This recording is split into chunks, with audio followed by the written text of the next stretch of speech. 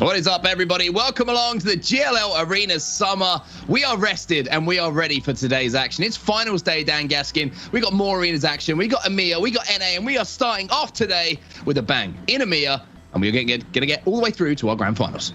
It seems like it's all one day. Did you sleep? I'm not sure I slept. I think I just blinked. That was about it. Yeah, and then here we are. And I mean, yesterday was amazing. We had some incredible teams going at it. We had some surprises. We had shocks. We had upsets. We also had some expected things happen in Arena. But ultimately, it was entertaining, and I'm expecting more of the same today.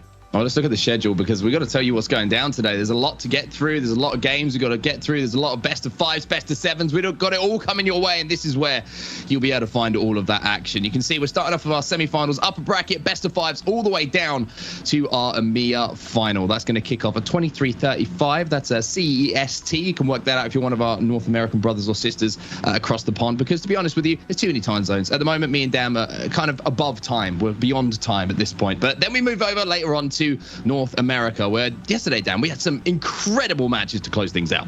We did. I thought that EMEA was the peak, but then we had North America, and North America just kind of topped it, if I'm completely honest. Some of the arena action that we were witnessing, there was innovation, there was at times stupidity, but it was always usually a method to the madness is what I was going with. People were just being very aggressive, wanting to push in, wanting to win games quickly, and we have some of the top teams that have made it all the way to the finals. We do indeed. It's going to be a great day of action ahead of us. I can't wait, to be honest with you. Best of fives, best of sevens. Let's go best of 25s. At this point, I don't mind. Best of 25s are still... Yeah, that would still work, wouldn't it? I was wanted to ended up in a draw. You know what I mean? It's one of those kind of awkward things to talk about. But let's look at the bracket, because we had some crazy games yesterday. After we remind you all, of course, of what these guys are playing for, which is $20,000, Dan. So today we're going to be giving out some big money. Yeah, and we already saw top 6 secured for every team left in this competition. So now you're playing for top 4. You're trying to get to that $1,000 and then push yourself closer to the big money prize pool of first place, getting $4,000. As I said yesterday, it's hard to split $4,000 three ways. It is 1,333 recurring, so maybe that 0.00001 gets given to the coach or something. Who knows?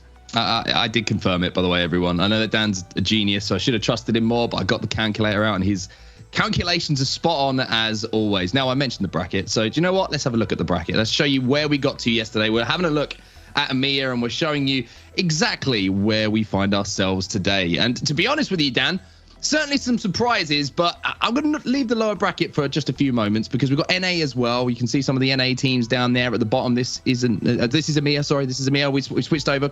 Don't worry, Carnage. This is the kind of thing you can expect from us today. It's going to be all action. We're looking at our upper bracket round 4, best of 5, or winners bracket final, however you want to put it. And some surprises there. You look at the teams who are down in that lower bracket. That is, I'll let you talk about that, because that's looking a little bit naughty. Yeah, we've got 2 teams who don't have an organization. Their team name is literally just the first letters of their gamer tags and their names. That says it all really about the upper bracket, and the surprise for those 2 teams being their VSA and NCD. NCD featuring Dolphin, TSM's coach. So he's just shown a lot of kind of promise throughout Apex Legends. I think from event to event, really, he's just turned up in Europe and said, you know what, I might not be just a coach, I might be a player as well. VSA also demonstrated that they were controller gods. They just obliterated everyone in their way, and I couldn't believe the way they actually took down Gambit. It was quite embarrassing, if I'm completely honest, on the side of Gambit. I'm sure they will be looking to try and make up for that.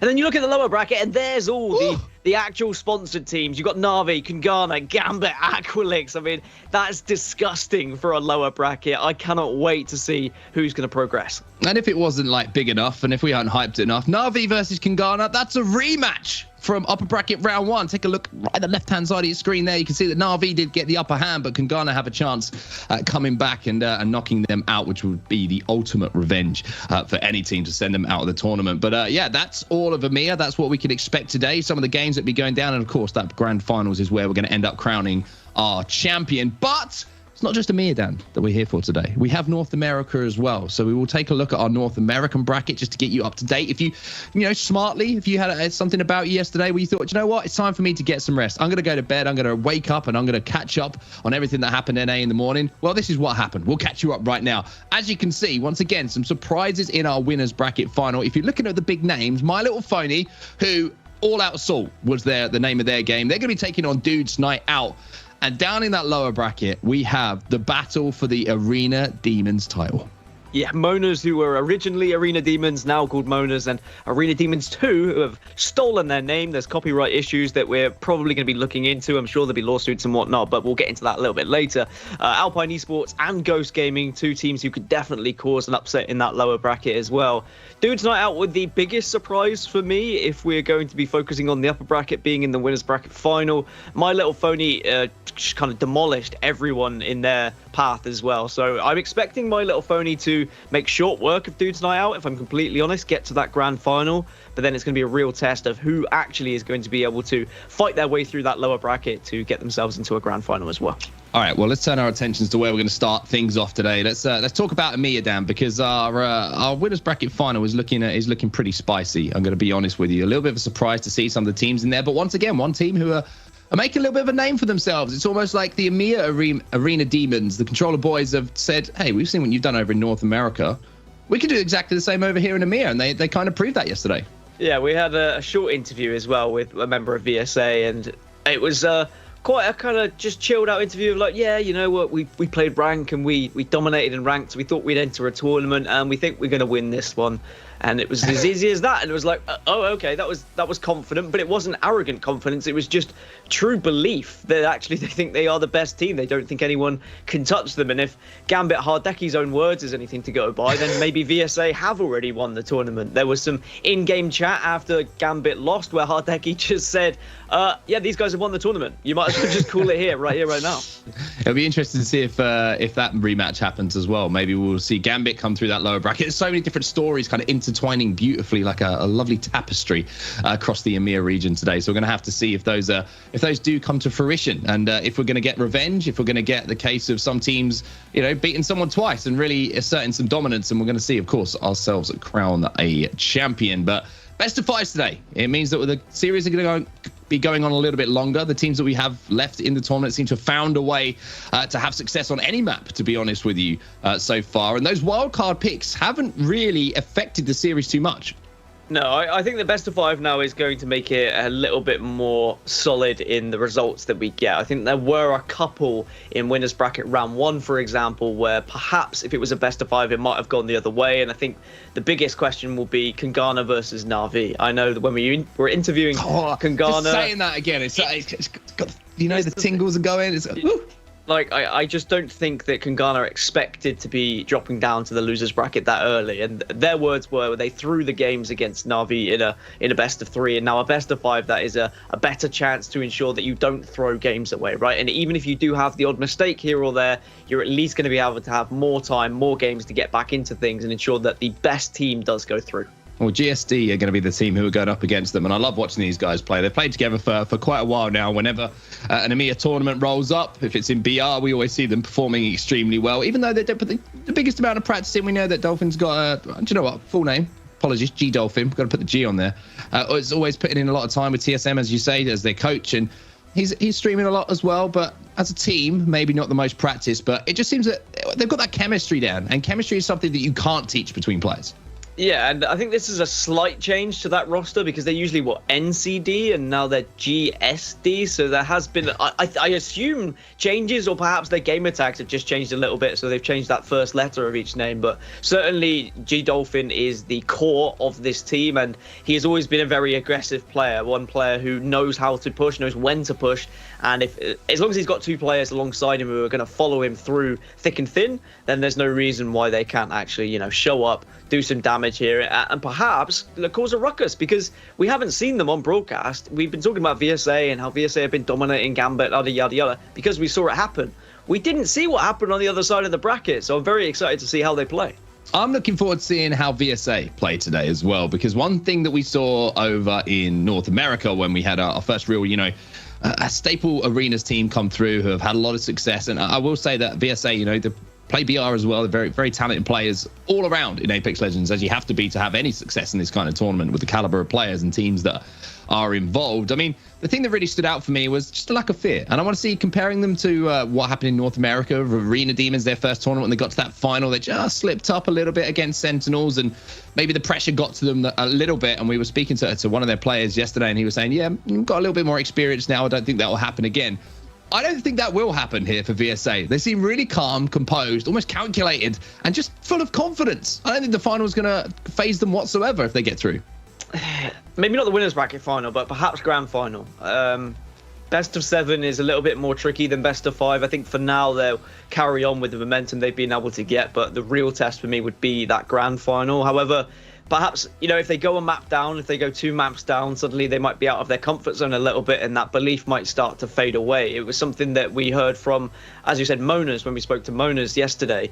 They explained that when they lost a map that they know they're good at, a map that they usually just destroy everyone at, that belief just fades, and you start to argue a little bit between the team. You start to ask questions, why did we lose that map? And before you know it, you've lost the second map as well, and you can't afford to make those mistakes. You need to be able to just move on, forget about any losses here or there, and that's where the experience comes in, right? You need to have that in-game leader, someone that can just calm you down and say, look guys, it doesn't matter that we've lost map 1, it doesn't matter if it's our best map, let's beat them on their best map so that we can then put the doubt into their minds. It's going to be certainly a very interesting series for us to kick off with. And do you know what, Dan? We didn't really talk about predictions yesterday. We didn't really get into that too much. I was more looking towards your map pick predictions, which, by the way, were woeful. But today is a new day, and you have the opportunity to come back again. But let's talk about predictions. How do you think this series is actually going to go? Who do you think is going to come out and find themselves in the grand final after the final shot is fired? I don't like to predict against you, Dolphin, because I think that they always surprise us, whether it be BR tournament, whether it be arena tournaments. It's because he's going to tweet you, isn't it? If you go against. No, I don't think he will. I mean, I don't even know if I don't think he follows me, so it doesn't matter. But I just think VSA, from what we saw yesterday, they look unmatched. They look like they would have destroyed both Europe and North America with how they were playing. It was disgusting. They weren't missing. Their tactics were on point. They had a strategy for every single map that we saw them play. So I think I'd have to go for VSA just based off that. Sorry, there's a fly in my room that's just come to give his predictions as well. I'm not sure if he's invited or not, or he's being paid to be here, but he's certainly showing his presence. So I'm going to do my best to, like Mr. Miyagi, out of the air at some point, and hopefully that gets caught off camera and you don't have to see it happen. But I'm going to agree with you. I'm going to go with VSA. I think that VSA, as you say, for exactly the same reasons. It was not only the way that they played yesterday, it was the confidence that they played with yesterday. If they had an advantage, they weren't scared about who they were playing against, whether it was Gambit, like we've mentioned it enough times now, or any of the other pro teams with the big names. They got any damage done. They tried to push the advantage, and with that advantage came the wins. And it was one of those things where everyone went at once, right? There was no second guessing. There was no one thinking, maybe we haven't quite got enough damage. It's just relentless. As soon as they got that damage done, they tried to push. They tried to get the rounds done as quickly as possible. And I think that's actually been the secret to success for a lot of the teams we've seen reaching the latter stage of this tournament so far. It's about not allowing that resource battle to happen, right? Where you have to then start worrying about how many bats your opponent has, how many shield cells they've got left. Do they have a med kit? Are there any syringes that we're going to see injected? How much is the octane healed up with this passive? You don't have to calculate all that. You don't have to have someone keeping track on it if you just push them when you've done the damage. Crack them, go, take the advantage when it's there, when it's presenting itself, and then you usually win the round. Sure, there's going to be some rounds where you might miss shots, where you might not be able to be as successful as you had expected, but for the majority, the team that does the pushing seems to be the team that wins. And that has been very apparent in both EMEA and North America, and maybe that's something that these teams will have learned going into today. Okay, well, it is a day for us to be brave. So predictions, let's take a look at a lower bracket now. If production wouldn't mind throwing up our lower bracket, just so we can run through that once more for the EMEA region. Thank you so much. Talk to me, Dan. We've got 4 teams there, and this is about as difficult a question as I could ask you. But do you want me to go first? Because I'm not going to put it all on you today, because I think that's a little bit unfair. But I'm happy to go with my predictions from lower bracket first. I can go first. Okay, I like the confidence. Kungana and Aqualix. Why? I think Kungana were annoyed that they lost to Na'Vi yesterday. It was a best of 3, I think, across a best of 5. I think they beat Na'Vi. They made mistakes. They were maybe a little bit overconfident, whereas they'll be wanting to be out for blood today. Aqualix, I think, are far more practiced when it comes to arenas. I don't think Gambit have played as much. They looked uncomfortable on certain maps, even though they got further in the winners bracket. I think it was just about who they were playing, and they were able to out-aim their opponents. However, I think Aqualix will just have a little bit more strategy. Okay, well, it's not that interesting now because I was going to pick exactly the same teams, and to be honest, for exactly the same reasons. I was just looking through the bracket as well about Aqualix and their story so far, and you can see that New Esports was the team that knocked them out. New Esports, then they lost to Gambit. So if you want to go by history, it's an interesting one to look at, right? Because Gambit were the ones who beat New Esports, who beat Aqualix, and Gambit are the ones who are playing Aqualix. So you could argue that the team who beat Aqualix were beaten by Gambit. However, I'm still going with Aqualix. I think that Aqualix have got a little bit more strategy to them, and I think map picks is going to be interesting in that, because you have to be honest, I think Gambit looked a little bit lost on Hillside Outpost, which is one of our kind of slightly off-keel map picks that we saw and we're not used to in the arenas capacity. But then let's go around. Let's complete our predictions run, right? Losers bracket round 5, best of 5. If we see Kungana and Aqualix go through, where's your money? Kungana. I think Kungana all the way through. I think Kungana can win this tournament still. Like we've seen what they've done in previous arena tournaments. They have a lot of strategy behind them, and they also have so much success when they're actually confident. The downfall is when they lose that confidence and when they start to be out-aimed or outgunned, and their strategy goes out the window a little bit because they go for plan B, which doesn't really work sometimes, plan C. They need to play their game. They need to dictate the pace of things. Don't allow their opponents to dictate the pace. They need to be the pushers, not the pushies. And I think that can be said for most teams, most games. Like if you are the ones on the receiving end and you're backed into a room and you're fighting just against people pushing from several angles, it's very difficult to win those engagements. Whereas for the most part, if you are jumping on another team, if you're the one being the surprises, then you should come out on top. Another thing that we enjoyed yesterday was obviously speaking to the players. We talked about that quite a lot, and we got the opportunity to ask them some pretty interesting questions, not just about the arena tournament that's going on at the moment, but looking forward to ALGS Season 2 as well. So what I'm going to say to you all is if you've got any questions that you want us to pose to some of the players, just send us a tweet. Send us, you can see our tags down there. We'll keep an eye on our social medias. We'll keep our eyes on the Bluebird, and maybe we'll get a few questions in to ask the players coming from the chat. And do you know what, chat? I was enjoying you yesterday. I got a lot of love for you. There's a lot of love for the controller boys. There's a lot of love for our pros as well, as you would imagine. So keep that positive vibe up. That's going to be my, my little. God, I'm such a happy guy today. Can you tell I've slept for like 40 hours? You are a different man when you. I really am. Slightly well rested. I say slightly because you say you've slept well, but probably you've only slept for about 6 hours, which for a normal human being, that's probably not enough. But for you, that's a lot. It's like 4 days worth. Yeah. Let's talk about something else, Dan, because we're still waiting for these players to get their map picks in. I think they're all in the lobby now and they're about to get ready to go. What map do you think hasn't worked in arenas so far? Because we're trying something a little bit different so far, and Hillside Outpost is the only one we've really seen. Dome we haven't seen, I don't think, as my memory serves me right. How do you feel about Hillside Outpost as an arenas map? Do you think it's something that is competitively viable moving forward? I don't think it's bad. I just think it's quite small. It's difficult to have any real strategy. There's, again, an advantage depending on which side you spawn when the circle goes to that one side where you've got that, well, the Hillside Outpost, right, where you've got that big tower that you can work with. It's a Pathfinder zip for one team, whereas the other just has to play the low ground. And even though the circle from that area does usually move down the bridge, still, even if you move to that circle first, the team still has the high ground advantage coming at you. So that's the main argument, I think, against any of these arena maps, is like getting a distinct advantage from one side to the other. I know that the spawns flip each round, but also the circles change each round as well. The area of which you're playing changes each round. So it's not necessarily fair each time.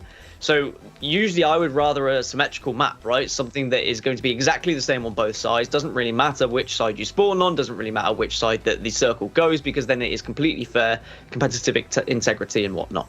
All right, well, we've got our map picks ready, so let's get straight into that. It's Dan Gaskin's chance to redeem himself today. I believe in you, Dan. NCD versus VSA, our winners bracket final is going to be our first match. What do you think the first map is going to be? Phase Runner. Phase Runner is Dan's pick. It's going to be Party Crasher. So we're starting off with the same kind of vibe we had yesterday. NCD pick Party Crasher. Now we go over to map 2, Dan. What you got? Gardens. Gardens for VSA. It's Phase Runner. He's still 0 from 0. I love this. NCD, they picked number 3. Artillery. Artillery they went for. Overflow, 0 from 3 for Dan. It's difficult to watch at times. VSA, where did they go map 4? Gardens. Gardens. Thermal Station. Can he get the full house? Map 5, NCD's pick. Gardens? Gardens? It's Artillery. He's 0 out of 5, 0%. It's good to see that Danny's rested and put some thought into things. I mean, you were determined to get Gardens in now, which is strange for me because, you know, you're usually not the biggest of fans. I thought VSA were going to pick Gardens. 5. 0, everyone. I 0. I thought VSA were going to pick Gardens because Gardens was just a strong map for them yesterday. They looked incredibly impressive on it. So I thought it was going to come out at one point. Alas, it did not, but it is still a fantastic set of maps that we do have. Kicking off with Party Crasher, your favorite place to be, to party, to crash, whatever it is. It's going to be a banger. I'm not going to lie. And I love the fact that we're starting off on Party Crasher here. So teams have a little bit of time to maybe feel themselves into it, or maybe just, once again, throw that aggression out very early. We saw the way that My Little Phony played this on NA yesterday, and it was basically run forward, throw bubble, win fight. It was very, very easy to do, and you didn't have to put too much thought into it if you play that kind of way and you hit your shots. But there is a lot of strategy to it. And one thing I've noticed is teams are starting to find a lot of nerd nades, GB nades, whatever you want to call them, to flush out some of those popular areas that players like to post up. Oh, yeah, absolutely. I was saying that it kind of can transition into BR as well when you play on those maps that do have the points we're playing in Arena. But, yeah, they know exactly now where they're pinpointing these grenades. They know where to kind of aim, pre-aim, the angles in which are common. You notice patterns from your opposition. And certainly across a best of 5, a best of 7 later on, you really are going to realize how certain players play and which legends are going to be where, who's going to try and get what loot, for example, like the pills are going to be grabbed. We saw teams baiting pills in yesterday's action, waiting for them to go for those batteries, for those Phoenix kits, and then absolutely schmelting them, and then just pushing in as soon as you've done that damage. So there's a lot of little minor mind games that happen in arenas here or there, but for the most part, a lot of the teams just like to run at one another, and the Gibby bubble is going to be definitely a big part of that. Okay, so we're just waiting for the game to get underway. The players just apparently just reconnecting to the lobby very quickly, so we'll get into it as soon as possible. I'm just looking at some of the advertising hoardings around here because I think we've covered about everything we can Apex related for the tournament today. Get your speed, zoom, zoom, zoom. Thoughts on that advert? Would you buy that bike? Probably, yeah. I am a sucker for advertisement, if I'm completely honest. So make sure you grab yourself some Nocco. Great for keeping you energized throughout the day. We've got about a 14-hour broadcast today, so I very much need a little bit of caffeine in my life. This is true. I'm going to be joining you very soon. I've started off with a coffee today, but don't worry, the Nocco's on board. It's right next to me here, and I've almost just spilt it. So that could have been me trying to rejoin the lobby, but don't worry, we've got a little bit of Blood Orange Del Sol, which sounds pretty good. I did notice that there's like a lemon flavor and a mango flavor. Didn't receive those ones, so I'd quite like to try them, if I'm honest. Just, you know, if you fancy sending over just a couple of those, because I'm a man who enjoys your drinks. Yeah. Well, Mirage, I kind of feel bad for Mirage Voyage. Do you know what I mean? I feel like there should be a mini game where you can rewrite it. You know what? Like a self-writing mechanism like they used to have on Robot Wars, where it just kind of raises back out of the rubble, like up just not like crazy height, so you can still access it. But I want to see it restore to its former glory. You know, with the lights going, with the music blaring. This map would be very different, though, wouldn't it? Do you agree? Doesn't matter. If Mirage Voyage was competitive integrity, like if he was up there, or if it was up there with Mirage maybe, then it would be a very different map. You could play underneath it. You could also have to probably see like Horizon being utilized a little bit more in a map like that. If you had to get up there, if you had to try and get onto. I like how you're trying to apply some sort of logic to this. Yeah. Whereas I'm just like, I just want to see lights and music at a party going on. I think that says a lot about us as different people, human beings. Different people. Apparently, the reason why we're waiting is because one of the players said, 1 second, my pool is on fire. Now, there's a lot of questions that I have. Is it a pool table? Or is it an actual swimming pool? If so, how does a swimming pool put a thin layer of petrol get on fire? Don't try this at home, kids. Is that like just someone being an arsonist. Like that's a little bit worrying, really. You turn around, you think you've got a luxurious pool in your back garden, and it's Do you know just what it might be, Dan? It might be, see this little pool just under that bridge, a little bit of water. They might be saying, I'm about to, be on fire as a player under there. That's what it could be. And you need to give me a sec just to just ready myself mentally, physically, spiritually to get into the game. I can hear footsteps, Dan. I can hear footsteps in my head. Oh my God. It's not me going crazy. It means we're getting our first game underway of the day. It's winners bracket final here in EMEA. It's NCD versus VSA. All the letters. Well, just 6 of them, to be honest. There's plenty more left in the alphabet. But early on here, Unlucky, he's going to find himself living up to his name as he's going to take a bit of damage there as he tries to cross. So it's the Mozambiques, as we're used to seeing, trying to get that little bit of damage. It is going to be aggression from VSA, as we saw yesterday as well. The bubble is there to protect them. A lot of damage has been done to Nags and Lucky. And VSA, I think, are just biding their time here, waiting for that call from their IGL, and then they're gonna jump. Pathfinder going to be in trouble, has to grapple out and manages to do so. Trusty will be taken down as the first knock.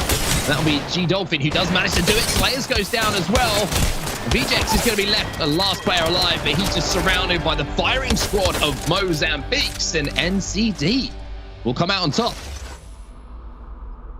I swear they were listed as like GSD or something in the bracket, and I've been absolutely bamboozled. Nasky, Strafey, and Dell. I think there's so many letters for names now. I think everything just kind of falls into one. You know what I mean? I swear I saw that in the bracket. I swear I'm not going crazy. Maybe I am. I know, maybe I am going crazy. But either way, it's going to be a nice opening lead, one that maybe wasn't expected, especially with that team fight. Just really both teams giving no respect to one another, trying to do as much damage as possible, and then jumping on just any enemy that's weak.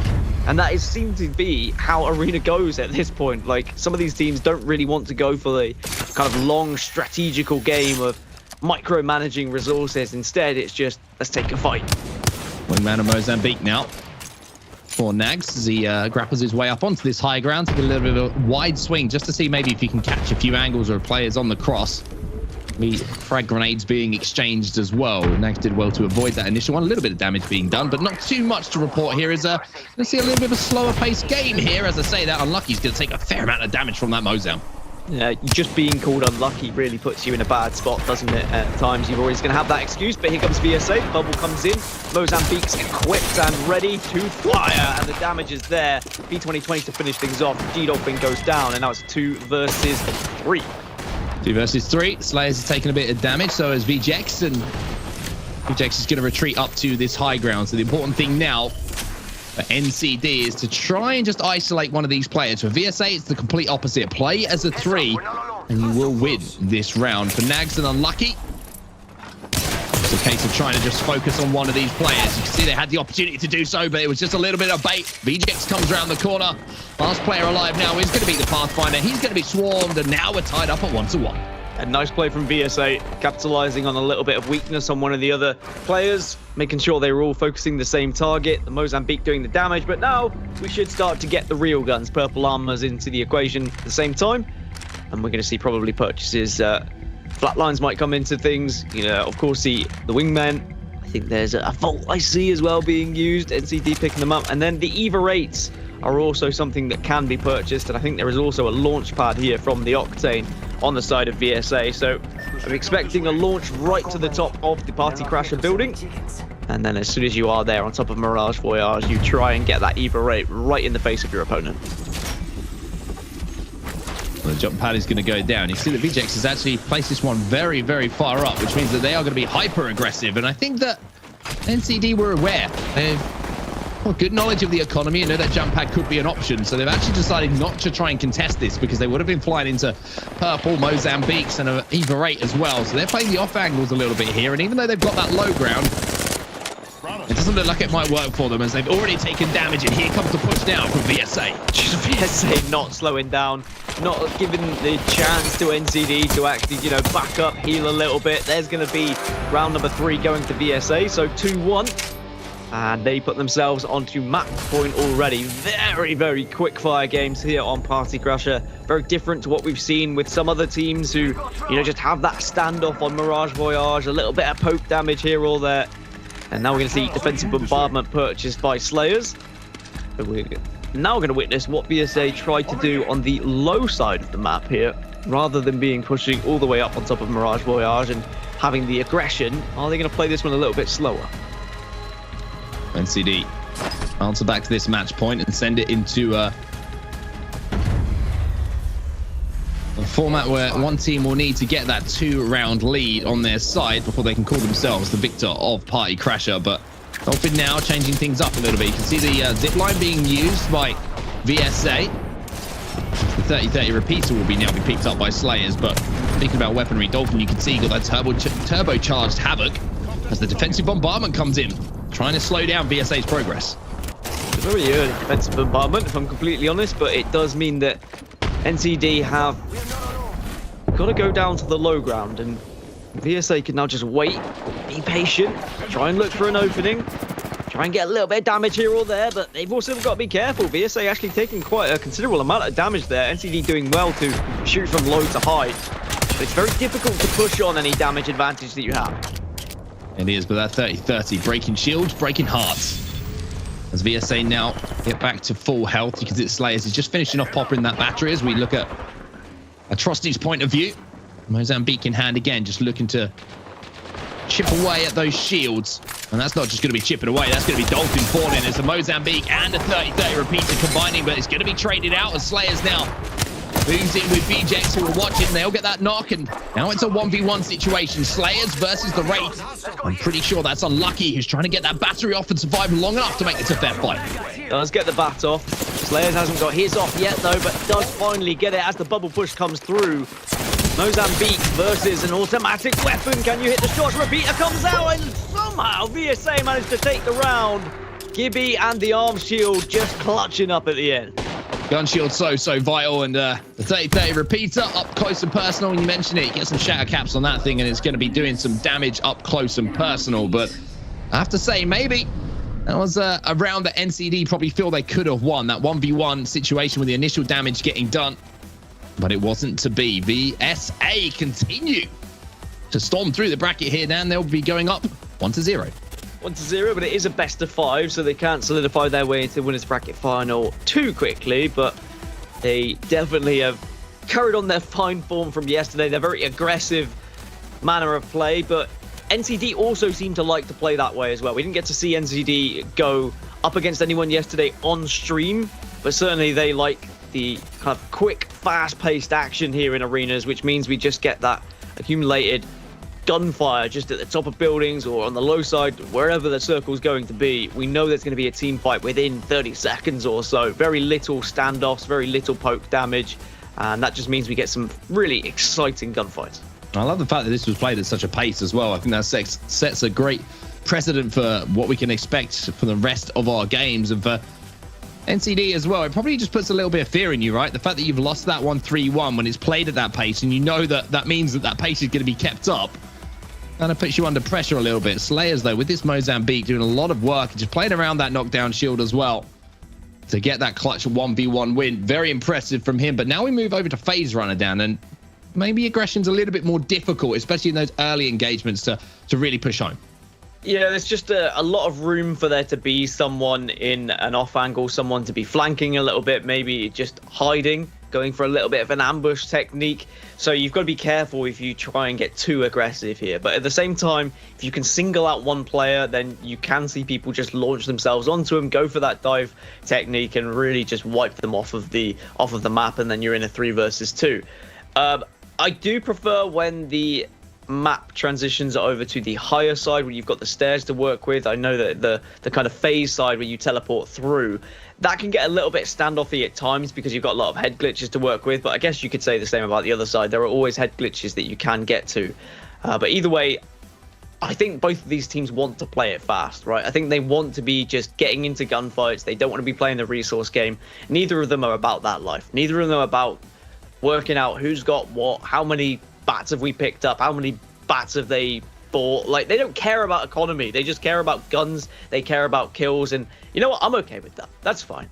I'm never concerned with the way that this is being constructed. Look, you see on the left hand side there's like wood panels. Like, for a phase runner, you'd imagine maybe it'd be something a little bit more, structurally sound. I mean, I'm not an engineer, don't get me wrong, I don't know how these things are put together. I'm pretty sure that not many people know how to put together a phase runner, but you know, I just that surprised me a little bit. And even this, look, you see the piping, a little bit of like algae growing on it. I would have thought that you'd have to keep it in a much better condition than it currently is. I'm just, why is there, if you're going to make a teleport, why is it only going about 100 meters? This is also true. Yeah, I feel like a tram could do the same sort of thing. Maybe just, you know, those walkways you get in airports? And you just stand on them, they kind of speed you along a little bit. The little travelators. Yeah, those kind of things. Probably did just as good a job. Maybe this is just part of it. Maybe they're testing it here. You know what I mean? Maybe they're thinking about, you know, making a slightly bigger one in the future. But, you know, as I say, this is me thinking out loud. This is what happens when we have time to burn everyone. I apologize. Just to like roll it back a little bit to focus on what happened in map 1, just so we actually talk Apex Legends whilst my brain is slightly working. I think one mistake that NCD had in that previous map was they allowed VSA to really control the game. VSA were the ones who were kind of jump padding into an aggressive position the majority of times. And even though NCD recognized that and they did back off and they said, oh, well, we know they're probably going to have a bounce pad. We know they're going to play this aggressive.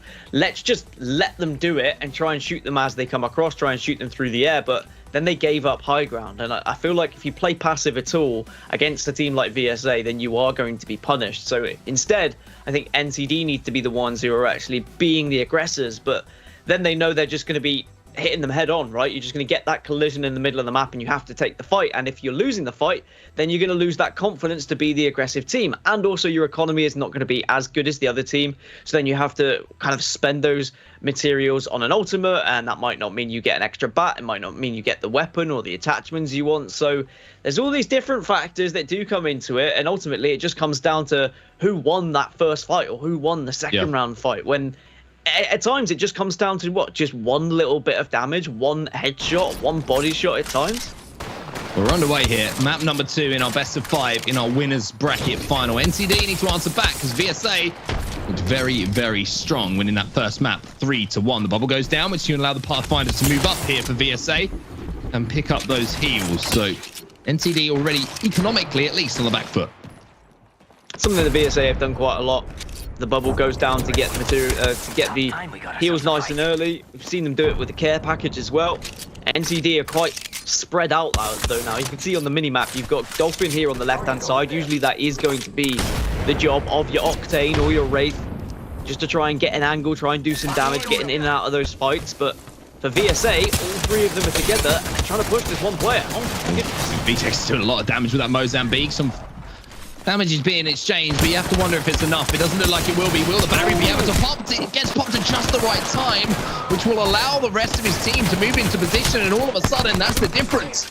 0.1 of a second from NCD being down in a 2v3. Now it's a 1v1 as Dolphin's last player alive. Dolphin will clutch up for NCD and get the win, but that's what you were talking about, Dan. A fraction of a second and the round completely changes. I mean, all those Mozambique shots that destroyed the Pathfinder originally, but then that one single push, just missing one Mozambique shot, allowed the bat to get popped off, and the split second probably won the round there for NCD. That'll be frustrating for VSA. They had the round in their hands, perhaps got overly aggressive, but again, this is the risk you take. This is the way that these players want to play. They want to go for these kind of really fast-paced games where they don't allow people to heal up, and there's just going to be very minor decisions that can make or break your round. And for the most part, it's worked out, but occasionally it's not going to.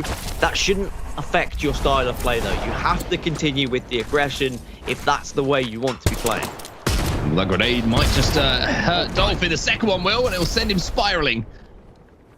But he's not knocked, which is the most important thing, and he will have the time to pop a battery at least. But you can see at the moment that VSA, they're just looking for blood here as they move up and they try and find Dolphin, who has taken a lot of damage. There he is as a player who's going to be covering him. There's a grenade as well. Slayers does get that first knock, though, so VSA have a 3v2 situation now. Again, you can see the difference between teams. The aggressive grenades from VSA, the defensive grenades from NCD.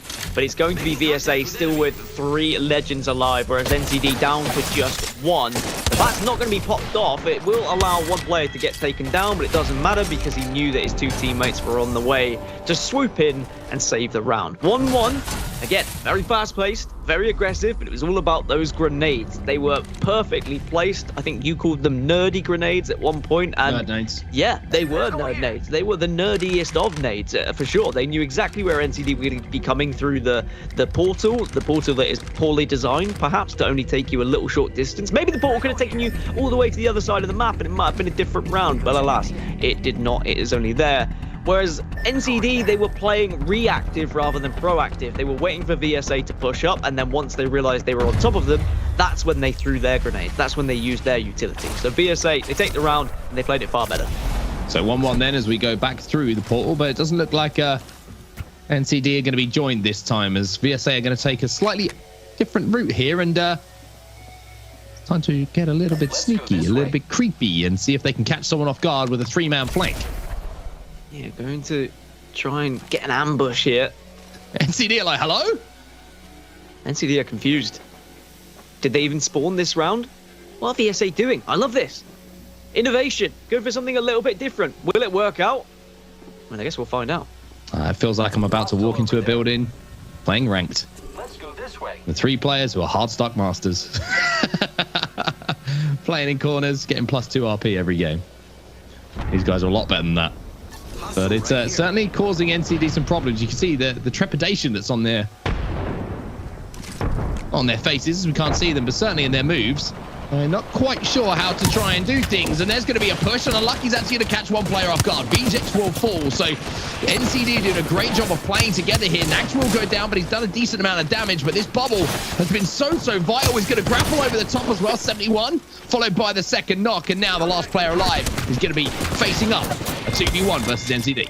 Well, they dangled the bait, didn't they, VSA? They had their trap ready, but NCD did not bite whatsoever. NCD said, "Oh wait, something is up here. There's a master plan at hand. Let's just hold back. Let's make sure we're within the vicinity of one another, so that just in case we do get sprung on and someone pops out of a bush nearby, that we have the ability to just trade off these kills." And the aggression suddenly came out from VSA. They appeared out of nowhere. They sprung the trap, but it didn't work out. NCD, very impressed with how they ensured that nothing too crazy happened there.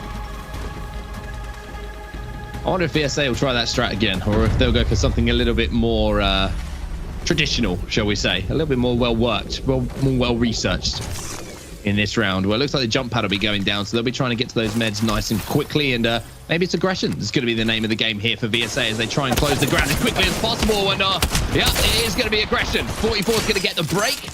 And now you can see VJX trying to move, but speaking of moves, it's a move from the Pathfinder, and he will be put on his back. And Trusty now, Slayer's trying to move in, and Nax is doing it all here.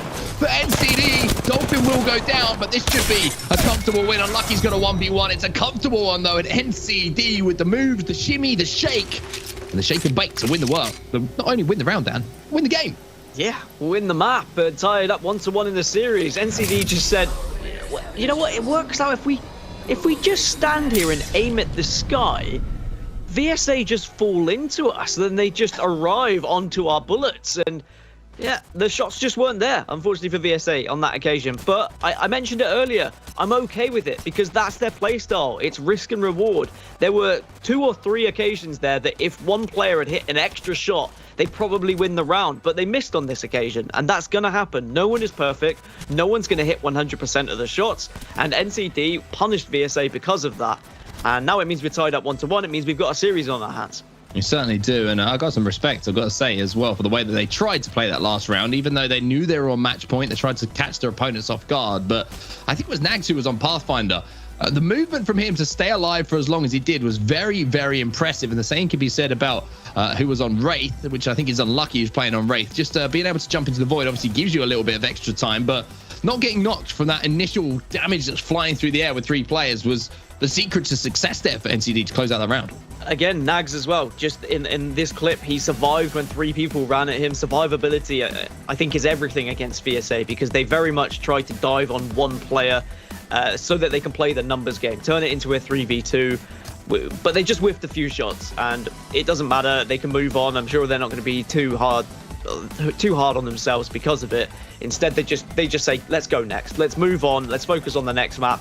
The aggression didn't quite pay off, but I'm sure if we carry on playing this way, it's only a matter of time before we start to get the W's. But NCD will be like, well, you know what? We found a way to stop this madness. And it's just with a little bit of brains. There's a bit of movement. We need to make sure we're prepared for anything. They waited when there was the kind of lull in a round where no one was there, no one was pushing, and they were like, hold on, we're not getting flown at, what's going on? And they were just extremely patient. I think that's important, and I think they'll be delighted to take map number 2.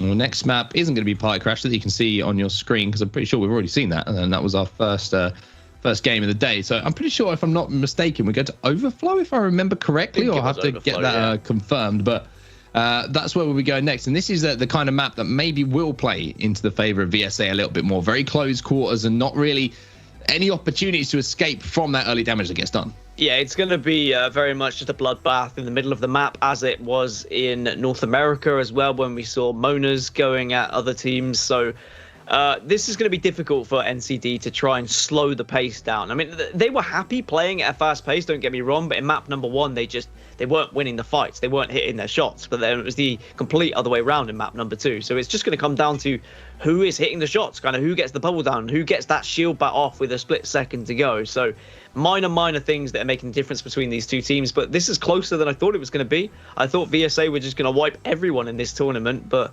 NCD are here, and they are here to play. Yeah, I think both teams showing while they're in this winners bracket final is what we can take away from those first 2 games. And as I say, best of 5. This is the chance to get that map on the board that puts you onto a series map essentially for both of these teams. And I just feel like care package in round 1 and 2 is going to be maybe a little bit of a difference maker here. I think that VSA might play around that a little bit, and I have to see if their opponents are going to do the same as well, because that seems to be a little bit of a difference. We heard it from Graceful yesterday saying that, you know, it's not so effective when you get to round 3 and 4. When the red items start to drop in, it obviously does become a real game changer. We saw a Kraber making the difference yesterday. But round 1 and 2, when you haven't got a huge amount of economy, finding something like, you know, a Hemlock that can do a little bit more damage from range consistently, a 301, a flatline can really change things.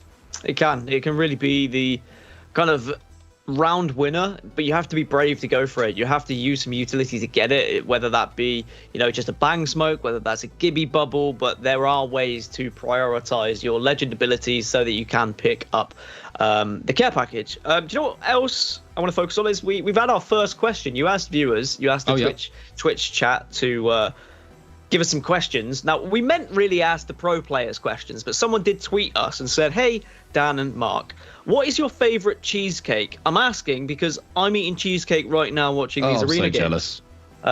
Yeah, I would love some cheesecake. So if you fancy, you know, sending some over, I can sort that out. I can give you my address. Also, let us know what cheesecake you're eating. But Mark, I'll allow you to go first. You're a food connoisseur. I'm stuck between 2 here, which is like obviously classic chocolate cheesecake, right? We'll talk about cheesecake in a minute because we're already underway. We've already had a knock and Slayer takedowns. Dolphin, a lucky answers back straight away. Nags is left in a 2v1. This is over almost before it starts. It's a 1v1 now. Nags versus VJX, and it's a right boot, which is going to finish the round. As I'm still thinking about cheesecake. VSA are thinking about winning rounds. Gonna be completely honest, yeah, my mind, even just watching that round, I'm just on cheesecake. I'm thinking like Oreo cheesecake. I'm thinking like strawberry cheesecake. Like, do I want a raspberry whirl? I mean, we'll get back to it later when we've got some time to kill. But for now, that round was explosive. I think it even caught the observers off guard. We suddenly were diving into the game, and they were just throwing punches at one another. Again, no respect. Straight into the middle. Aggression. No thought process, no resources, no sort of strategy aside from let's win our fight. And VSA, they've done so in the first round, and now they'll have a slight economic advantage. Well, Nags is going to go for the wide swing here to play around these pipes. And it looks like VSA are going to be playing the other side of the map. So VSA are going to have to move towards zone, but they will get these meds for free. And the same could be said about NCD on the other side, but immediately trying to move up. This is one thing I like about VSA. Sometimes you'll see teams trying to play those head glitches towards the back a little bit where Atrocity is set up here, but they try to make a little bit of a move up, try to show a bit of presence, but now they have retreated ever so slightly to go to that standoff position that we traditionally see here on this map. I'm going to call it now. I think Mozambique is a nerf in arenas. Oh yeah, it does. 1000%. Yep. Just the things I'm seeing, it's just an annoying weapon to go up against, isn't it? Like the damage that it's putting out. I mean, I know it's not huge numbers. I know it's 14, 13, 15 at times, 30 in that instance hitting the headshot, but it just means that you're having to use those shield cells, having to use those bats far earlier. and then you get the aggression coming in after you've done that initial poke damage. Teemo 1, aka NCD, they're on the back foot. G-Dolphin very, very low here, but it doesn't matter because Unlucky comes in to help out. Yeah, great flank there from Unlucky, and he might be able to get Pathfinder as well as 1 HP, but gets out, and with a Dream still alive, but not for long, as NCD managed to answer back, and a lot of credit actually goes to G-Dolphin in that round, managing to stay alive for as long as he did when he was 1 HP. And I'm pretty sure he managed to come back and actually pick up that final kill, so the bait being backed up by the players with the switch, and NCD getting that round on the board. We're tied up at 1-1. Survivability. Again, it's just focusing on having the player advantage whenever possible. And even if it's just the presence of a player, even if it's just one player hiding, so at least another player on the other team is looking for you, so their attention is elsewhere, it gives your teammates the chance to put gunfire on those who aren't looking for you, or who are distracted. So all these little things can really change a round, and as you say, just surviving from Dolphin, absolutely massive for NCD to tie things up. Let's explore this way. Dolphin going to drop down low here, pick up some crafting materials, 200 of them to add to the economy for that next round, and we're going to see a little bit of a swap of positions, it would look like, as Dolphin's just trying to scout for his team. He's going to throw that Sky Nade up to see if he can force a player off of that head glitch. The only problem is he got caught in the guttering, which, you know, sometimes happens. Maybe you're going to need that guttering repaired slightly. There's going to be a few leaks tomorrow. The landlord's not going to be particularly happy about it. Dolphin, again, having to survive, should be able to get that bat off. But usually, when VSA do that kind of damage, that's when they press up. That's when they try and take the map off of their opponents. And you can already see that's exactly what they're doing so right now. They've taken dead center off the map. They take dead center off the circle. And they've got all these different sight lines, and they're just ripping through the shields. 3-on-1 doing a lot of damage here from the thumbs of Slayers. Unlucky trying to answer back here. NCD just being backed into a corner for now, but those grenades will at least clear some sort of space for them to move. And once again, shots just raining down from these power positions. It's looking like a difficult round for NCD to try and poke their way back from. They need to focus fire onto one player if they can. Yeah, this is more of a pokey fight, but that's mainly because both teams are just kind of backing off a little bit when they take damage. NCD in particular really want to face it. Nags might be in trouble, but manages to dodge his way out of those grenades, only gets tagged by 1, but now here comes NCD getting involved in the fight. Not too sure about this one from NCD. That's a full send if ever I've seen one. Nax is trying to get in position to help his team out. Hits a nice 99 spray with the bolt. And the Pathfinder does stay alive. Nax is going to go down now. It's all up to Unlucky. And to be honest with you, it's time to take a deep breath because you're going to be put into the dirt very, very soon. Taken out of the round, 2-1 to VSA. They put themselves onto match point. It was a slightly slower round. It was a bit more of a strategical battle, back and forth with poke damage, with head glitches, grenades being utilized to try and do damage and gain information, of course. But ultimately, I think NCD took a little bit too damage early on. And when you do take too much damage, you know, you have to send it at some point. I know that they did go full send, but I think they'd run out of bats. They'd run out of cells. So as soon as there's any damage on your opposition, you need to try and capitalize on that. I just feel like there was one decision that was made in that last round that really wasn't a smart one from NCD, which was taking the jump pad. I think they tried to isolate one player, but this ended up where everyone was just playing so close from VSA that it just didn't work, and Dolphin was the first to go down. Sometimes those risks have to be taken, but if the calculations are off, then it can look a little bit disjointed. But back to a standoff position once more. 30-30 in the hands of a trusty, as this looks like once again it'll be a little bit of a slower round. It's funny, isn't it? If there isn't a fight in the first 10 seconds, it's suddenly a slower round for these two teams because they haven't met head on and just collided in the middle of the map. But that's because I think VSA are taking, you know, center point in the map. They are being aggressive. They are taking the aggressive positioning, but NCD aren't fighting back in the same way. They are playing a little bit more passive. They're trying to slow the game down, trying to dictate the pace so that VSA aren't as comfortable. But then NCD run out of resources. They have to get aggressive. They have to push, and then VSA just seem to be ready for the scrap. Unlucky's going to have to jump into the void early here. That means that maybe he's found himself in a position that made him feel not welcome, to say the least. Dolphin's going to be trying to get some damage down as well as he takes a bit of an angle, and this is really good work here from NCD, just chipping away at those shield cells and forcing VSA back into a position. A Trusty going to take damage as well. Bubble now forced, which is going to allow NCD maybe to move up, or maybe it's going to allow them just to kind of hold that team back into position. But Unlucky trying to be aggressive, trying to move up on it, forced into the void, use those great grenades that came in. Really good map positioning from NCD at the moment. They're doing so much damage to VSA, and then they're slowly surrounding them to make it so that VSA are going to be shot from several different angles. NCD definitely have the advantage right now. Lucky just popping some cells. However, advantage is one thing. Capitalizing on it is another. There's a break coming in. Dolphin's going to be taken down, though, and all of a sudden, VSA spring to life. The Gibby's going to be melted on the cross, and Lucky's going to be desperately trying to get this knock. He's taken down to almost 0 HP. Makes it a 1v1 for now, but he has no idea where this last player alive is. Backs off now. Can he get the battle, though, before the Gibraltar manages to close the ground? Yes, he does. Gets the damage done, and Unlucky will win it. That's huge for NCD. Did one of the players on the ground just block the Gibby as he was jumping down? I swear that he collided with something, and it looked like someone with a shield up. I couldn't quite see, but that may have been just that split second that allowed the bat to get off. And if so, fantastic decision making, and also shows that even when you're on the ground crawling, you can be a very important player to the round. NCD tied up 2-2. VSA, they were on the back foot for the majority of the round, so it would have been good if they had have turned things around, you know, to actually win. But NCD ultimately just had done enough damage. They had the positioning, they had the weapons as well. That means we're going a little bit further, a little bit deeper into overflow. They're now in a tiebreaker situation. One team will have to get a clear 2-round win before they can claim this map as their own. Slayers once again with a 301 in hand. The 2 times on it as well is going to allow him to beam at distance as VJX tries to just poke around this corner with the wingman as well, but gets hit in the forehead with a grenade. Luckily doesn't do too much damage and he'll be able to pop a battery. Yeah, actually, if it really hits you in the forehead, you can usually nod it back into the other direction. As long as it hasn't been cooked for too long. It'd be a bit scary if it exploded right in front of your face. But VSA now are in a better position than they were last round. They are spread around a little bit, but it means they can take angles just like this. The beams come through, and now I wonder whether there's going to be the call of one player is weak, let's push.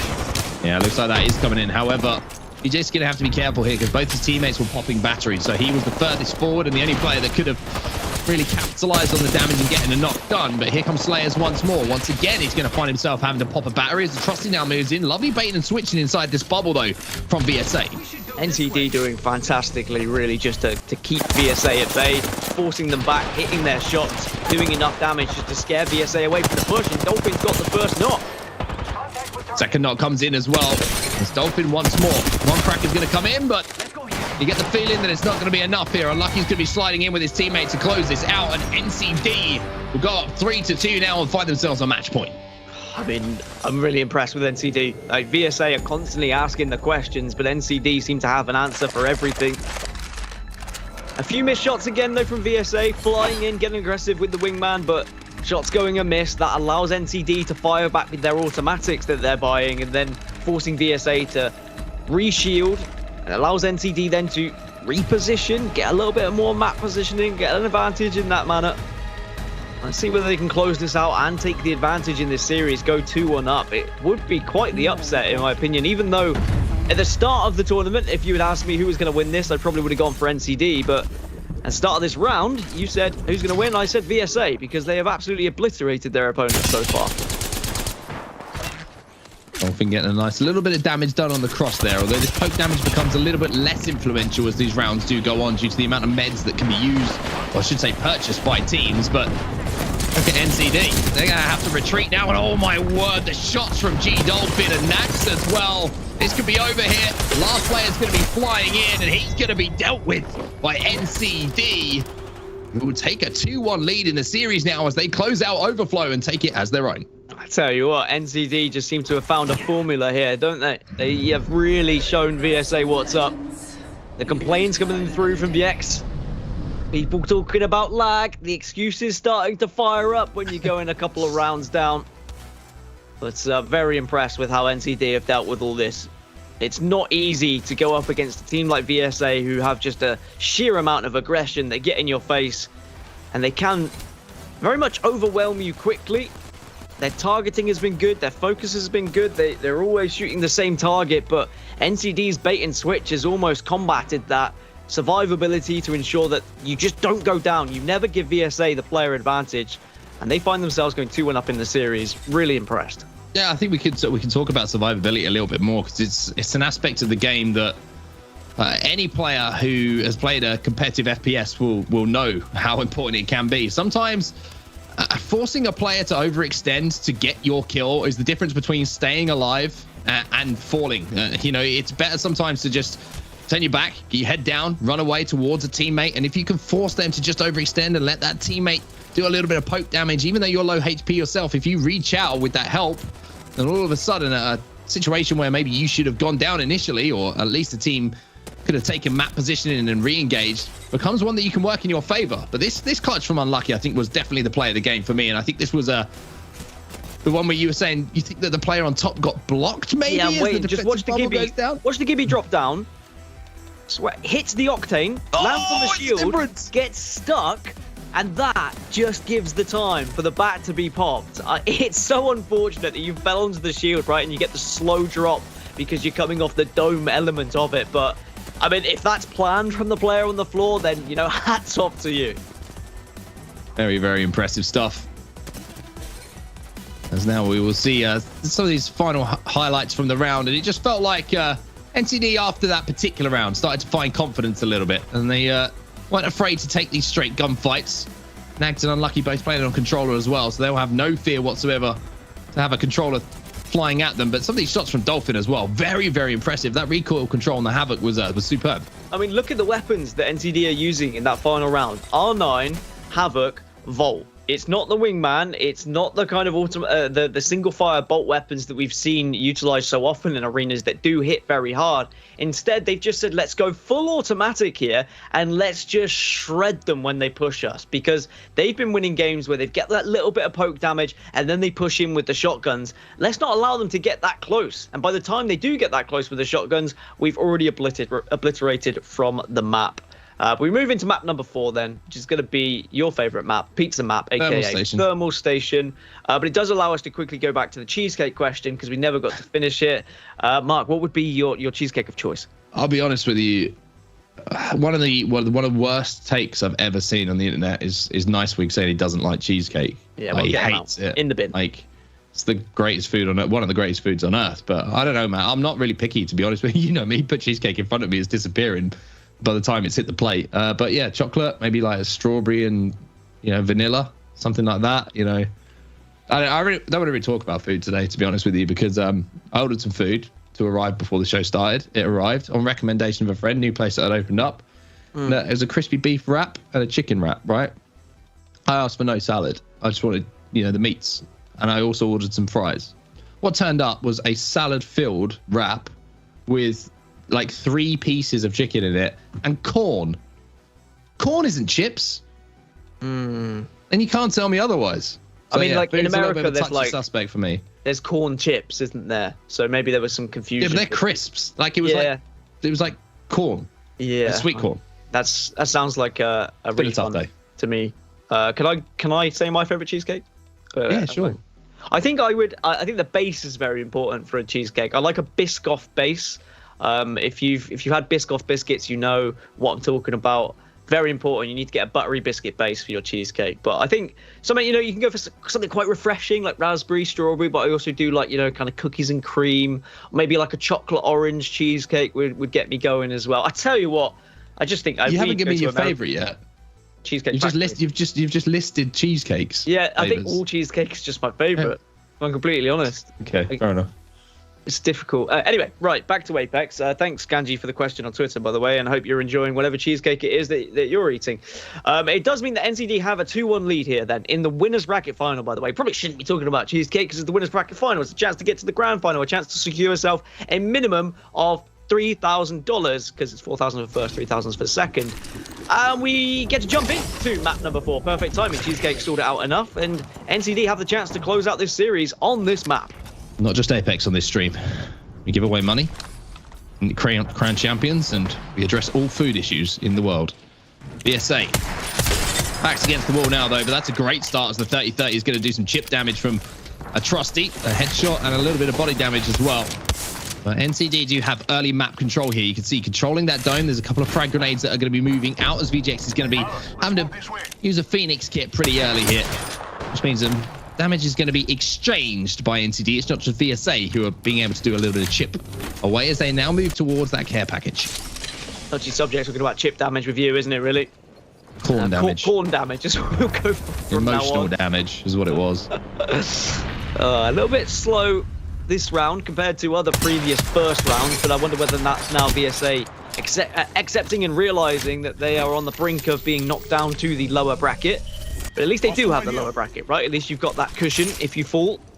Care package is there to be used if they want to go for it, but they are a team who have baited the care package in previous games, so they know full well that if they do go for it here, it's a little bit of a risk.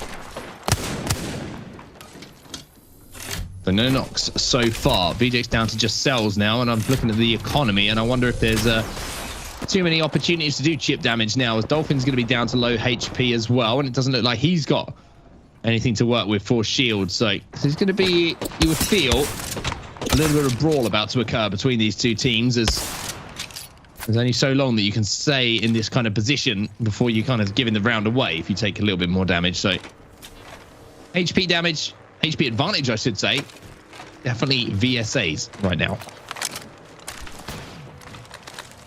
Mastiff in the back pocket. This is something VSA like to play. They like to play the long range, but then as soon as they get the damage, they dive in and then they hit hard with the shotguns. And Mastiff is going to hit harder than a Mozambique once you get up close and personal. Ring 2 has closed. Neither team getting too close at the moment. And as you see, resources starting to be spread around the team. Things are getting a bit thin when it comes to being able to heal up. So I think a push is probably on the horizon. Final battery being used here by Slayers. It doesn't have the bubble available either, so this is just going to be a straight scrap, basically. And NCD certainly have the advantage positionally, especially if they have one player up on top of that dome. Nags is going to not have any HP to play with, and then we're going to see, Nags with a little bit of a shuffle and a shake and an emote from Pathfinder. He's getting ready for the fight, and now the push does come in from VSA. They managed to single out one player. They're going to single out two as well, and Dolphin's going to be last alive here. He'll jump. But he's not going to shoot his gun. He's not going to be able to do enough damage. And VSA will take home that first round after making the play to single out that player, which has been something which has been so successful so far now. Very impressive from VSA. A little bit more strategy behind it this time, rather than just going full gung-ho, full send it from the get-go. They waited. They did deplete the resources from NCD, and then they picked their moment perfectly. They were all pretty low, but again, they are a team who focuses their fire very impressively. Communication is on point. You can tell it is that they know which legend they want to take down first, and they wiped NCD off of Thermal Station very effectively, and now need to do it 2 more times to tie up this series 2-2 and take us all the way to a map number 5. Immediate push this time coming in from VSA. They will take the high ground of Dome, and now it's going to be up to NCD. Almost play the reverse role of what they did previously, but this is a dominant position now for VSA to find themselves in, especially with the 2 times on that 30-30 repeater. I love this position, by the way. We've seen it a few times for the Pathfinders, but as I say that, it is a little bit of a known position now. People will target it. People will get their eye line up there, and if you do get kind of focused, suddenly you could be taken out of the game, taken off the map. But Atrocity does survive, thankfully. Now VSA have the power position, you would say, on this map. They can wait for the circle to close in a little bit, and they can wait for NCD to make some sort of a move. Care package down, lovely little headshot coming in though on that player falling from the skies, and as the dust settles between that care package and Dome, those lines of sight will become a little bit more visible once more. Fog clearing on a lovely summer's morning. Dolphin trying to poke around the corner a little bit more, seeing if he can maybe do a little bit of damage. Instead, all he's going to get for his troubles is 42 damage to his shield. So VSA holding strong here. You can see the difference, can't you? As soon as VSA are on the back foot, right, and they are one map away from being knocked into the lower bracket, the speed of which they play the game is 10 times slower. Far more methodical. A lot more thought process going into each kind of move, each kind of repositioning, each rotation, as it were. All the pings coming through. We can see the visual communication, and you imagine that also communication between the 3 players is also there. 30-30 repeater. If it does get a few headshots here, that could be enough to signal VSA to just leap into action. But they don't really need to right now on set. They've got NCD pinned back. They do, and there's a player that's pinned behind the care package. You can see what VSA are trying to do. They're trying to focus up, 42 damage to those shields once more, and see if they can take that player out when he does have to move, which is something that's not being given the opportunity to do so. You can see that VJX is maybe trying to take a little bit of a wider angle. 36 with the repeater is just kind of harassing these players that are caught behind these pillars at the moment. The one times on it as well. It's that dot's going to be extremely accurate from the kind of range that they're playing at the moment, and I can't really see how NCD get out of this one. They don't have a Gibraltar with the bubble. It's going to be what's a full send, maybe a portal. There is one available, as Unlucky's actually going to be jumping into the void to try and get underneath. Pathfinder's going to go as well, and this is the full send. The issue with no ability of having Gibraltar, Unlucky goes down as well, and Nags will fall, and that's just a composition thing, I think, there for NCD. Didn't have any way to try and close that gap. It was one of the problems that we saw Kangana struggle with, actually, where they didn't have Gibraltar. They were just playing 3 aggressive legends, well, these exact 3 aggressive legends. And when you are in those scenarios, when you're in that kind of poke off and you are out of position, you can't really be aggressive, because if you do, you'll just get shredded across the map. You're stuck, and you're stuck without a hope. You kind of deal with it for a short while. You get through all your bats, you get through your cells, then you go, okay, well, now we've got to try something, and it's just a little bit too late. And now VSA find themselves on map point here, and could tie us up 2-2 in the series, and it would be a very quick thermal station for them.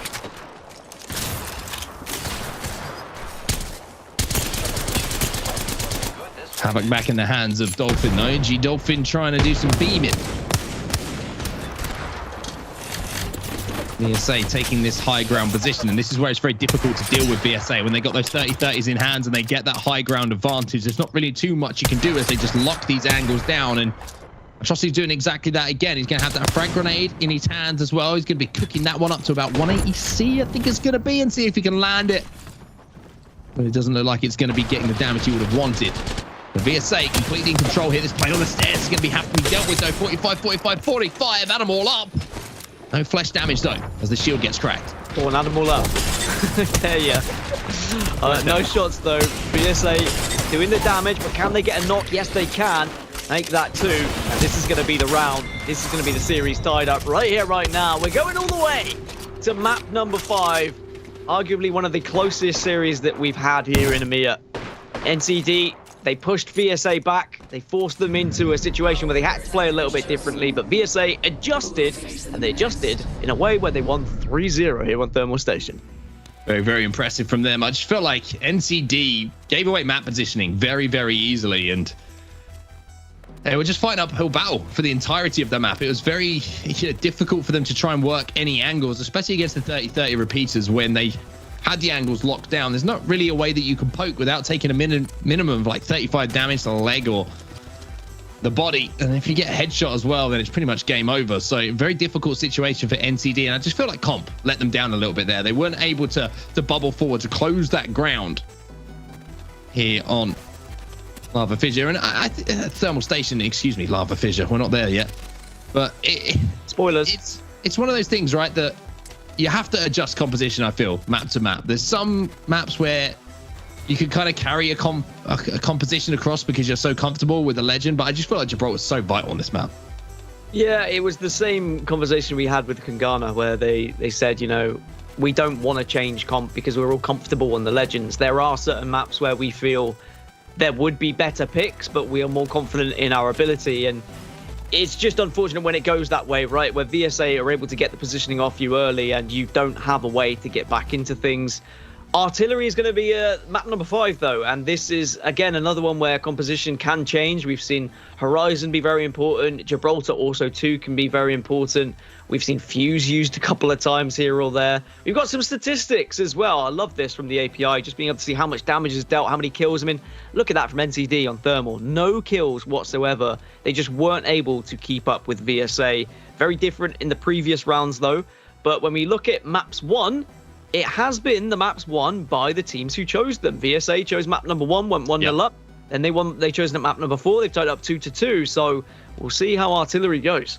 Game 5 to find our first team who will progress to our grand final. No better way to start the day. And for NCD, maybe they're thinking, hey, we knew that map wasn't ours and this is our pick on artillery. So maybe they've got some more strategies up their sleeve and certainly different ways to traverse across the open ground, which I think is certainly going to help them a little bit in comparison to what we just saw in our previous map. But I think you're right. I think composition is going to be interesting to watch here. I think both teams are going to maybe think about playing a legend which gives them a little bit more verticality. I can't really see how Octane can impact as much as a Horizon, for example, on this map, especially when you get the ultimate as well. Black Hole is absolutely massive when you have these close quarter battles, the rings closing. With Octane, yeah, maybe you can jump pad up, but you leave yourself quite vulnerable. I just feel like a jump pad isn't more of a vertical thing. It's more of a kind of lateral movement, right? You're moving from one side of the map to the other, where with Horizon, you can get multiple players up very quickly. I don't know. It's going to be interesting for me to see. I personally would kind of drop the Octane if I'm playing it.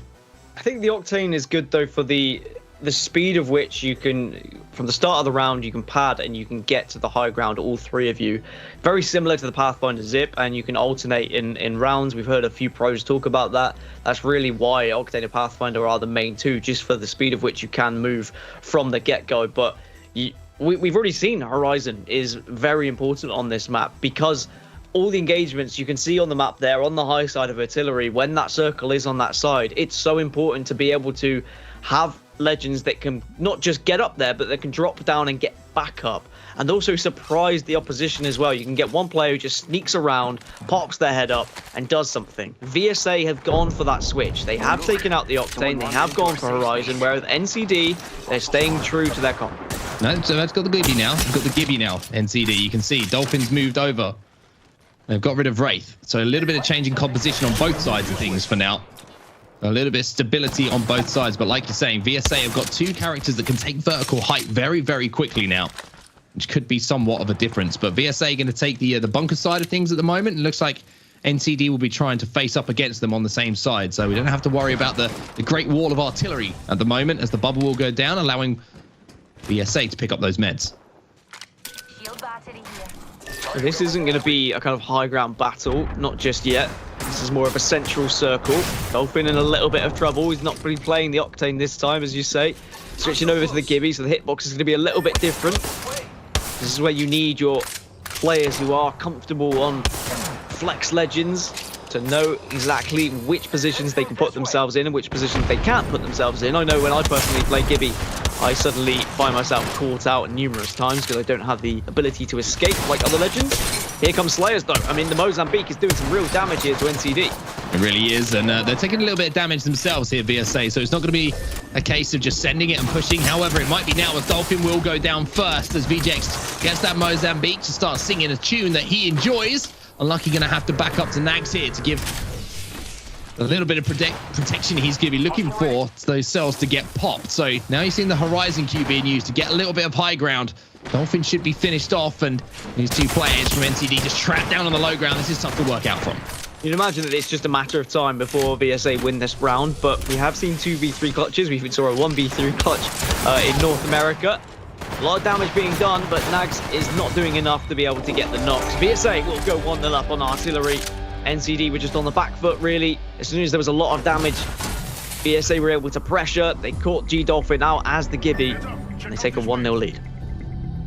Yeah, VSA just constantly doing that chip damage, and it all came down to the first blood. And we're back to that simplicity of arenas, where first player who goes down that just shows a little bit too much and takes that damage and can't escape, will give the round to their opponents. That's the kind of caliber we find ourselves at now. You know, we did see some crazy plays, like you mentioned yesterday. That 1v3 from Snipe Down was pretty ridiculous. But when you put this amount of money on the line and place in the grand finals, I don't think those kind of mistakes are going to be made here.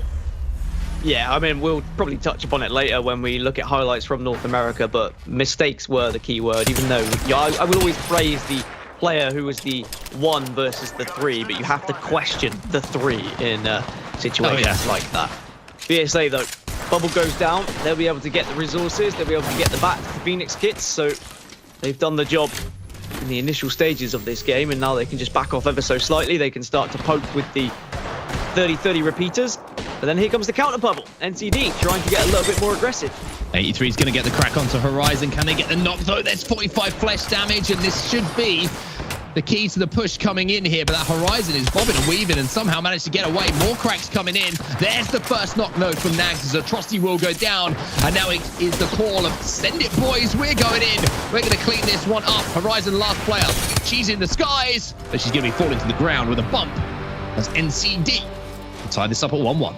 Very much needed. I think that little bit of aggression there from NCD. They noticed that VSA took the bats, took the Phoenix kits. You have to then stop the kind of poke war. You have to close that gap and ensure that this is just going to be a straight out team fight. VSA, I think, will try and play a little bit more patient, and I don't think it is their playstyle. So as soon as NCD suddenly got aggressive, VSA weren't necessarily prepared. One player just got caught out. The Horizon was kind of tagged maybe unexpectedly, but that's what the 30-30 repeater, that's what the wingman can do, right? That's why you run these single fire weapons that hit very hard, because when you do just see a little speck of a head, a pixel in the corner of your screen, and you tag that, that's 70, 80 damage that can really make a difference. Once again, lovely little angle taken by Atrocity here, really showing that he knows every single little bit of geometry to work with. Well, he can get some shots away and not expose any of that body to take damage himself. So VSA playing these off angles extremely well at the moment. Early chip damage certainly in their favor, but I want to see them moving up a little bit to this wider area. And all of the rounds so far, Dan, have been on this bunker side, which I guess is an advantage for NCD, judging by the composition they have, right? You play the Horizon so that you can go for the high ground advantages, so you can play the upper side, but the game hasn't led their way. VSA just having to play very differently, and the Horizon has gone down once again. Nags getting the damage, and it means it's a 2 versus 3. VSA on the back foot, and NCD have a chance now with a 3v2 advantage, make that 3 versus 1 to go 2-1 up in this map. Great shots there. Slayers is going to have to hope for a stick to give himself any kind of opportunity to win this one, but no, he'll be swarmed, and that will be NCD up 2-1 and finding themselves now on series point. Yeah, that's the thing. It's not just map point, right? It's series point. It's a chance to put yourselves into the grand finals. Guarantee yourself at least, what, $3,000? And a chance for $4,000 by winning the entire tournament. And you can kick back. You can wait for a few hours as you watch the losers bracket go through and everyone just tear each other limb from limb. And imagine it would be VSA probably tearing a lot of limbs from that losers bracket, but also those who are in the losers bracket wanting a second chance, a chance of redemption against VSA who had done so much damage. It's all coming down to this then, another low side circle. Really, this has just been fantastic for NCD. Certainly has. And for VSA, they're going to have to find a way to combat this, because what they've done so far hasn't got them the results they would have wanted. However, they have got a lot of damage done. It's just a case of they haven't been able to close that ground, or maybe they haven't been as aggressive as NCD have when they've got that damage done. Such a difficult balance to find as a team of when to go and when to hold back. Unlucky just trying to go for the shoulder peaks again. You've seen it a lot from NCD, just shoulder peeking in these areas, trying to hit with the single fire weapons. Get a little bit of poke and then slowly but surely work their way up the map to get into a position where they can surround VSA. Some higher angles being taken from VSA this time. They don't want to be surprised. They don't want to be caught off guard like they have been in previous rounds. Their backs very firmly against the wall. It's a must-win round for them. Otherwise, they drop into that loser's bracket. Yeah, package is down. Unlucky trying to move up. Takes a little bit of damage, but without giving it back. I should say not without giving it back. Defensive bombardment is going to go in as well and allow to take some height. There's a player on the globe, the gas globe. I can't remember exactly what I named it last time, but that 91 is going to show you exactly what I'm talking about. The player is peeled off a bit, but now Dolphin has to pop a barrier. He has the G7 scout to work with. His two teammates are there, but this Pathfinder is bobbing and weaving and causing all sorts of problems. It's Atrocity does an amazing job to get that knock, but Nags is going to come in. It's all down to the final player alive, and it will be NCD who go through to our grand finals, even with those last stand plays coming in from the VSA players. Congratulations to NCD, as I say, our first grand finalists. Survivability, again, it was G-Dolphin just kind of being swarmed there in the bubble, but just weaving in and out, making sure he stays alive, using the gun shield to make sure that there's no easy shots.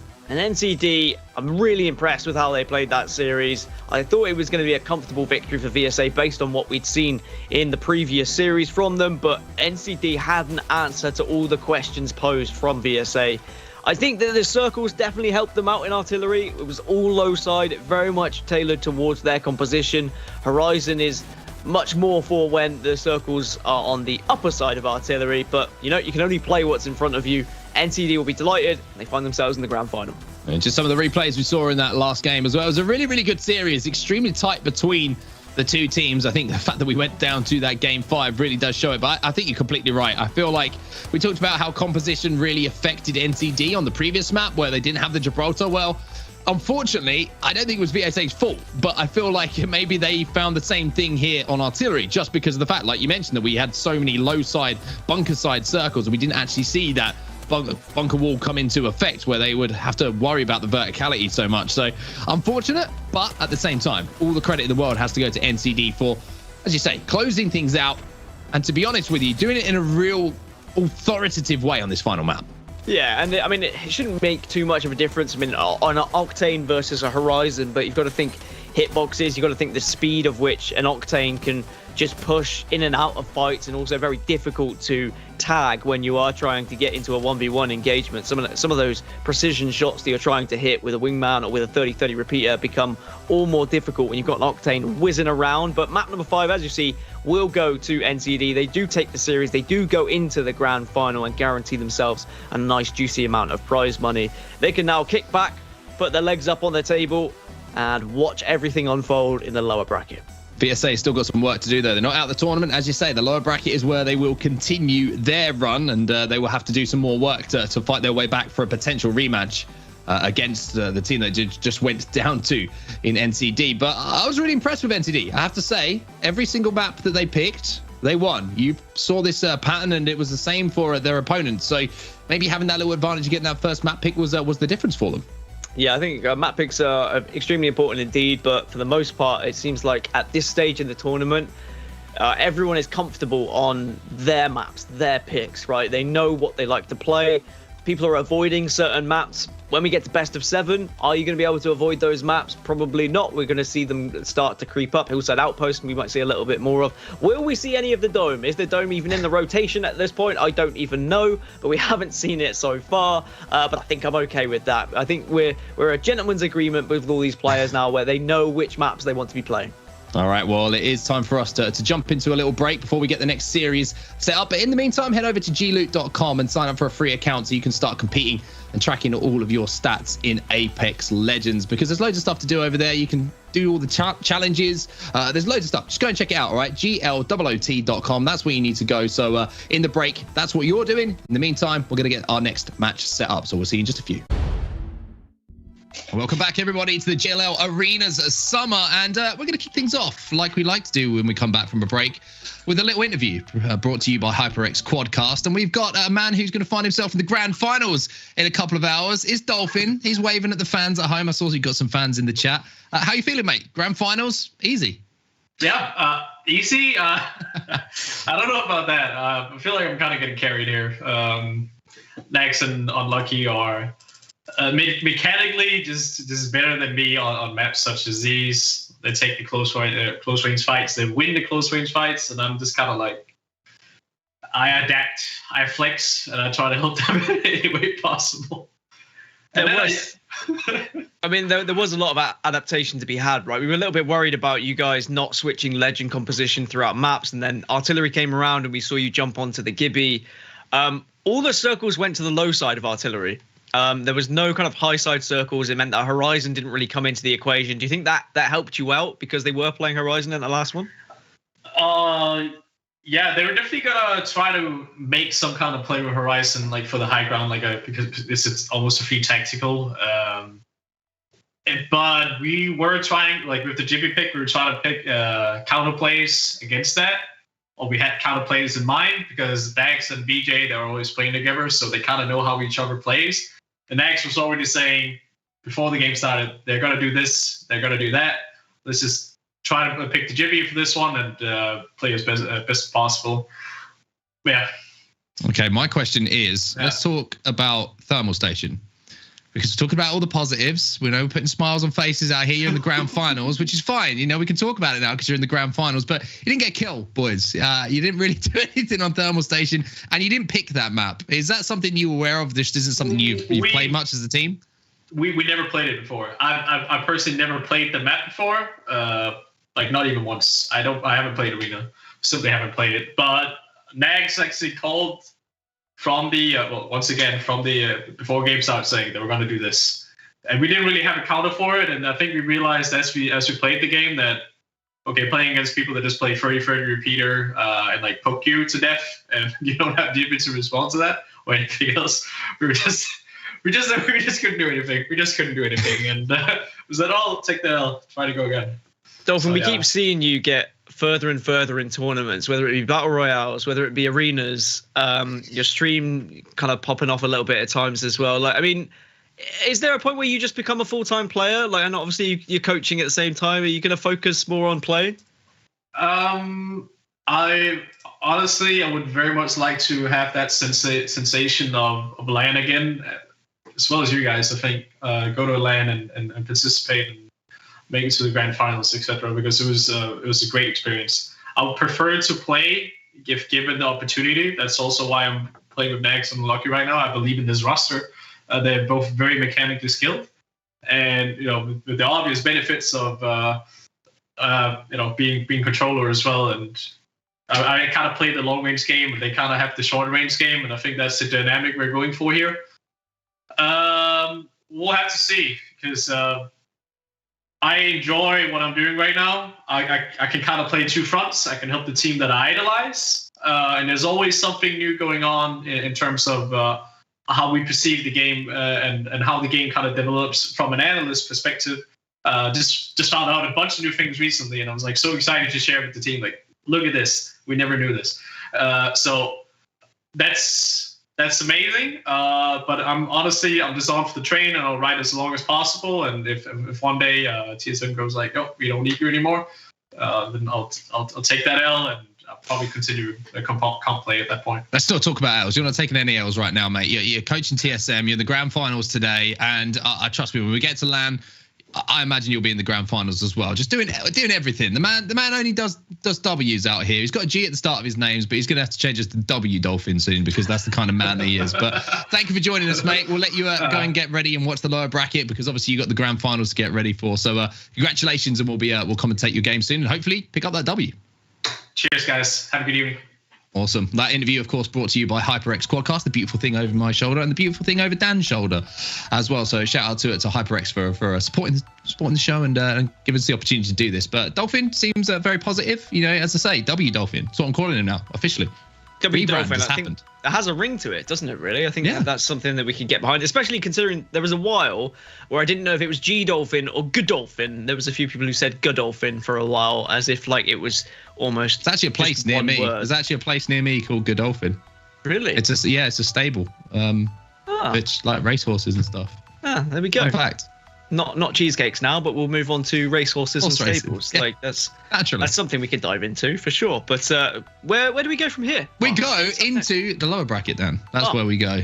Don't worry, I'm still driving the ship. I still know where we're going. I won't crash it. A little bit like Mirage Voyage. We're going towards Kungana versus Gambit. How about that? That's pretty impressive. If we could bring up the bracket, if it's been updated for EMEA as well, just so we can show you how everything's got to where we find ourselves. You can see NCD in the final there, VSA down in the lower bracket now, in the lower bracket final, waiting for the winner of our next game. But what has happened, Dan, is Kungana, who were knocked down to the lower bracket, bear with me, everyone, by Na'Vi in our first round, played Na'Vi and knocked them out of the tournament. So the ultimate revenge coming in for Kungana. They will take on Gambit Esports, who knocked out Aqualix. So, what a game. That's we're pretty blessed today. Pretty lucky, I feel. I guess a shame we didn't get to see Kungana versus Na'Vi. I'd like to know the scoreline. If an admins can tell me what the scoreline was, that would be great. We got something more important to get to, Dan. All right, you're 0 from 5 so far, okay? Yeah. 0 from 5. Kungana, what is their first map pick? Party Crasher. Party Crasher, he's gone for. It's Thermal Station. Gambit Esports, what do they respond with? Phase Runner. Phase Runner for Gambit Esports. It's Hillside Outpost. Kungana. Who will they go for? Gardens. It's Overflow. He's 0 from 8. Is that 5, 6, and 8? Party Crasher. Party Crasher is going for Gambit. It's Gardens. Come on, Dan. I believe in you. You cannot go 0 for 10. You cannot go 0 for 10. Phase Runner. It's Artillery. He's 0 from 10. Oh, my word. He is you're committed to failure. I think is the only thing I can say at this point. You're going to predict them, all right? And we'll see how you do, because this is a losing man's game. This is worse than a casino at this point. Like, the dealer always wins. Production can change it however they want. Do you reckon that's what's actually happening? Yeah. Nobody's giving in the vetoes, and they're just like, quickly change it. The Hillside Outpost surprises me for Gambit. I mean, they picked it last time, and they kind of got mopped, to be honest with you, that we saw them on there. Maybe they've made some adjustments, or maybe it was just one of those games. They got absolutely dumped on by VSA on Hillside Outpost, if I remember correctly. So yeah, I am a little bit surprised by that one, but perhaps this is more trying to play their opposition, trying to take Kangana out of their comfort zone, recognizing that Kangana are going to be very well practiced on the majority of the more normal maps that we see. So instead saying, let's go for something a little bit different here, and perhaps we can catch them off guard. But we start on Thermal Station, your favorite pizza map, and I look at this series and it's hard to call, because if we judge off the performances of these teams when they were in their upper bracket, right? We saw Kangana struggle against Na'Vi, drop down in the best of 3. We saw Gambit get decimated by VSA. I can't see either of them winning. But when you then look at how they were performing in the lower bracket, suddenly both of them have just come to life once again. They certainly have. It's going to be interesting to watch how both teams start today, because as I say, they both obviously started well enough to get through what were very difficult matchups to find themselves in this position. But now, backs against the wall, like it will be all day for them. They lose one series, they're out of the tournament. It just depends on how much prize money they get to take home with them, whether it will be first place, whether it will be inside of that top 4. We'll have to wait and see. But for now, what is ahead of us is a map which just saw NCD struggle with. And I think the interview from Dolphin, if either of the teams here make it through to the final, they're going to certainly look to pick this map, because it's definitely one that I think G Dolphin's not going to be wanting to play. Yeah, we saw NCD struggle because they didn't have a way of kind of escaping any traps, right? They were stuck in the middle of the map. They couldn't push out because they didn't have a Gibby bubble. There wasn't really a Wraith portal because you don't really purchase the Wraith portal, even if you do buy a Wraith.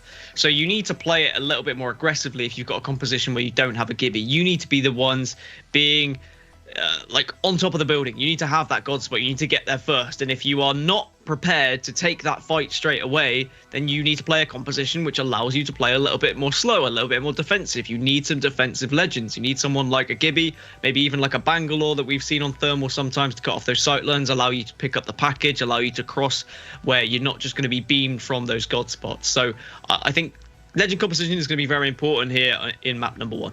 Well, let's see what those compositions are when we do get into our first map. How does it feel to go 0 and 10, by the way? Give us an honest reaction. Are you crushed? Do you feel like you might have a way back into things, or do you think that at this point you could say any map and it just you could say World's Edge and you wouldn't get it right? We've got another best of 5 coming up afterwards, right? And you're gonna have a chance to predict, and we'll see how you feel if you go 0. I mean, I've got to get 1. All you got to do is get 1. Yep. It sounds easy. It is easy. It's just terrible. Anyway, we're into the series. Kangana versus Gambit Esports. Kangana, the winner of the most recent Arenas tournament, of course, and Gambit Esports, one of the most talented lineups in competitive Apex. This is going to be a banger-dang as we get into our first round and our first map of this best of 5 series. And it looks like at the moment, Kangana just trying to hold down this middle section, and it will be Gambit Esports who are playing around the dome. Something that Graceful does very successfully, especially on this map, is he does distance himself from the team, but to a point where he can do some damage from an angle and can close that gap very quickly, but also communicates to Medio and JMW as to when to push. He plays that flanking character, plays that flanking role, but this is one of the situations that NCD found themselves in last time, where they were stuck in the middle of the map, the other team was up on the dome, and they didn't have a way of getting up there. No bounce pad to work with in round number 1, just Mozambiques for the most part. And you're just going to get a lot of poke damage, a lot of back and forth. These bats and cells are going to be popped off as you get a little bit of damage. But here's the shredding damage coming out. Once you just get that care package and you can get an advantage by picking up one of these weapons, you really can find yourself on top.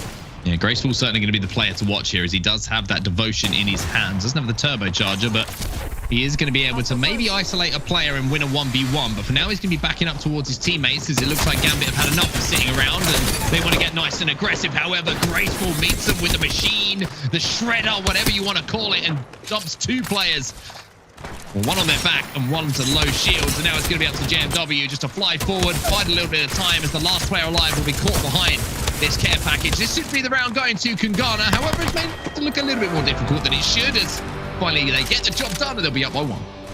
It's a strange decision for me, running at the player with a devotion. I wonder whether there was a lack of communication. Maybe they thought that the reason why Wraith kind of backed off, went into the void, was because he was weak. But he wasn't. He was at full health and had a devotion waiting to absolutely decimate the player who arrived. So Kungana will take a 1-0 lead. Gambit just with an odd push there. Maybe just, as I say, a couple of questionable decisions, maybe lack of communication. But it means that Kungana will have the advantage going into number 2 in terms of economy here. They got all 3 of the kills. No kills on the side of Gambit, or at least no confirmed kills anyway, because of course knocks don't count as kills. But we'll see whether Gambit now can try and do something, even though they're on the back foot ever so slightly. It looks like they might be a little bit more aggressive here. Yogi tries to poke, doesn't get the damage you would have wanted to get done, but definitely playing for engagements here. I don't think they're playing the poking game. They want to get involved straight away. And here's going to be a pathfinder, a little bit of baiting and switching coming out, but Hardeki holding the angle, trusting in his teammates to protect him should that push come in. Now we have a little bit of a reset, but this looks like both teams wanted to push the agenda on each other here. Gambit know full well where Kungana are residing, but hesitant to push in. A lot of grenades have been purchased. 3 frag grenades there in the pocket, waiting to just be tossed towards some enemies. Graceful doesn't have any, but it's Maydilol who we need to keep an eye on, because these grenades could be everything in this round. You can gain a lot of information with the hit markers and getting those damage readings up when you do hit someone with a grenade, but at the moment, reluctant to throw them. Doesn't want to throw them just carelessly. Whereas JMW will throw his 1 grenade.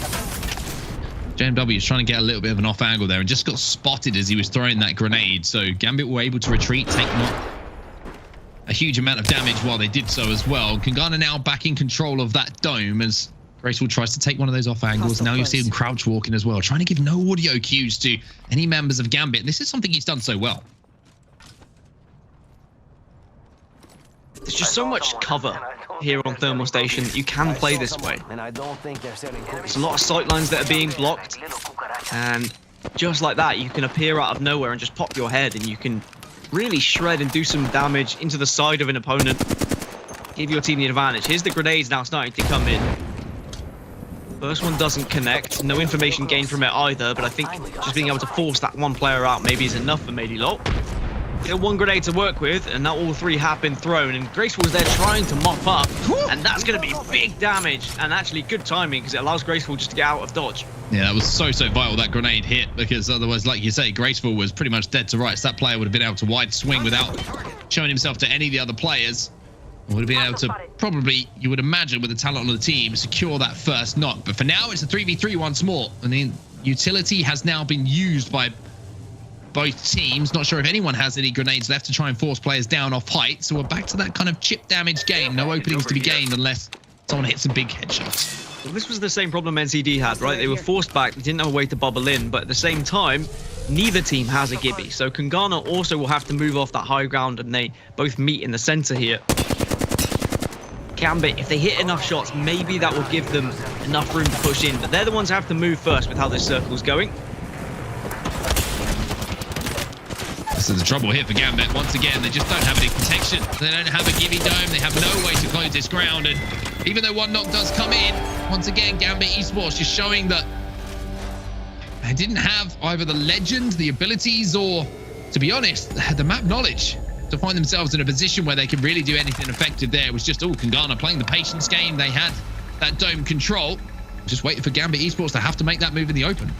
I think Kungana would have been delighted that the second circle was one that featured just above the dome, because when you do have the slight economic advantage, it means you can usually get there quicker, whether it be through an ultimate or whether you buy a couple more grenades so you can force your opponents back. You can get map positioning and usually, if you play it correctly, that's enough to win you the round. Of course, clutches and certain abilities can get you back into a round if you are on the other side, but as we saw, Gambit just didn't really have that option. But now they need to dig deep here on Thermal Station, otherwise they could find themselves going 3-0 down and losing map 1 as quick as they got into it. A map point here for Kungana. It would be a perfect start for them to make their road towards another grand final. Doing it the harder way this time. Man in the hands of Manilol here. The 2 times on it. He's going to chip away for 45 damage. Can't quite squeeze those bullets through the gate to back it up a little bit more, but grenade's going to be coming his way, but those grenades so difficult to hit on those head glitches. He's going to try and throw one back, but Gambit player is going to disappear from that position to make sure that it's not as easy as just throwing a couple of grenades to where players are firing from. It's a little bit more than that. Now the push is going to come in. Gambit will get 1. JMW would exchange the kill though, so now we're down to a 2v2. Hardeki's going to be given time to heal back up here. And actually, one player's going to be caught out. Just about gets away, but Artico, can he push up? Great cover fire. Artico hasn't been able to get the knock, and actually Hardeki needs to do massive damage here to try and save this round, which he will, just about. Gambit hold on. Kungana almost turning that one around.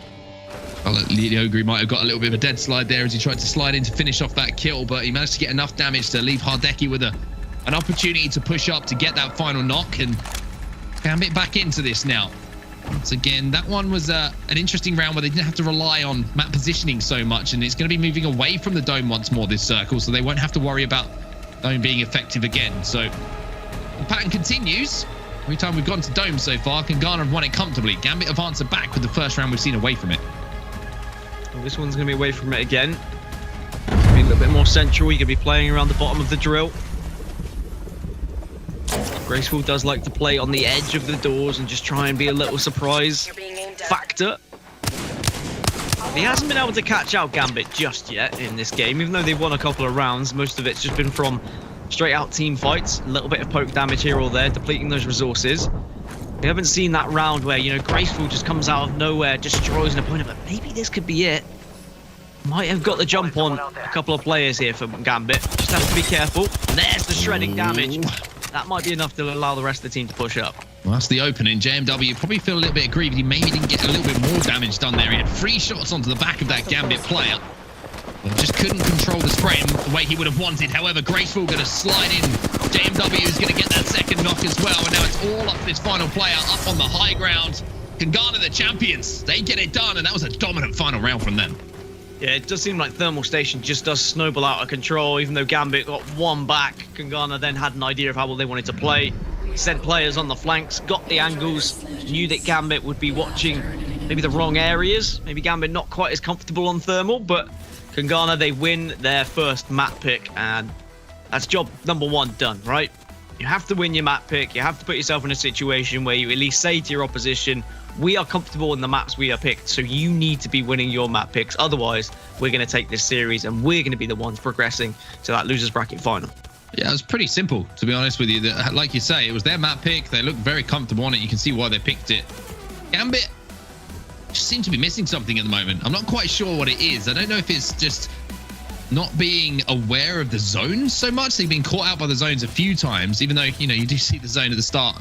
Maybe they're just trying to play a little bit of an off angle, maybe trying to just be a bit aggressive, but not being allowed to do so, and then having to kind of had that second thought. This is where I thought Artico had got a little bit unfortunate. He got a dead slide, but he might have actually just slowed down and decided not to slide into that one. But Hardeki managed to clutch up, slides around the corner. There's the Eva 8. And there's Hardeki not missing. That's what he does best. Yeah, I think if you are going to bet on anyone in a 1v1 situation, if it's Hardeki and he's got an Eva 8 in his hand, you're sure that he's going to be able to manage to get the dub and get that round in their favor. But then Kungana close things out in the final round with just good map positioning, knowing when to push in. A lot of damage been done by JMW on that flank, and then Graceful and Mady Lol just came in as cleanup crew. Easy as you like. So map number 1 will go in favor of Kungana, and it means we go to map number 2, which is Hillside Outpost, which is, interestingly, Gambit's pick. And we say it's an interesting pick because Gambit really struggled on Hillside Outpost yesterday. They got absolutely blown away by VSA, and I think it surprised us all. Yeah, it certainly did. And I think Gambit maybe have learned a lot from that. This is where we saw Hardeki in the chat saying these guys have won the tournament. Well, maybe they'll get an opportunity to match up against them if they can take down Kungana. But a long way to go until that happens with the way that Gambit fell in that first map as we move, as you say, onto Hillside Outpost. And the Hillside Outpost, as you've now named it, the huge tower there is such a dominant position to play from. If you can avoid a couple of sky nades early on, it really does become difficult for the team who have to play on the opposite side of that. Yeah, it's just one of those ultimate high ground areas where you really can't push up on it. Obviously, there's the kind of spiraling staircase is one way to walk up that, but if you even try and enter that way, you're going to get beamed from up top. You could try bounce pad from one of the rooftops, but again, you're going to be shot through the sky. A zipline is going to have you dead to rights too. So you really have to wait. You have to play the patient game because the circle does transition away from that ultimate high ground, usually to where the bottom of this bridge is. So you then need to try and play circle. But if you try and play circle, you're going to be on the low ground. You can then be peppered by grenades. So various different ways that you can play these circles. And I'm sure that's something that these teams have been learning. But I think personally, I think Gambit are banking on Kungana not having practiced this map. We know a lot of teams haven't played this as much as the other maps, and maybe Gambit are saying, we're trusting in our gun abilities here. We're trusting on the fact we've played enough King's Canyon. We know how to navigate this map. We know how to win our fights. Maybe we can take down Kungana. We'll have to see if that is the case, as Gambit find themselves on the back foot. A best of 5, as we know, can slide out of control very, very quickly. But I think the real story we've got to focus on here is the map picks. Gambit picked this map. So they obviously feel like there's something that they can put together here. They feel comfortable on it in some way where they feel like they can tie up the series at 1-1. But I'll have to see if that is the case. People in the chat, I want to know how you think this one is going. Because we know we've got some Gambit fans. I know we've got some fans of Kungana as well. I actually found out yesterday, thanks to production, that Kungana is, I think it's the Kings in Swedish. So, again, makes sense honestly, with their logo, this is educational, this stream, at this point. It's not just Apex. Life, everything you need. Powerpuff Girls, Swedish. Powerpuff cheesecake. Yep. That's what happens when we have to fill. It's all there. Their logo, Kungana's, logo is a crown, isn't it? So, I think so, yeah. Yeah, that does make sense. And apparently we're pronouncing it wrong as well. I'm not going to try and say how Kungana is pronounced, but... Kungana? You don't just roll your R's and hope for the best. Oh, wait. Might be right. Production just... is that right? Hold up. What is it? Kungana. Okay, so I think we as Englishmen put a lot of emphasis on the R, right? Yeah. Kungana, especially me from the southwest. Kungana. Whereas, get a little bit of tracker in there. It's just, the beauty of local dialect, isn't it? I call thermal station thermal station because I'm a common man. You also call it the pizza map, but that's, I guess, a different... I haven't called it that once today. I'll have you know. I had pizza yesterday, so I kind of got that out of the system a little bit. Could we call it a salad-only wrap map then? Oh, let's not talk about that. I wasn't going to bring it up in broadcast, and thank God that the gameplay started, because otherwise it's going to get really, really sad, as I will get into that story a little bit later on. But for now, it's time for our second map of the series, as Gambit Esports will have this map pick, as Artico has the Mozambique in hand and almost manages to get the first shield crack of the game. That player trying to escape and will escape. Now we're firing through the bushes. Hardeki tries to move up from the low ground, throws a few sky nades to see if he can get some hits and some cracks and some damage down. For the moment, it isn't going to be too much done. As I say that, Hardeki does manage to land a grenade. Graceful will fall, and this is the opportunity now for Gambit to push up. Mozambique in hand hits very hard indeed, but the final shots don't quite come in, and Gambit Esports will take the first round. The grenade was what really sent them into victory there.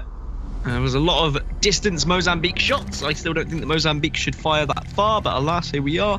Can't do anything about it right now. Excuse me, but Gambit will be delighted at least to take round number 1 here on the map. We have a identical composition from one side to the other. There's not really a thought process of, playing a defensive legend or playing Gibby. Get that bubble down, get the packages. It's just both teams saying, we're going to play what we're comfortable on. We're going to play fast, in-your-face legends, and we're going to win our fights. I feel like there's enough cover to play with, maybe without Gibby. You take out the gun shield as an option. You have these buildings that you can play in and out. If some nades do get thrown up, you can drop and play the inside of the buildings. So the bubble may be as effective as it is on some of the more open ones. So surprised me to see these more aggro comps, so to speak, which are more based on mobility, especially Pathfinder. having the ability to go up from that low ground to the high ground if some damage does get done. But Gambit with a perfect start and perfect response after a little bit of a disappointing map 1. But Artico's not going to be able to hit too many shots there. However, this man it's 41 flesh. And you say that about Gibby though, but what VSA did, I think, with Gibby was it just used the bubble to guarantee themselves care packages, and they felt like if they can get the weapons in the early game, they can win the first couple of rounds. That puts them in a fantastic spot where they are just going to be able to then snowball out of control. Whereas this care package is on the floor, I'm sure that Lyogi would love to go for it. You just leave yourself a little bit vulnerable to be shot from all these rooftops here on the hillside outpost. Of course, you can go for it, but it's just a bit of a risk. GMW now with the vault in his hands. Graceful's going to have to back up and have a little second thought about how he wants to approach the rest of this round, as he'll have to pop a battery to get back into this battle. The ring's starting to close as well. Not going to affect things too much, as JMW is just going to shave around 2 centimeters of hair off the top of that player's head with the 15 damage. Just a little trim, nothing too drastic.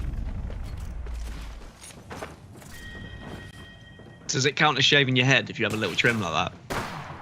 I don't know why you keep bringing it up. I'm just wondering. I'm asking for a friend. No. Okay. Artico playing on the door, and now we are seeing a little bit of a slow pace here. Players playing inside of the building, just waiting to maybe escape and burst into life as a player tries to get a little bit of an off angle as attention is played to that player behind the door. But both teams seem to be more than aware of what each other are doing at the moment. This could come down to just a final shootout down. Yeah, I think both teams are accepting that they're just going to wait for this ring to close. They're playing the buildings. They don't want to push out because neither has had enough of an advantage, enough of an in to actually go for a push and try and get aggressive. A few players are trying to take a position now. Graceful is aware that someone is very close by. Might have the jump on this player, but I think he's been spotted out now. Doesn't have Into the Void available, so can't queue out. Has to just focus and try and take the spot.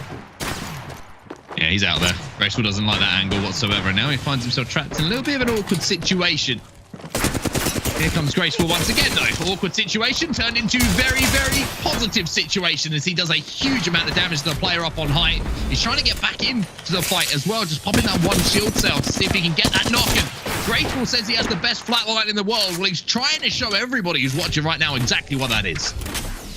Still no knocks, though.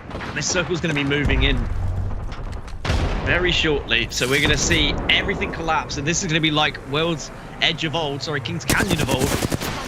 Or we're just going to get a good old dogfight right in the middle of the map. Maybe they'll try to survive for as long as possible. We'll push in now, and it's a fight in the red, but Gambit come out on top. And Ghana not able to survive, not able to even do the damage really in that final circle. There was the difference once again. Just that few seconds where one player from Gambit managed to survive the flatline spray coming in from Graceful, and then responded and managed to get the knock just before that zone closed. So it was a 2v3 to give Gambit that advantage, and again, a couple of HP, the difference between the rounds going either way. And now Gambit Esports could close this one out, Dan. 3-0 if they take this next round. It is an interesting way to play, especially on maps like this, right? Because that's how the circle did used to be in Battle Royale. It would just close in very quickly until you've got a tiny little circle and you forced everyone into just this completely hectic gunfight that unfolded. And some teams were very good at it. And Gambit, one of those teams, right? They're just very good in hectic gunfights. They're good at targeting. They're good at focusing certain areas. And maybe this is their game plan for maps like this, is stall things out, wait for that final circle, make the other team uncomfortable. Take out this whole poke damage battle, take out the resources, take out even the quick gunfights where you've got a little bit more open area, a little bit more time to flank and get out of fights. Instead, it's just a straight up close quarters 3v3.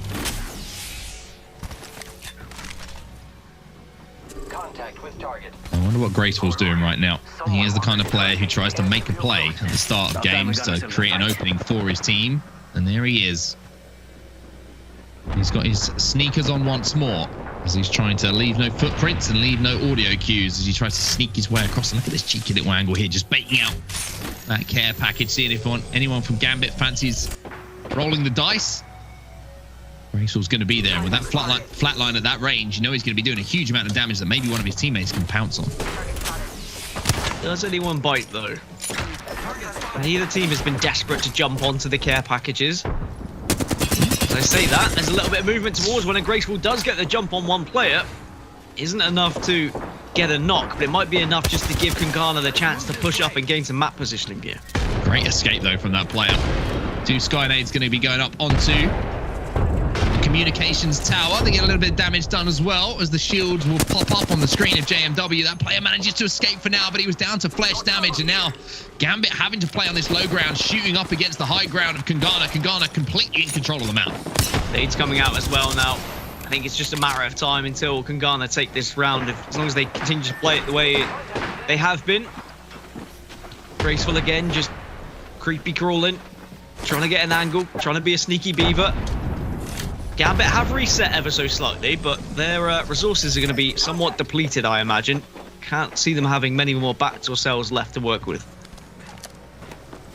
Making contact. Graceful's trying to get into a position where if any of his teammates do damage, he can jump up and do some damage himself. However, the Skynade is going to hurt him more. And that could be the end of Graceful. He goes down, and Gambit have played this one so patiently and so well. And now Kungana have no choice but to try and move up and see if they can get a knock themselves to make this a 2v2. But even though map positioning is heavily still in the hands of Kungana, they made it a 2v2 as JMW gets the knock now onto Hardeki. I think it's a 2v1 now. Leogri also fell earlier on. Unless there's been a res, Kungana should still have the advantage. 2 versus 1 with the last player on the roof. It's going to be the Octane. Madylaw's taking a lot of damage. JMW should clean up, and he does. And Kungana will put their first on the board. Even though Gambit did pretty well to turn a bad situation into a somewhat good one. Leogri jumping on Graceful. Leogri was quickly taken out of the game with a couple of headshots from the wingman just because he was stuck between a rock and a hard place on the bridge. But Gambit haven't been able to quite close this one out. Kungana with a little bit of late fight back here on Hillside Outpost. Just Graceful's positioning again, just trying to be a little bit of a sneaky beaver and waiting for that moment to pounce. As soon as he does the damage, he gives that call for the rest of the team to push up and take the map positioning off of Gambit. And all those priority positions really help out when you get towards the late game. The circle starts to close in. Gambit were very much on the low ground, really struggling. Gambit's still on match point though, even with that good performance from Kungana just to pull around back and extend this map. Graceful with some grenades coming out as well, trying to locate them all onto that high ground, which will give his teammates the opportunity to move up and maybe create a few angles for themselves, as Hardeki wouldn't be able to poke for those few seconds. It's all those little timing things that you'll find in arenas that can make the difference, Dan. Just spotted someone out there. Sometimes just a millisecond of popping a bat off, right, or landing on someone's knockdown shield and you're not able to quite push through a bubble that we saw in the last game. Tiny things that you don't expect. You've got to expect the unexpected sometimes, I feel. Not just in arenas, but Apex Legends in general. One of the most fun games you'll ever play. Really brought me back to my childhood when I first played Apex Legends. I just wanted to play more and more and more of it. You just said expect the unexpected, by the way. Anyone who's in the chat right now and remembers what's it called? What's the program called? Raz Prince was the character. Expect the unexpected. Anyway, I'll come up with it in a minute. It'll remind me. I'm sure there's some people in the chat who will know what I'm on about, hopefully. Phone Shop. That was it. Do you ever watch Phone Shop? Amazing. Yep. Amazing. Expect the unexpected. We're showing our age again, though, I think. Well, the Ogre's on the move. Artico still holding down this high ground as Hardeki tries to get a little bit creative to clear his own way out. Looks to isolate a 1v1. 42 with Eva 8. And he should pick up this kill and he needs one more bullet, but there is a player behind him that's going to help him out as the Ogre is there to support his teammate, making that opening. Now we're down in the trenches in more way than one. The Ogre will fall. Hardeki has escaped for now. We're back to a 2v2. Gambit was just caught in such a disgusting position there. At least 2 of them were able to get out. The Ogre will fall again as the first member of Gambit, just because it's what happens sometimes as the Pathfinder. You jump on the fight and you do get caught out, but here comes Hardeki hitting the shots with the wingman. Eva 8 comes out of the back pocket to try and clean up now. Artico trying to help from distance. Has managed to do a lot of damage, but Hardeki has gone down, and I think this is still a 1 versus 2. Artico trying to slide up, trying to finish off this kill, gets flesh damage, gets even more, and he will clutch up here for Gambit. They will take home map number 2, their map pick of Hillside Outpost. We tie up the series now at 1-2-1. Yeah, they looked more confident on it today, didn't they, than when they got slapped about by VSA. I think it was just the aggression and raw aim from VSA really caught Gambit off guard. This one was a little bit more slower paced. Kungana are happy to play that slower pace style, and it gave Gambit a lot more room to think about where they wanted to position themselves on the map, when they wanted to push, and how they wanted to go about their plan of attack. This round in particular was a very interesting one, just waiting for that ring 3 to close, making sure it's just that final last-ditch attempt to try and stay alive as the ring gets smaller and smaller, and it's just a hectic gunfight right in the middle of the map. It really does remind me of old Battle Royale lobby, seeing it like that. But Gambit will be delighted to tie up this series, because they would have been a little bit disappointed to go down the way they did in Thermal Station. But as we've seen already today, map picks very important. Map pick number 1 going in favor of Kangana, their map choice, and map 2 now going in favor of Gambit, their map choice. Now we move on to map number 3. As you would imagine, always happens after map 2. Usually. Nice shots from Hardeki there with that wingman to secure that kill, as we get to see some of the POVs we may have missed during the action going down. It was this 1v1 at the end. Artico had a massive HP advantage, though. You can see just as soon as you got this little bit of flash damage, you knew the job was done. 14, and the rest of it just chip it away, and Gambit Esports will secure the win. As you can see, some of our statistics momentarily, there they are, they're back again. Don't worry, they were just a little bit shy from Gambit Esports. And interesting to see, actually, Dan, that damage-wise, outside of Hardeki, across the board, Kangana probably did a little bit more, if my mathematics is probably wrong. But, you know, if you add those all up, it looks like Kangana actually total did a little bit more. It's about the same, roughly, around 3,600.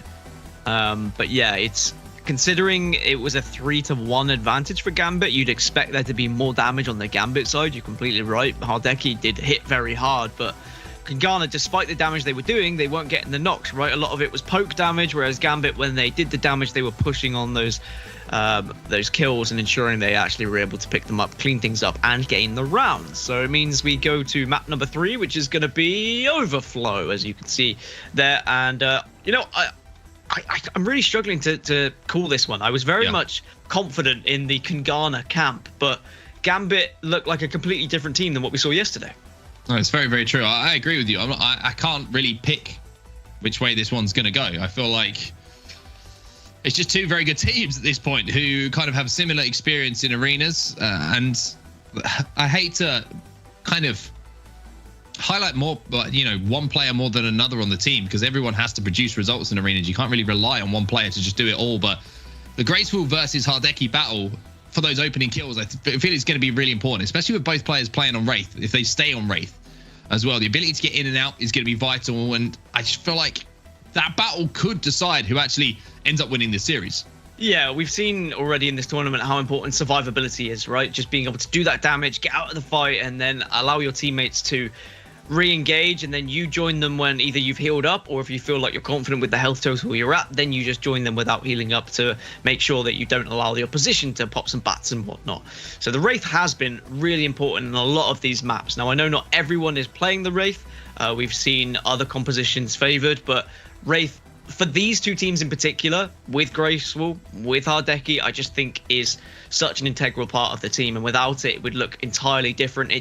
It doesn't allow you to play the same way if you're not on the Wraith. If you want to play an Octane, yes, okay, you can get out of fights quite quickly because you've got the speed, but you are not completely safe. Whereas when you queue out, there is no way that you can die. For that short period of time, they either have to track you and wait for you to reappear out of the void, and then they kill you, but all that time tracking you is wasted time not looking at someone else. So you can be completely out of the fight, which is what makes Wraith one of the strongest legends still to this day in Apex Legends.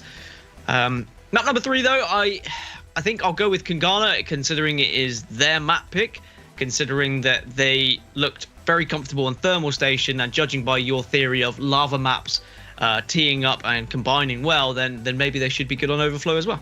Yeah, I think you made some really good points there. I think I agree with everything you said. I think it's just going to be who hits the shots.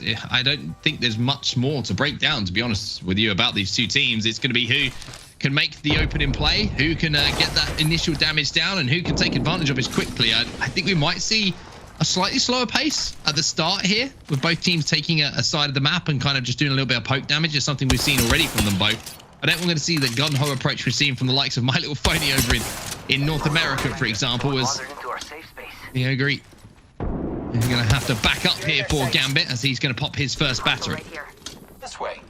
So when we spoke to Graceful in an interview yesterday, he said he found it really frustrating going up against teams who were playing the kind of Bangalore plus Mozambiques and the poke damage through smokes and not being able to help his teammates because he couldn't really tell where he was, a little bit disorientated at times. So we don't have to worry about that here.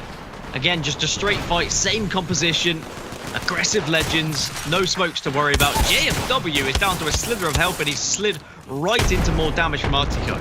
And there is that opening pick, and that could be the difference here with two teams who are so evenly matched. Hasn't been traded out. Artico doing the work for his team. Graceful having a backup. Medilol going to be in a little bit of a difficult position here, but doing what he can to escape. And playing on Octane is going to be able to hit that stim to get back to his teammate in Graceful. But here's the crossfire. This is the problem with the situations where you don't have those numbers down. It's so difficult to isolate a player and turn it into a 2v2. Yeah, this is going to be near impossible for Medilol, and it is. Gambit will take round number 1. Just able to get that first pick, force JMW into a really tough position where he could only slide really into more gunfire. The shots are starting to rain down from Gambit now. They seem to be warming up a little bit, seem to be far more comfortable in the arena environment, more comfortable than they looked yesterday for sure.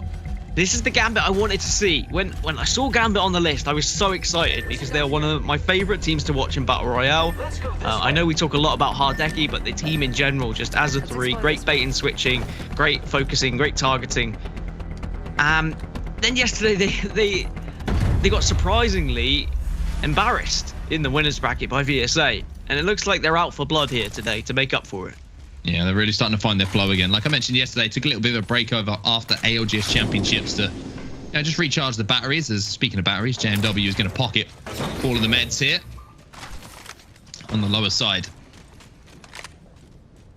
But yeah, they seem to have found that flow again, found that rhythm. It can take, a few tournaments, a few games just to kind of find that cohesion that we've seen from them in these last couple of maps. But Gambit's starting to look like the Gambit we would expect, especially after tying up the series and taking this first round. Now we're back on board with Hardeki, who's trying to take a little bit of a wide angle, but it looks like a little bit of a split across the map here. You can see Kangana set up on this side, on what I will call the lower side, and on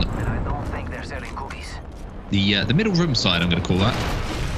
You have Gambit Esports set up as well as the package now comes down. Really good with names. You should just, that should be your job title. You should just name things on maps. Name stuff. It'd be a far easier. Oh, I could get an onset spot. Could get an onset spot. They need to come in. And that you can see how Kangana are trying to play a little bit more spread. They're trying to get that angle. JMW actually went really wide to try and be sneaky, but then got spotted out. Graceful was doing something similar on the other side, but neither of them could get to a place where they could do some real damage. As I say that, the wingman does hit pretty hard. Nice headshot there for the wingman, and I've already worked out a place that could be named after me, and it makes total sense. Not on this map. Wait till we get to artillery, though. 76 once again from Leogri. That's 2 headshots coming out of that wingman. And that is something you don't want to be on the receiving end of. A little bit of a standoff around this care package at the moment. No Bangalore in the lobby to cause any kind of ruckus this time. There's this nade could be really, really important here from Medilol. Is he going to get any is he going to get any numbers? No, he isn't. JMW. He's only going to have 1 cell to play with himself. So it looks like Kangano on the back foot. However, he's only got 1 cell, but he's got 5 batteries. 5 bats to work with. You can hear the Octane just sprinting behind him, maybe trying to go for the chase, trying to pick up the kill, but ensured he got within a distance of the rest of the team so he wasn't taken down too easily, and if he was, there was the option of the trade. Leogri has taken a considerable amount of damage here as the circle closes in, and Artico nearly needs to get out and help, which he does. Gambit Hardeki gets the opening pick. Hardeki doing a great job to get that opening pick onto JMW, so that's the Pathfinder out of commission. Oh, look at that spray coming in from Graceful, though. Only had the head glitch to try and hit those shots around and managed to at least crack that player with some nice headshots of his own. Graceful now retreating to his teammates, but it's still a 3v2 in the favor of Gambit. Yeah, and the rest of Gambit's going to be able to heal up now. This shouldn't really be winnable from Kangana, especially with that circle closing in. The high ground in favor of Gambit. There's the climb. Here's the attempt to try and make the push, but it's probably going to end in tears. They get 1 knock, but that's all she wrote. Gambit going 2-0 up in map number 3 here. 1 away from a nice, swift and quick 3-0 on what would be Kangana's map pick. Yeah, really, really impressive from Gambit so far, to be honest with you. Very, very unforgiving in the way that they've approached things. And Gambit find themselves, like you say, on map point.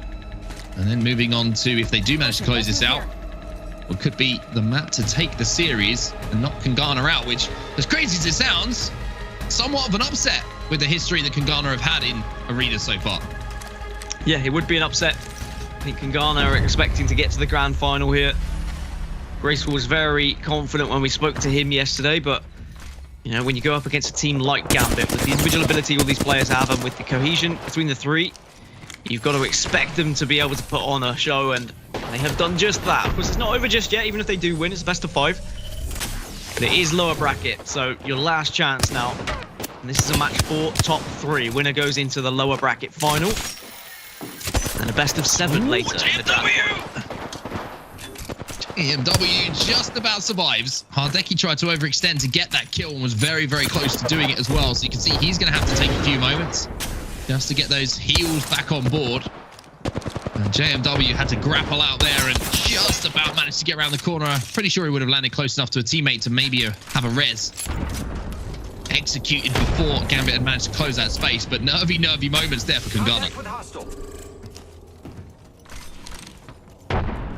And that's happened a few times where JMW has just been kind of looking for that entry frag on the side of the map.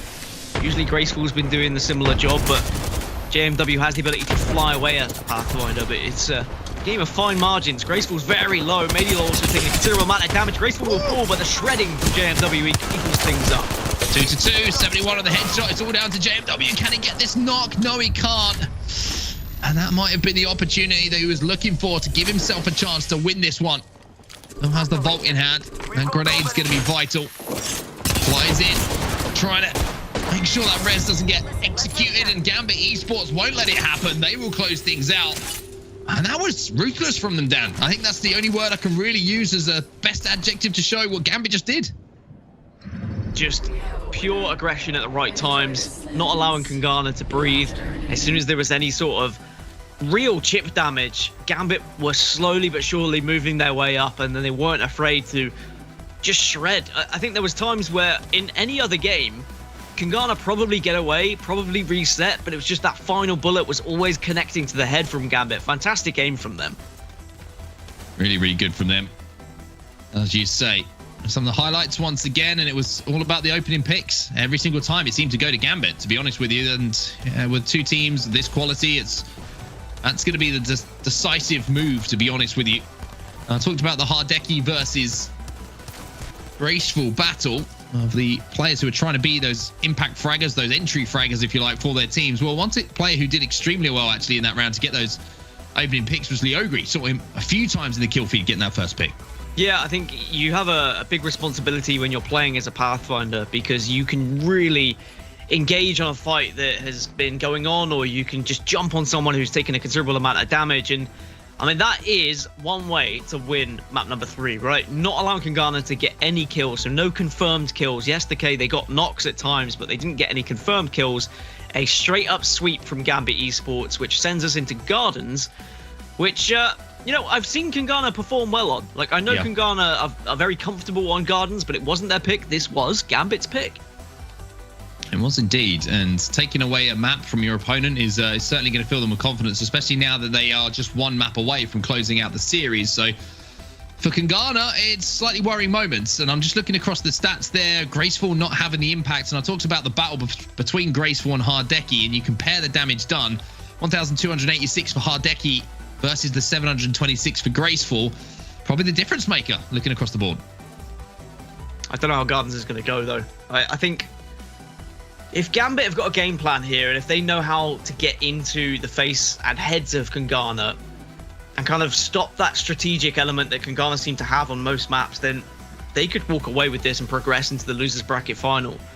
But Kangana on Gardens have always looked comfortable because they know exactly how they want to play the game. Their Skynades have always been on point at the same time. When they do engage in those fights in the low ground, they also seem comfortable. But Gambit just look good on maps where they've played it in BR before. I think that's why they picked Hillside Outpost. I think that's why they've gone for Gardens as well. They've played it several times. I know it's not ranked usually, or at least it's not competitive, should I say, that we've seen this map Olympus, but we certainly have seen it a lot in the playlist, so they would have had a lot of time here in Gardens, just as I do. I quite like spending my time in Gardens as well. Fred the Gardener keeping everything nice and tidy.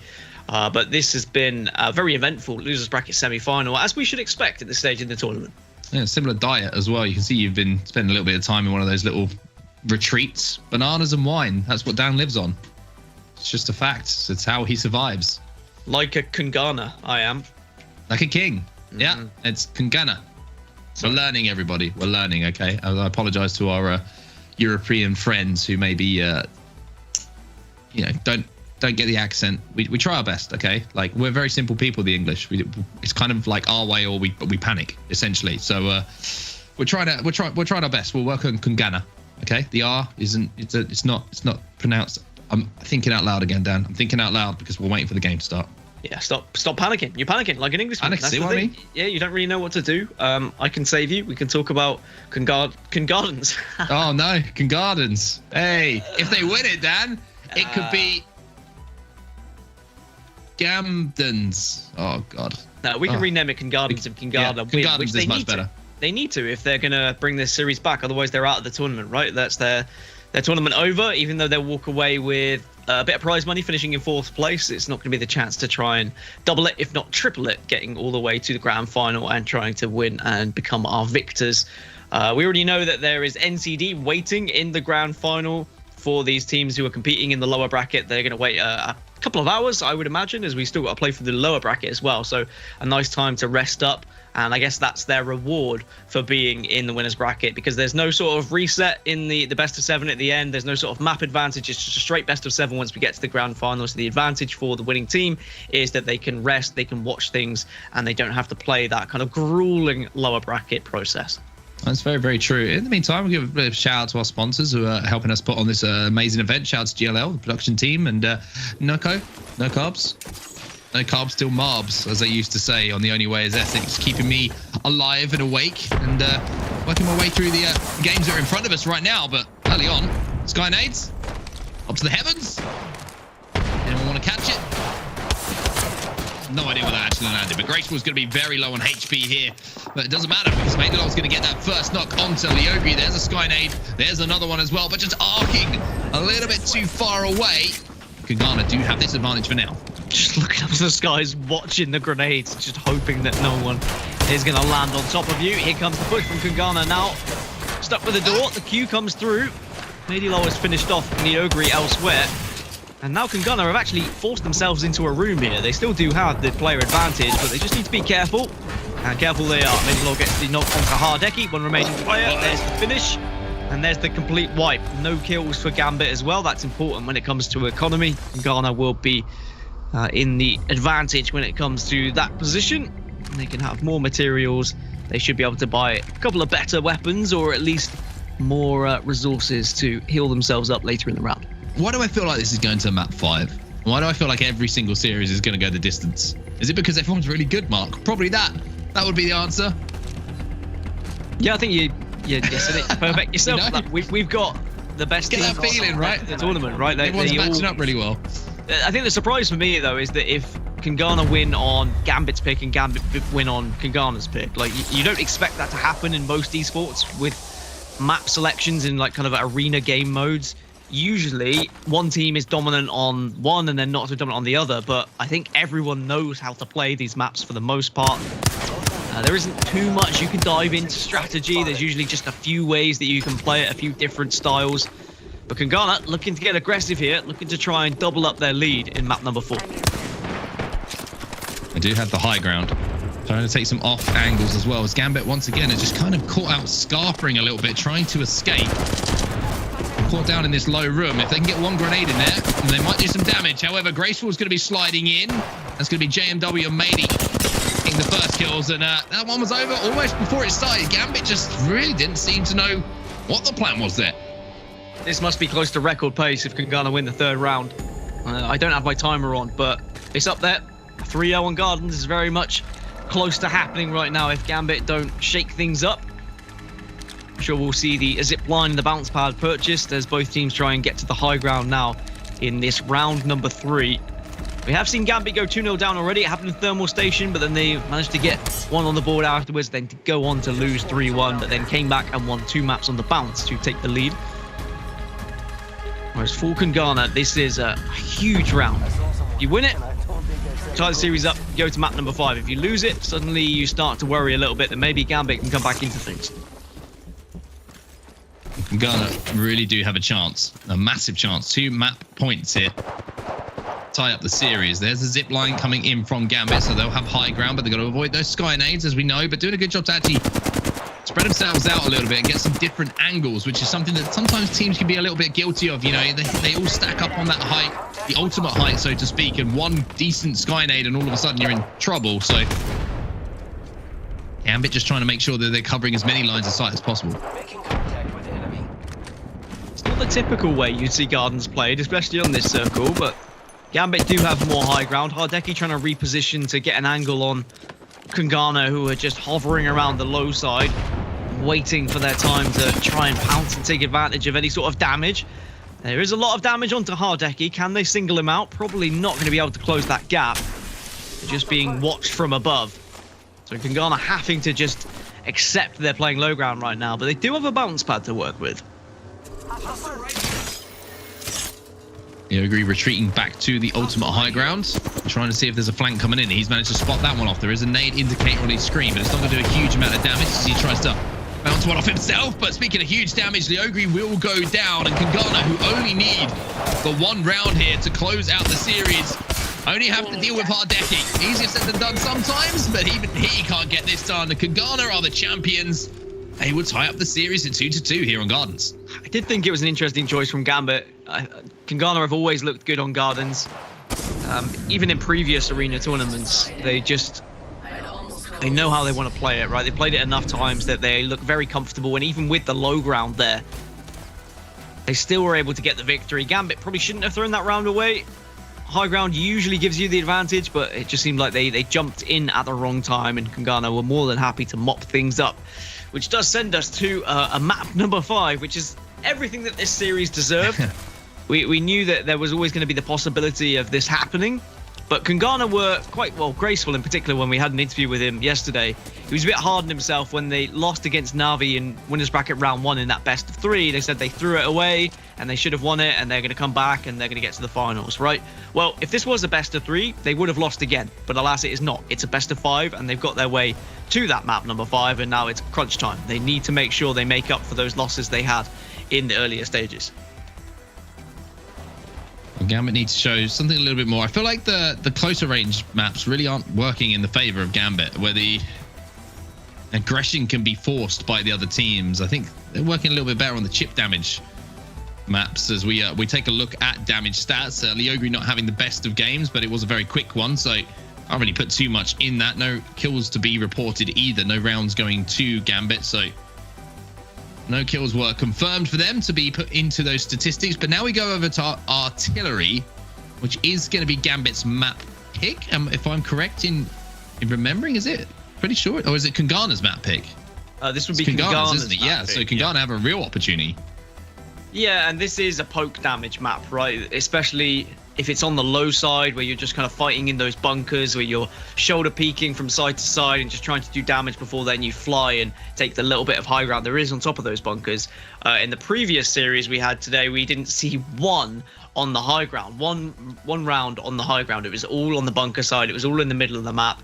It was all in the onset side of the area. Presuming the onset side of the area is where you're going to go with here on artillery, but I don't know. Okay, I was excited because we're going to artillery, right? And I've always wanted a call out named after myself, right? Because ego. And what I'm saying is what I previously called the storage spheres. See what I'm going? That's an onset now. That's the onset. The big ball in the middle. Exactly, because it looks like my head. So I'm going like, that's onset 1, onset 2, onset 3, onset 4. See what I mean? I've got 4.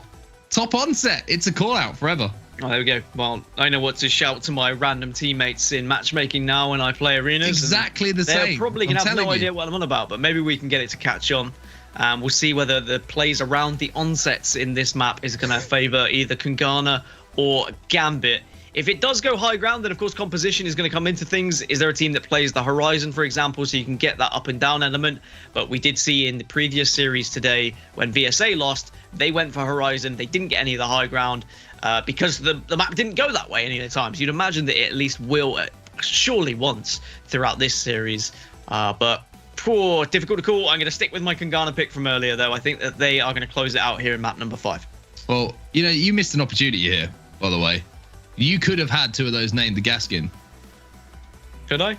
Oh, what if I had shaved my head? If you followed through, you know, I'm just saying, if you followed through on your promise, then you could have had a map call out as well, but you don't deserve one. I'm sorry. You had the opportunity. It's going to be taken away from you. I wonder if we're going to see the broken wall side actually be played for a round. Yeah, Last time we were here, we didn't see it at all. So composition, excuse me, is very interesting actually here on artillery, because depending on like the zone RNG, right? What side you go to, it can either help you or hinder you. Yeah, I was saying earlier that I just think that VSA went for that risk. They went for the Horizon. They didn't get it once. You'd expect them to at least get it one time. But both Gambit and Kangana, I feel, are quite stubborn with their composition pick. We knew that Kangana weren't going to change. Our interview with Graceful yesterday, he said, we're sticking with these legends. We know there's better legends for certain maps, but we don't want to change. And it seems like Gambit have a very similar idea. Well, we're not going to go to the artillery wall just yet, as we'll see Gambit Esports with a setup around the bunker side, just to the right-hand side of the onsets. It's the thing, everyone. I'm sorry, it's going to be drilled home by the end of this. I mean, I'll just see poke damage battles occur between the 2 teams. So this is going to go on for a while until we start to see those shields be depleted and those resources being used up, as Graceful takes a fair bit of damage himself. Has to queue out into the void. Needs a little bit of support, but I think he's got far enough back where there shouldn't be a push really coming from Gambit. But the poke damage is there. That's going to be a lot of resources used. 1 bat taken away, and I don't think there's going to be much more bats left to use on the side of Kangana. Just a couple of shield cells, perhaps. As I say that, Gambit, they're dishing out all the goodies. Bats and phoenixes to spread the love. Will be Gambit are going to have to move a little bit further than what Kangana will in these next few moments. Grapples off the onset down towards these boxes. You're sick of it already, aren't you? I can tell. Well, no, I've been sick of you for quite some time. Come so on, now man. I have to, having to hear it. I just wish I had a call out. I'm not even allowed one, apparently. No, it's your own fault. Can I be called the ropes because I'm a little bit ropey and I don't go through with things? No, because they're called ropes. Well, They've already got a name. these have probably got a name as well, but you're really Yeah, the onsets. Whatever. Well, Graceful is going to have to pop what will be his final shield battering. This really is a slow, methodical round for both these teams at the moment. And you can tell that this is a Game 5. It's got that Game 5 feel, even in this first round down. Neither team wanted to make the mistake. Neither team wanted to be the aggressor just yet. Instead, just playing the ring. Letting the ring dictate the pace of how fast we're going to be playing. And Yuri hitting some shots with the Mozambique. Gets 50 tag. Has to turn to the right. Artico's taking damage. Gambit very much on the back foot. And Graceful gets the first knock. Graceful versus Hardeki. Graceful comes out on top. JMW only got a shield cell to work with. Got the Mozambique though. He can't get the knock. And now Graceful has to come in and try and capitalize on the damage alongside his teammate. They will do it. Kangana, from what was a slow burner of a round, managed to get that first one on the board. Yeah, but as soon as they noticed that enough damage onto Gambit, they pushed in. They were all very low. But again, this comes down to your targeting, right? Making sure you're prioritizing which legends you want to take down first. Sometimes getting rid of the Wraith is good because then they can't queue out. Or sometimes you might want to take down, I don't know, a Pathfinder because then they can't zip out of dodge. Like, there's all these different considerations you have to have as a team. There has to be a very firm plan in place, and when you are playing against another composition identical to yours, then you're going to get an idea of who is the most important person to take out of the game first, especially when it's 3 very aggressive legends as well. 3 legends that can get in and out of fights. Kangana go 1-0 up, and they regain the advantage in this series after being down 2-1. It's now 2-2, but they're 1-0 up in the map. Well, back to the bunker side once more. We are not seeing the artillery wall have any kind of impact on the game. As now we'll see Gambit Esports trying to tie things up. You can see a little bit more aggression maybe coming in from Kangana here. Now they have that round on the board. Maybe more willing to take a few more risks as we get a look at Maidilol just playing on the onset railing here. So sorry, everyone. He's not. He's loving every second. I regret nothing. He's taking some damage, and I think that Kingana are happy to be a little bit more aggressive here, is because with the economic advantage they have from round 1, they should have a slight advantage when it comes to the amount of resources they have, especially if they were able to pick up one of the pills at the same time. But Leogri has just done a considerable amount of damage there onto one of the Kingana members, and Artico has found himself a little rampage. No thermite to be able to charge it up, but still can do some damage. Enemy over there. Let's see if Rampage can have as much impact as CM Punk's debut the other day on Rampage. This time it won't, because Hardeki gets that first knock onto Maidilov. 76 as well. Big shots coming out now from Leogri as he cracks some more shields. An opportunity here for Gambit to really tie things up, but that was a very, very vital first pick. Here comes Aiko, though. He's trying to fly in. He has to swap over to the Rampage. Doesn't hit the shots, but his teammate Leogri is there to cover him for now, and this will be Gambit getting on the board. 1-1 now in our game 5. Really shows the importance of Pathfinder there. Gambit spotted there was one player just caught out on his own. The Octane trying to dash away, Stim injected inside, but the zip onto the other side just to cut off the path and ensure they got the first knock meant that Kingana were down 2 versus 3. And Kingana have to be a little bit careful. It's all well and good trying to take that angle, trying to get the flank on so that you can do some damage, but if you do get spotted, you need to be getting out of dodge fast, or you need to have a plan B. You need to be doing as much damage as possible, but if you are just turning and running and not doing any damage, that is going to be a free kill for the most part. Shout out to Vifes in the chat, by the way. Alliance's Vifes just confirmed that he's going to start calling it the onset as well. So, catching on. It's catching on. Just saying. But is it because it's catching on? Because of it being named after your bald head? Is that not, a bad thing? Would you not rather have something I'm proud of named after your big muscles? No, I'm good. I'm good. Okay. Try and flirt with me. Well, Gambit did such a good job to tie things up, and this time we're going to see the bunker side play once again. I want to check out the algorithm and what is going on with it at the moment. Actually, probably best that you do that, as you, the man with the mathematical knowledge, but we really aren't seeing that artillery wall once again being involved whatsoever. So verticality, not too important. 38 spray from Artico with this flatline. No significant damage from either team so far. Oh look, someone wandered into Gambit being patient. This really has been a very different game of arenas than what we've seen previously today. Lack of aggression at the start of rounds. A gentleman's agreement that it's just going to kind of be a poke-off. Maybe it is just respect, knowing that if you push, you just run the risk of getting absolutely destroyed by your opposition, because there are some absolute aim stars on both sides. Leogri trying to do damage with the wingman. Package will have dropped now, but it's a risk to go for it. No Gibby bubble to protect you. Hardeki's taking a lot of damage, so Kingana can push up here. Well, there's an opportunity there for Maidilov to hit some big damage with the player not looking at him, but just couldn't land those wingman shots. Speaking of landing shots, here's JMW. He will be doing exactly that. Gets that first knock onto Hardeki. Graceful will get the second. And all of a sudden, you can click your fingers because it's going to be over. JMW doesn't manage to get the knock, doesn't manage to get the finish, but you would imagine his two teammates won't let this one finish, although Maidie's really struggling in this round to hit some wingman shots. Gotta make sure you push as a 2 here. Get the job done. Kingana, match point. Series point as well. It all comes down to this. If Gambit are able to equalize, then we could go all the way, and of course we have to get to 4 rounds, and then potentially we might even go all the way to 9, which, with the way this series has gone, would not surprise me. But Kingana might be looking at this now as the real opportunity to cut things off before it gets a little bit too awkward. Stop that bleeding. Don't allow Gambit back into the series. Allow them back into the map.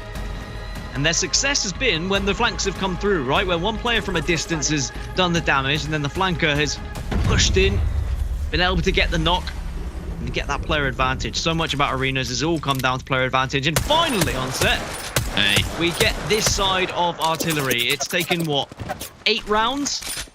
And we finally got one. Hey, I'll tell you what. You can call this side of the map the Gaskin side. Do you know why? Why? Because it's broken like your promises. Kingana, 1 round away. As Dan weeps into his hands, Kingana are looking to make Gambit cry as well. And they will look to knock them out of this tournament.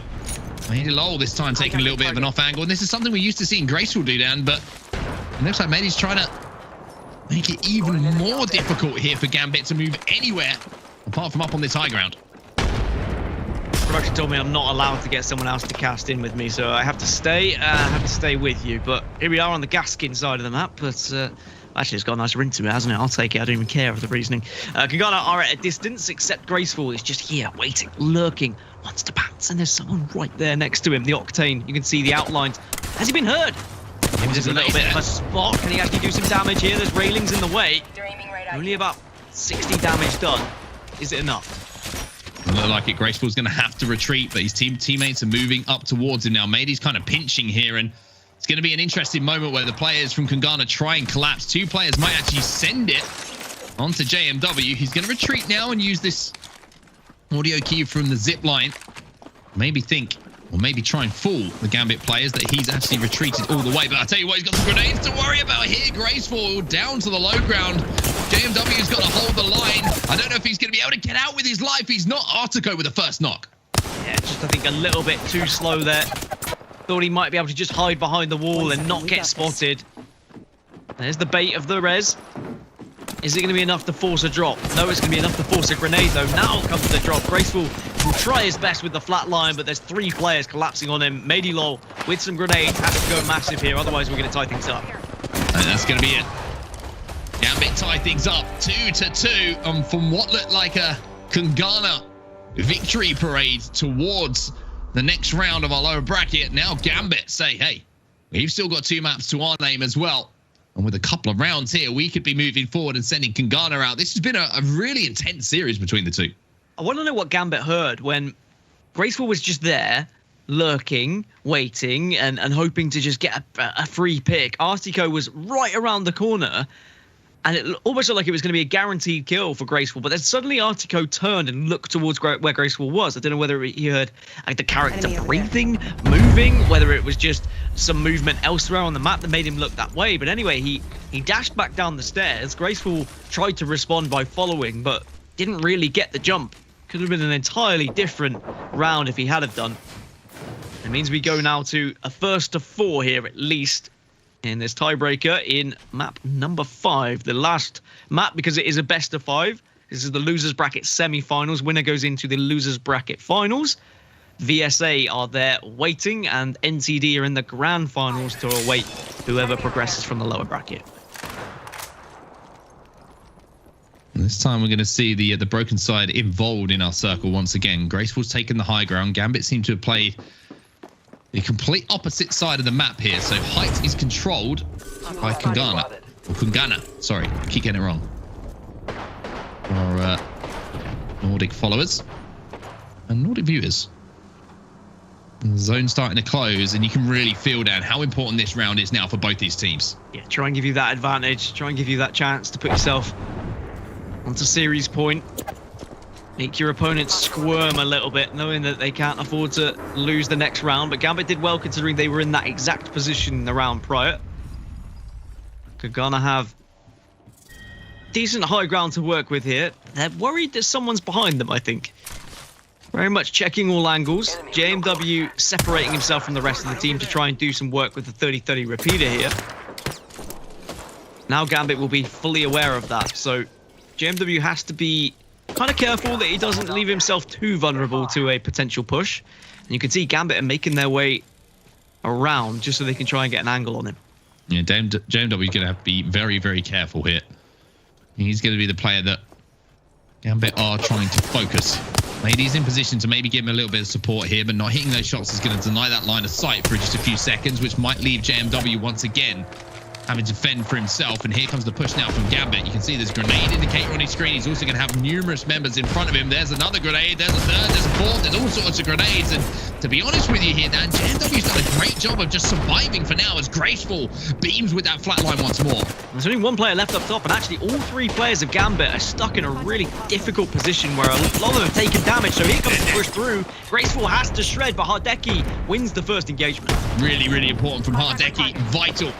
JMW going to fly in as well. Another vital 1v1 going down. And it will be JMW who wins it. Mady Lowell now trying to move in. It's a 2v1 for him to try and clean up. It doesn't look like it's going to be able to happen though, because 2 players fly, 1 round the Jeep and 1 above it.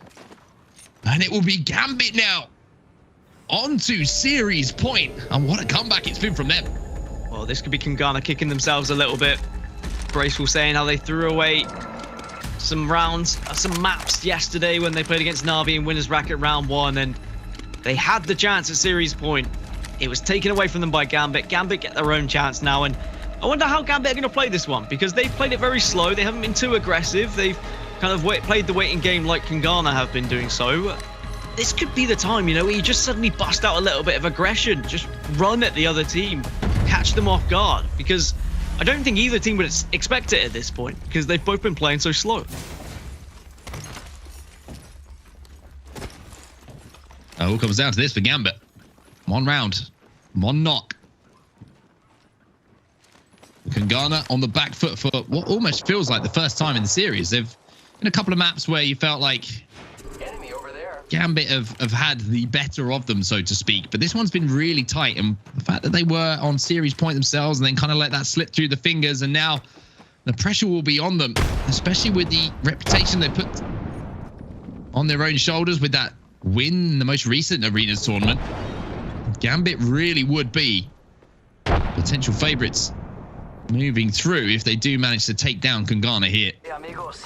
Once again, that slow pace down, room to breathe for players, but also room for someone to make that big play.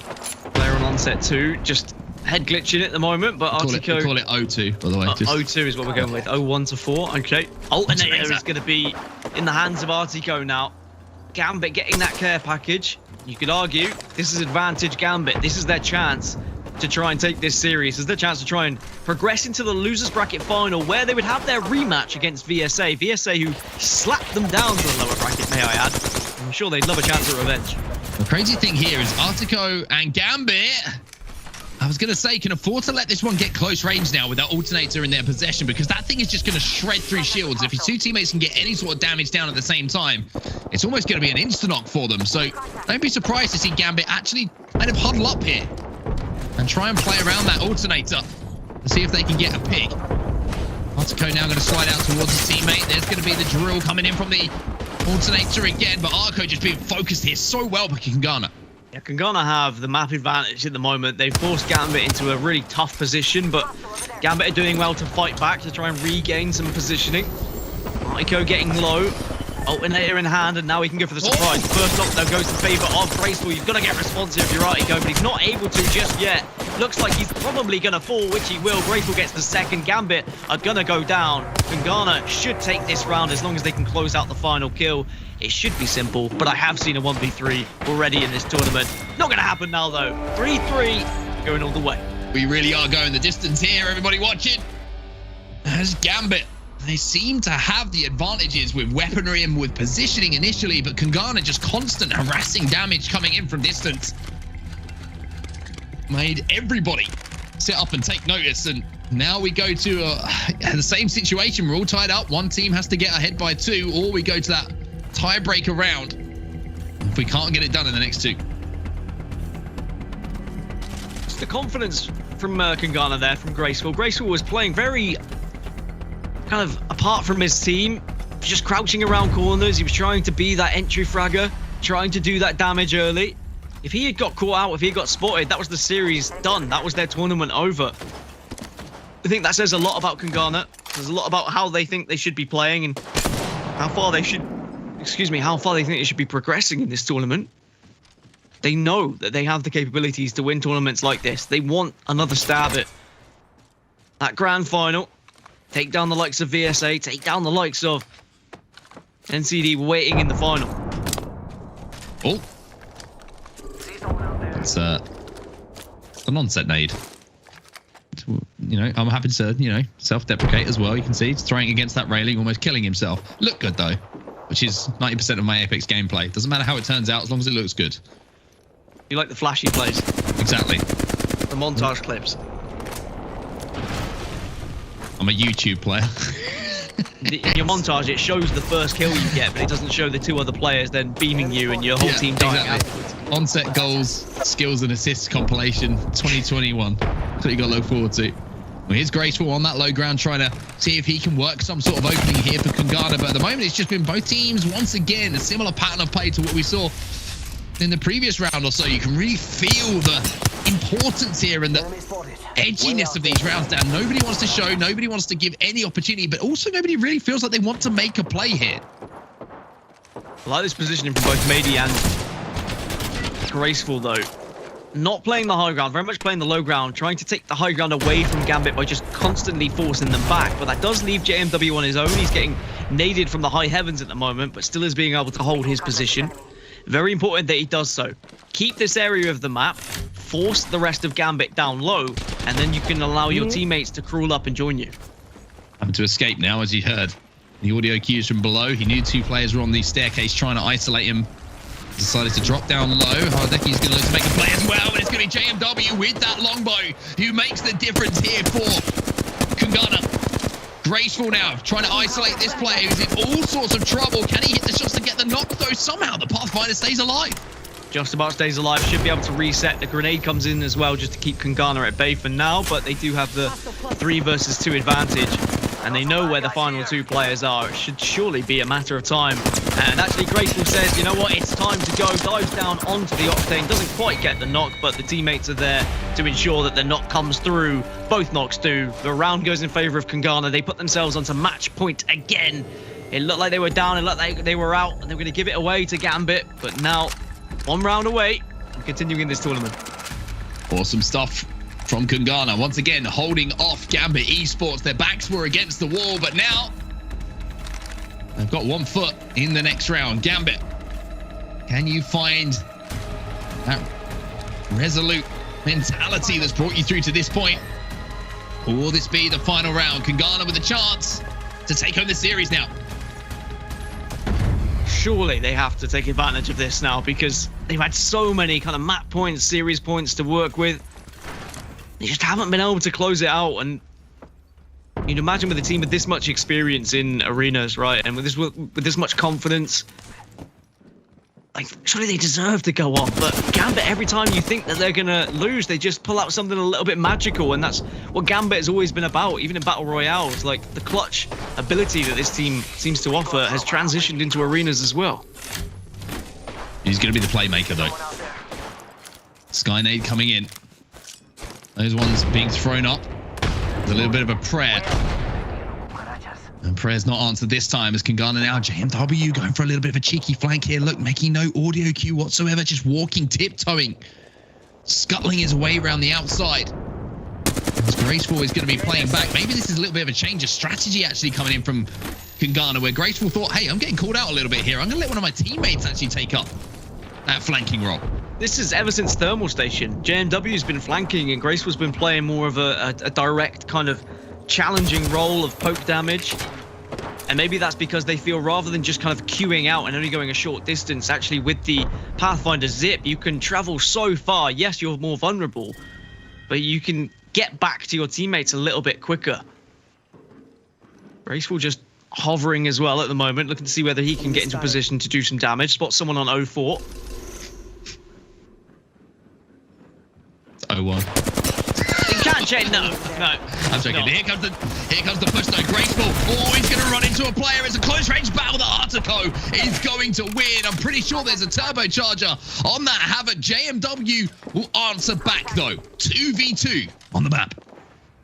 Slow down. JMW has got a player to his right and a player to his left. As soon as he shoots here, he's going to give away his position. Instead, he's just going to dive on. Maybe the Wraith player is unaware and the shredding comes through. And now it's a 2 versus 1. A massive play coming in from JMW on the Pathfinder. Grappling away, knowing he could get damage done and probably being able to escape by isolating that player before he got taken down. And that play for JMW secures the round, secures the series, and will secure Kungana into the next rounds. Commiserations to Gambit, though. A hell of a performance, Dan, and a hell of a series. I mean, Gambit gave us everything there, and they were so close. I mean, they were on series point a couple of times as well. They could have quite easily been the team transitioning through, but in the end, Kungana just clutched up when they need to. They had the kind of confidence to take a couple of risks here or there in the rounds where they were down. In particular, Graceful was kind of crouching around corners, putting himself in in dangerous zones, knowing that he could at least win the round if he did some damage. And then the same from JMW at the end there. Wow, a really well played series by both teams. It's a shame to see either of them eliminated, but it's Kangana who move on. They set up a match with VSA in the losers bracket final. Very, very impressive stuff from Kangana. But as again, I just want to reiterate, Gambit, a great run from you in that lower bracket, really showing that they're starting to find that form. This was one of the rounds that I thought maybe could have gone the way of Gambit, but you have to maybe give credit to the way that Kangana played it as well. The alternator didn't have the impact that maybe Gambit were hoping for, but it's the final play that I think is probably the play of the series, Dan. That the grapple from JMW, knowing there was a player to his right and recognizing that he could get damage down and escape before he got taken down to create a 2v1, that kind of game sense is difficult to teach.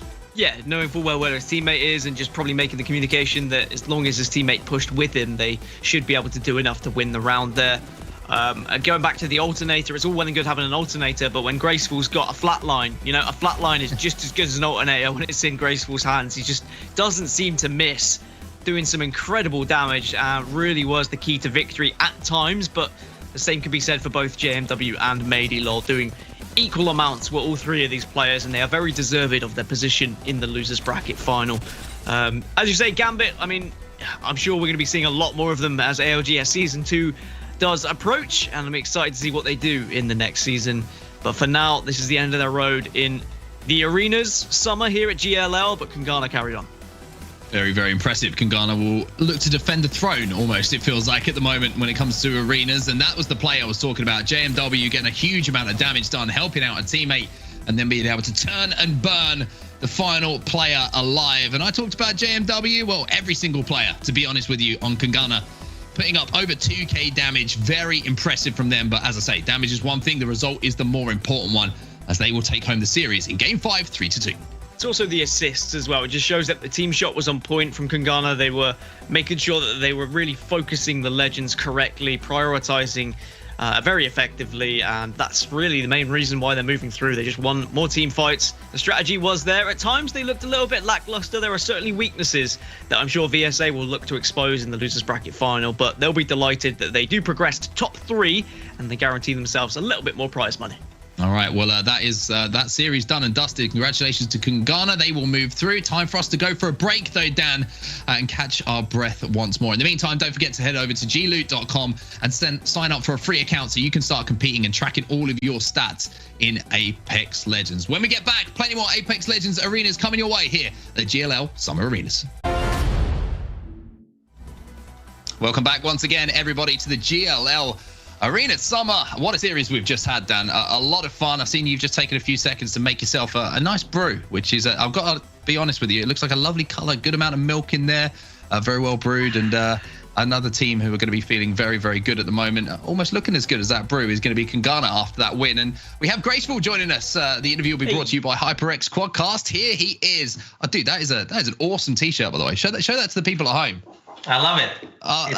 It's actually a couple t-shirts. So my fiance has the other one where she's pulling the tail. There we go. I mean, I love it. I love it. A great performance from you guys once again in the lower bracket. A real battle though between you and Gambit. It was it felt like a war of attrition, that series. We threw a little bit once again, but outside of our throwing, definitely they brought the heat. Like, it's funny because every team is so different, right? Some teams we have to play slow against. Some teams, Gambit as an example, we have to play fast against. And it's just about adapting on the spot, really. The first map was really easy, but after that, we just lost our footing because their firepower started taking over, essentially. I mean, we just adapted. If you think that was playing fast and that was against Gambit, I mean, VSA are going to probably make you up the ante a little bit more. I don't know if you've seen how quickly they've been playing, but do you have you been watching the broadcast? Like, do you know how quickly VSA have been playing? I just want to tell you one thing: is me and Jay duo queued arena ranked before, and we 2v3 them, and we won them with a random. All right. Oh, so I'm just saying that if we can 2v3 them, then we can probably 3v3 them. And if not, hey, GG's, they won. That's it. And if not, then you need to get that guy who you played with in arenas and get him on the team. Yeah, then we're cutting in May. Exactly. I'm not just saying it. I'm not putting out ideas. I'll tell you what, I keep stirring the pot on the broadcast recently. This is really fun to do. Yeah, I like that. Talk to me about what maps you're struggling with at the moment. I know, actually, do you know what? Actually, hold back on that, because there's been a few maps where we've seen teams struggle a little bit throughout the series. But I wanted to talk to you, and the reason that I asked that question, because you seem very consistent across most of the maps. It doesn't really seem to be a weak point. Is that just a practice thing? Even Hillside Outpost, which we haven't seen a huge amount of, in arenas competitive. How are you finding that as a map? Okay, so that map is ass. That map is ass because you really feel. Tell us because how you it's not the same distance to the houses. Some houses are way more OP. Like the round we lost on, the roof side for them is way stronger than our roof side. But we get tower faster, so it's dependent on zone and side, and it's really stupid. Like really stupid. It's the same as like the dome one isn't in the map pool, I think, but that one, as an example, has silos on one side. And the zone is on the silos, and it's like, that's just one of the really bad maps. But overall, we're very consistent. We just usually struggle with specific zones. It's not necessarily a map, but a specific zone doesn't enable us to play where we want to play, essentially, and that just slows us down a little bit. Yeah, you guys have looked. I mean, I was surprised when you dropped from the winners bracket against Navi, but you said you threw games. You're saying now you throw. Well, what is it that? What do you think is going wrong? Why? How are you throwing? Is it just missed shots? Is it bad positioning? Is it bad communication? What is it's always communication. Okay. It could be a simple thing as like I'm dropping and I don't tell Jay I'm dropping, then he dies for it. It could be I did a big amount of damage, but they're not in position to join up on it. Maybe I don't call it fast enough. Maybe I do call it fast enough, but they're not in spot. Like it's just normally speaking, it's just communication really. But that's what we're like. Honestly, we're probably one of the strongest teams in the world on communication, which is weird what we're saying that's our weak point here. But the fighting in BR and arena is so different. So we're essentially just like any day one team practicing arena. So that's why we just have so much to learn. Off the back of that, I wanted to ask you just to give a little bit of advice maybe to some players who are watching right now and play a lot of arenas and want to know what one tip would you give to them to take their game to the next level in arenas? Awareness, awareness/information. You have to have awareness and know what you're fighting. Or you're fighting like, it's not normally a 3v3. 9 out of 10 times it's a 1v1, a 2v2. Or like sometimes it's a 3v3 if a down happens and a bubble goes down. But 90% of the time, you have to know which character is where on the map so you can make a play. Because if you always keep looking and you never make a play, eventually they're going to take 90% of the map. That happened to us on Overflow as an example. Hardeki took essentially 70% of the map and we just bunker up in a corner. Eventually he gets to our side and now they have crossfire. So what you need to do is you need to keep your eyes open, keep looking, ask your teammates, do you see this character? Oh, I only know where 2 of them are. Where's the third? He's unknown. Is he on our side, on their side? And you have to flush them out. And once you get your space to play, everything just smoothly opens up opportunities for all of you. One gets a crossfire, one gets a good nade, etc. Awesome. Well, thank you for joining us again, Graceful. We know you've got some more business to attend to, so we'll let you get back to that. But great to hear from you. Congratulations. Hopefully you can keep the run going. Thank you so much, and thanks for having me again. Bye. Awesome. Such a great person. Love having him on the show. Graceful. Warms my heart, Dan. Like a cup of tea is warming your stomach, I'm sure. It's so good. I want to just keep drinking it, but I'm going to have to wait until we're off camera and then I can take cheeky sips whilst you're talking. See, there we go. See, you're not talking. You get a cheeky sip and get some caffeine and very clever. I love an interview with Graceful because I think he's very honest. I didn't realize I was allowed to say the word ass on broadcast, so there's my one. I'm just going to throw it in there because he did, because I feel like I should get one. But I agree with him. That's exactly the same reasons I gave to you earlier. Competitively, it's not fair depending on which side you spawn. Similarly to Dome, as he said, similarly to Gardens at times like that as well. So I prefer something that is a bit more symmetrical. But it's going to be, VSA, now their next challenge. VSA, who have been very aggressive. He was saying how they had to play fast when they went up against Gambit Esports, but they're definitely going to have to play a little bit faster, I feel, if VSA play the way they did earlier on in the tournament. So it's going to be VSA versus Kungana in our next map, and I will say it right this time because I got it wrong again. Kungana. It's a fast. I will get it right. Don't worry. And they will. The winner of this game will have the opportunity to go up against NCD in our grand finals. We'll be extending the series to a best of 7. Dan, who do you think is going to take this one home? VSA, Kungana. Are you staying with Kungana as your pick to kind of make this lower bracket run? Yeah, I think I'll stick with Kungana. I think that generally They have more experience across everything, not just in-game, not arenas, not just Apex, but tournaments in general. Like, they've been to that latter stage. They shouldn't crumble under the pressure, even though that Grace will keep saying they're throwing. At some point, surely they have to stop throwing rounds. But VSA do have that something, right? Their aim is ridiculous. They did look completely dominant when we witnessed them in winners bracket round 3, but a little bit shy of what they did against NCD. So maybe if they play like they did against NCD, they might fall short here. But if we see the VSA that took down Gambit, perhaps there'll be, a rematch in that grand final versus NCD. Well, it's certainly going to be an interesting matchup as we now focus in on VSA versus Kangana. I think you asked some really good questions there to Graceful about the pace at which this series is going to be played. I think it's going to be it's something which they're going to have to adapt to once more. They said each team plays differently. They have to adjust their play style to it. And VSA have been nothing but aggression, to be honest with you, Dan. We've seen them kind of run their way through the bracket. NCD were the only team who managed to sort of slow them down ever so slightly, and it was to their detriment, although that series still went all the way. Yeah, they slowed it down slightly, but it wasn't even by much. NCD just kind of took a step backwards, and it didn't work for some rounds, but then it started to just go into their favor as VSA, I feel, got a little bit frustrated with that.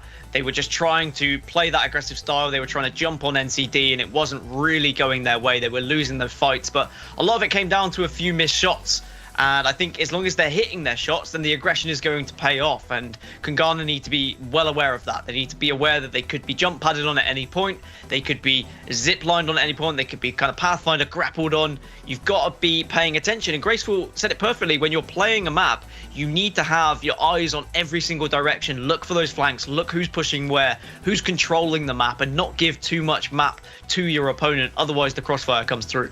Yeah, one thing that I just want to kind of highlight as well is Kangana's adaptability. When I talk about adaptability, I want to kind of focus on something else they were doing in that last series against Gambit. We've talked about how they can adjust the speed at which they play, but responsibility was shared out. A lot of the time we've been talking about, Graceful being the impact player who tries to make that opening play, who tries to get damage down, get out.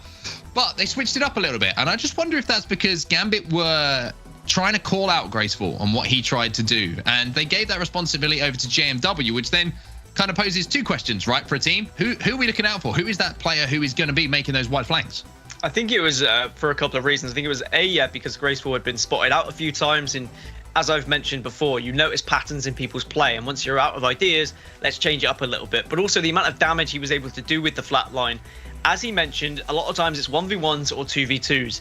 If that flatline is in the 2v2 environment, that 2v2 can become a 1v2 very quickly by just absolutely beaming a person across the map. And JMW has the ability to exit as the Pathfinder, because the Pathfinder can just kind of zip away, grapple, get into position, and ensure that he can get back to the team quickly. Well, let's have a look at the map picks then. Dan, you said that you were going to put me on the spot this time. I'm happy to do it. You're 0 from 10, so I can't fail. Yeah, your turn. What's map number 1 going to be? VSA is going to be Overflow. Thermal Station. Oh, it's so close, though. It's it was close, so close. But it's not close enough. And 0 from 1. Kangana, though, will pick map number 2, so surely you'll get this one, right? I'm going to go with Gardens. Gardens is the pick for Kangana. Going to be Gardens. It's Overflow. Okay, that's the one that hurts, when you predict it first and it comes second. VSA, they will pick map number 3, so go on, show us how it's done. I'm going to go with Hillside Outpost. I'm going to go a little bit off keel here. I'm going to go a little bit crazy. This is a surprise. It's going to be Phase Runner, so 0 from 3. Kangana, though, maybe you can make up for it here with map. Let's go Party Crasher. Party Crasher for Kangana. Is it going to be? No, it's going to be Gardens, so a chance to save yourself. I'm going to go Party Crasher again. VSA, Party Crasher game 5. It's Hillside Outpost. He's 0 from 5. It's frustrating, somehow isn't it? Still doing better than you are. Yeah, well, I mean, are you when we both got 0? we both are equally as bad, I feel, at this point. But right, let's talk about these maps then. So Thermal to start things off for VSA. I think that's going to be an interesting one. Kangana have looked good on Thermal Station, so that's going to be a bit of a scrap. Another close range map in Overflow where this could benefit VSA, even though Kangana have picked it. Phase Runner then is a little bit of a larger map where you're going to get a little bit more poke damage. That should tailor towards Kangana's style of play. And then VSA have looked disgusting on Gardens, but so have Kangana. So that is another one that could go right down to the wire. And then Hillside Outpost, I mean, I'm surprised that we're seeing it, and I think that's going to frustrate Kangana a little bit, especially hearing how Graceful doesn't really like the map, but they're going to have to play it if they get to that map number 5. I'll tell you what, Dan, I know I'm 0 from 5, but if we get to the final, I will redeem myself, okay? I'll at least get 1 right. Is that okay? Are you guaranteed to get 1 right? Because it's a best of 7, and that's all 7. All right, we can go first 5 maps if you want. All right, okay. Yeah, or I have to get 2 or 7 right. It's your choice. 2 or if 7. I win, you shave your head. I'm not agreeing to we that. Won't put that. We won't put that. We'll give you another chance, though, in the final. Right. We'll see if you can make up for it. But Thermal Station is going to be map number 1. I'm ready. Send me in. VSA, right, have looked amazing on Thermal Station at times, right? Because they like to get aggressive, they like to get in the face of their opponents. But Kangana have also wiped the floor with people on this map. So this is a difficult one to call. I feel like Graceful could be caught out. Same with JMW if they try and play the flanking game here on Thermal, try and play someone on the edge, because VSA very much like to push one individual. Regardless of whether that individual has taken any damage, by the way, if they see someone on their own, they're there. They're in your face. It doesn't always work, but when it does work, they get the player advantage, and usually they win the round.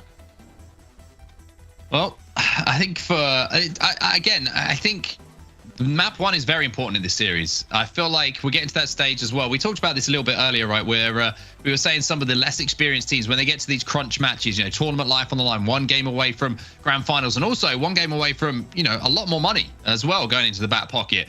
We wonder if they could deal with that pressure. And VSA yesterday, you know, we interviewed Slayers, I think it was yesterday. Apologies if that's incorrect. I'm 99% sure it was Slayers, but he just seems so confident and cool and calm about the whole thing that I don't know if it's going to affect them as much, but I think we'll find out the result of that and the answer to that after we've had our first map here. If Kangana take this now and put the pressure really strongly on the shoulders of their opponent, I feel like the series could be done inside 4 games, maybe not even going all the way to 5. Yeah, I think you really have to take the confidence out of VSA here. I'm not saying body disrespect and all of that. You don't need to go for any of that. Well, I mean, I'm fine with seeing it, but I'm saying finishes, you don't cancel need to finishes, everything. No, you don't need to. You don't need to. I don't mind seeing it, but you don't need to. I think that just winning the maps early will be enough to take the confidence out of VSA. This is high pressure situation now, right? You're in the last 3. This is your chance to get to the grand final, guarantee yourself a few grand by doing so.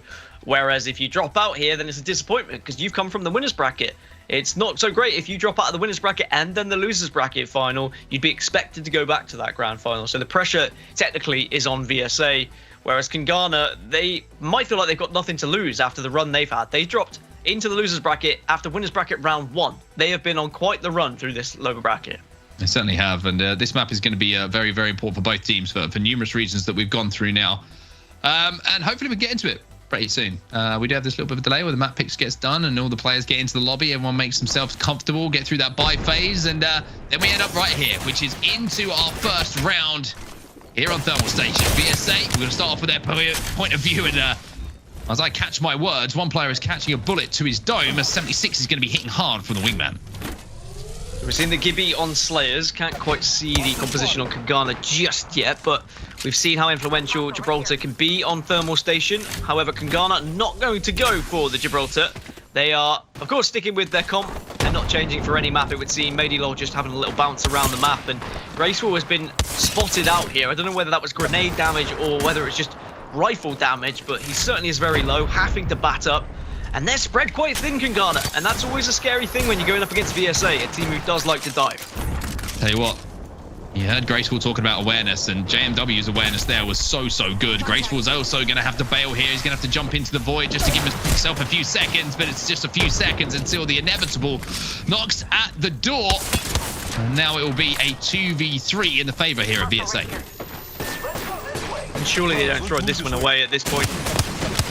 You've got to do a lot wrong if you throw away a 3v2, let alone a 3v1, but we saw it happen yesterday in NA. Slayer's just having to shield cell up, and I think it's just a matter of being patient now here for VSA. Even though they like to be aggressive, they like to dive, just know you've got the player advantage, wait for Kangana to push into you, or at least just try and take a couple of angles so that you can finish everything off. Yeah, it's 3v1 now. Graceful fell in all of this. Oh, sorry, excuse me, it's still a 3v2. I thought for a second it'd become a 3v1 as I get ahead of myself, giving away kills and knocks. Flossie now going to be moving across the lava, taking a little bit of damage on his way past, but it's not going to hurt him too much as he'll have that 30-30 repeater still in hand. For Kangana, it's all about focusing someone, but so difficult to do when you've got someone just holding the angle. And maybe he's going to go down. There's the Mozambique out as well, and that's going to be the end of things. VSA stopping the Kangana train a little bit here, taking that first round just to make Kangana think. Make them ponder. Make them wonder, you know, is this VSA team going to be a little bit too much for us to continue this? Kangana? Am I Kangana? What's going on? Who is Kangana? What is Kangana? It's a king. In Swedish. In Swedish, we established this. But so VSA take round number 1 then, and Kangana, they just got caught out, and this was my worry because they do try and play the angles, they do try and play the map positioning, whereas VSA very much hold themselves together as a 3, almost hold hands at times. We will see whether this can carry on now, and VSA can assert their dominance here on Thermal Station and really try and peg Kangana back. VSA taking a little bit of a wide berth here. They're going to give up zone. And they are going to collect some materials on their way. As well as that, they might also be caught off guard. Frosty here is going to be caught by a very, very sneaky player. Manages to get out with 1 HP, but Graceful manages to chip away at that last bit of HP. This is the perfect response here. The opening pick coming in from Graceful. That's Mozambique at its finest, by the way. Just as a player's flying through the sky, and you only need a little tickle of health. Take the pad. Well, the Mozam can hit for about 14, and that can be enough just to finish things off. Medilow can take the pad to join Graceful. Graceful's in the middle, but these wingman shots are doing enough. And this should be closing out the round. Wits it will, tying it up 1-1. Kangana do not go down without a fight, and they're straight back into this map. Thermal Station is usually home for them, and they are asserting their dominance here in round number 2. Yeah, really impressive that from Graceful, getting that opening pick and creating a situation for Kangana to convert into a round. And now we move back to the dome side. So you're going to see Kangana maybe thinking about hitting that zip line, maybe thinking about a jump pad to get there first. But jump pad gave an entry to that fight for the last 2 players after Graceful got that initial damage in the last round. So you imagine that would only be available on one side due to the economy and the buy phase. It's going to be jump pad on the side this time. VSA, so it's going to be Kangana who have to play from what I would call the disadvantageous side, not having that ultimate available. Hostile spotted. Pings coming through. Again, that visual communication that we can see, even though we can't hear the verbal communication. Graceful said that communication is one of their best aspects when it comes to playing Battle Royale, but it's what's let them down a couple of times here in arenas, something that they need to work on. Which is surprising. You think it would be a skill that directly transitions from one mode to the other. Enemy over there.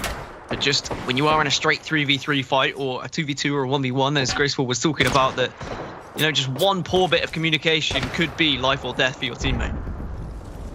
Shield battery here. Battery going to be exchanged here, as you can see already. Kangana having to share some resources. A very difficult situation for them to play from. Those 30-30 repeaters just going to be holding those angles down from height from dome, and that's been the difference in this round, to be honest with you. Just having the ultimate available, the Octane jump pad, allowing positioning to go so heavily in favor of their opponents here that you can't really do too much to try and take it back. Well, we are seeing the portal that's been purchased on the side of Kangana, and I feel like it's because they know that this is entirely a possibility, that when you get caught out in this position, you have to do something to get back in. And without a bubble, you need to be able to move your team from one point to the other. And maybe the portal can do just that, get them underneath VSA at the very least. And even though it might not be successful to win you the round, it's certainly going to give you a better chance than just walking aimlessly with the red tickling your backside. VSA just covering all angles at the moment. They know full well there is one player on Kangana to their right-hand side. Or at least there was, but I don't think there is any more. Shots from the 301 here. Retrosty. Now he's going to have to take a little bit of zone damage as he squeaked his way around to pop the battery. And there's actually been a move now from Kangana up onto that high ground. And Slave's going to be the first player to fall. JMW with that wingman is going to do the damage. And now it's a 3v1. What a push that was from Kangana. Last player is going to be grappling up onto height. Manages to take down JMW, but you would imagine that this shouldn't be something turning in their favor quite in the way that just for a second it looked like it might. The portal was made to get all of Kangana up close, and they managed to close it out. That was impressive from them, Dan, even though it looked a little bit shaky towards the end. Just timing it to perfection, though, weren't they? Like, they did the damage, they forced VSA off the height, made sure they were down and batting, and they did it as the ring was closing as well, so it made it a little bit more awkward for them as to where they wanted to position themselves. And then Kangana took that advantage, took the high ground, did even more damage, and now they take the lead here, 2-1. And they say to VSA, well, you've got to come back at us now. You've got to demonstrate how you can just change up the tempo, you can change up the speed, how you can adjust to our play style. Bounce pad and zipline will come in as both teams try and get to the center point of this map. 30 up on height. One player just hiding behind that material is great. Kangana now with a chance to take home this map as well. 2 rounds on the board for them. Get one more and they will be feeling very, very comfortable. 30 repeater just trying to find some angles, and so Atrocity's going to actually have to take himself down from that high ground. There's a few sky grenades are going to come in to force him to make some decisions maybe he didn't feel as comfortable making as he would have liked to. So you could argue VSA are in the better spot right now, especially with Circle and where they've positioned themselves, but look at them just being well aware of all the angles they could be pushed from, knowing that there could be a player lurking, but instead Graceful and the rest of the crew with the portal, they've got up close and personal again, but there has been the knock. Slayers takes down Graceful. Bubble going down is going to allow them to reset as well, so this is going to be a 3v2 and a very difficult one to win. They've got high ground to fight against, they've got numbers to fight against, and now it's a 3v1. And even though every single player on Kangana is pretty special, it's going to be very unlikely that you can make this work. There's the final kill going down. Now things are tied up, and there's a little bit of body disrespect coming in, Dan. That was what you wanted to see. Well, no, it wasn't. It was what you wanted to see. That's what you claimed that you think is the most important part of Apex. I mean, new viewers might be jumping in and thinking that's true. Can you know, believe it this does guy? sound like something I would probably say, but alas, I did not. I said that you don't need to go for the body disrespect. Although I was talking about Kangana. I was saying I wanted them to kind of rattle their opponent's VSA, but all they have to do that is to win map number 1. But maybe VSA feel like they need to rattle Kangana by, you know, asserting their dominance, and that's with a little bit of body disrespect, a little bit of teabagging, a little bit of body shooting here or there. Is that going to rile up Kangana though, or is that going to get in their heads a little bit? That's a great angle from JW. Look at the damage he's managed to already put out onto the 2 players trying to push up to the stairs. Graceful's taking a lot of damage from different angles as well. He's trying to really up the pace here, Kangana, it would see. They don't want to let their opponents play comfortably. They want to make them feel like they're playing on broken glass in every step they take. Pace does shift almost every round, let alone every map for Kangana, and does depend on who they're playing against. If they'd done enough damage there, they may have decided they were going to push in and get really aggressive from the get-go, but clearly didn't feel like it was enough.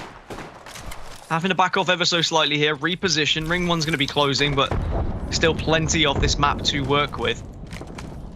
Graceful very far away from the rest of the team, so just needs to be aware of his positioning and aware of where all of VSA are.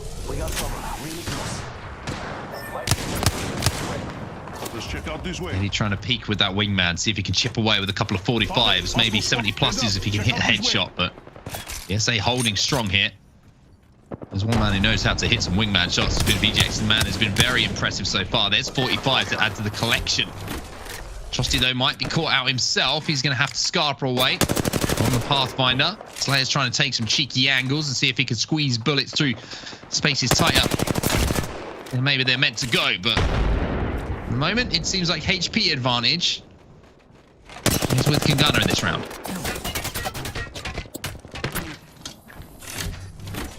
VSA are going to be forced away from this area when Ring 3 closes, but I think they're comfortable with their positioning at the moment. Still a defensive bombardment to use if they want to, but now here comes a little bit of a push.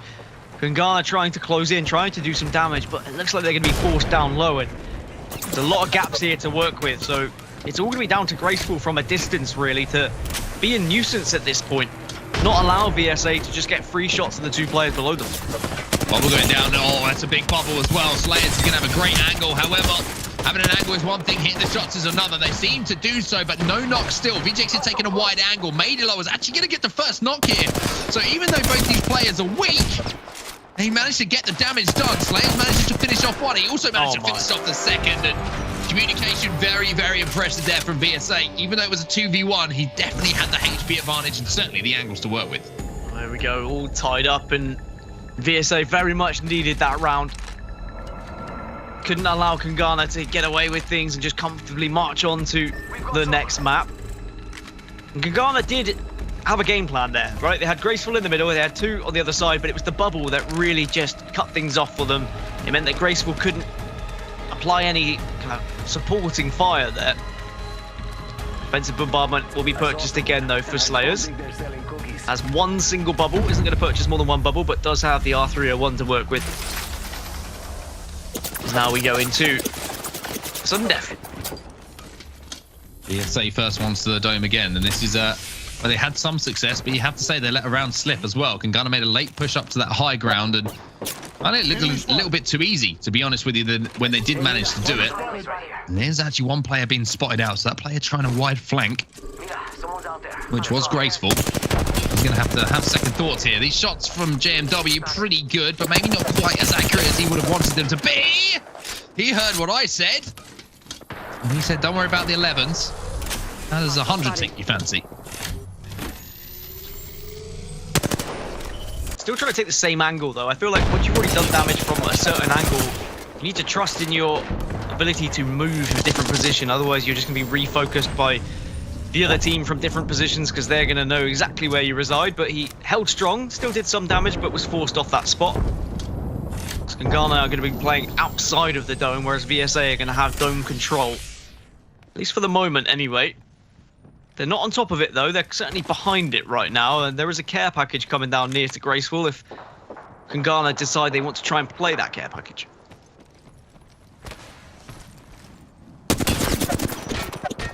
Couple of head glitches for both players here, so hitting those shots isn't going to be easy. Shield cell going to be popped by Graceful, and now he's going to try and make a little bit of a sneaky play up to these front steps.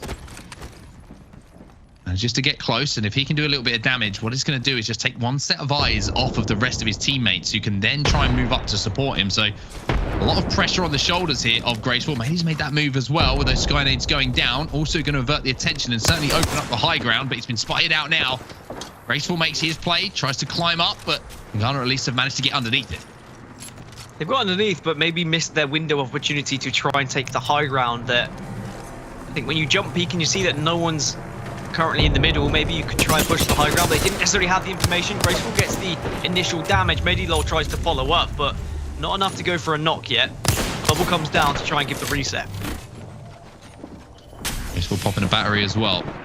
Team is going to have to move down from that high ground, so Graceful might actually be in a really good position to shoot to all 3 of these players in the back when they do try and make that move. The question is, who is the player from Kangana outside of the building? It's JMW. He's going to have 3 players flying at him. Can he survive long enough? Or will Graceful actually be able to get the pick? The arm shield goes up for the Gibby to survive, and JMW can't survive. So now Graceful is in a really tough spot. Has to jump into the void, and Kangana are going to have to make this 3v2 situation work for them. Not an easy thing to do, especially when you've got weapons like Mastiff in the back pocket.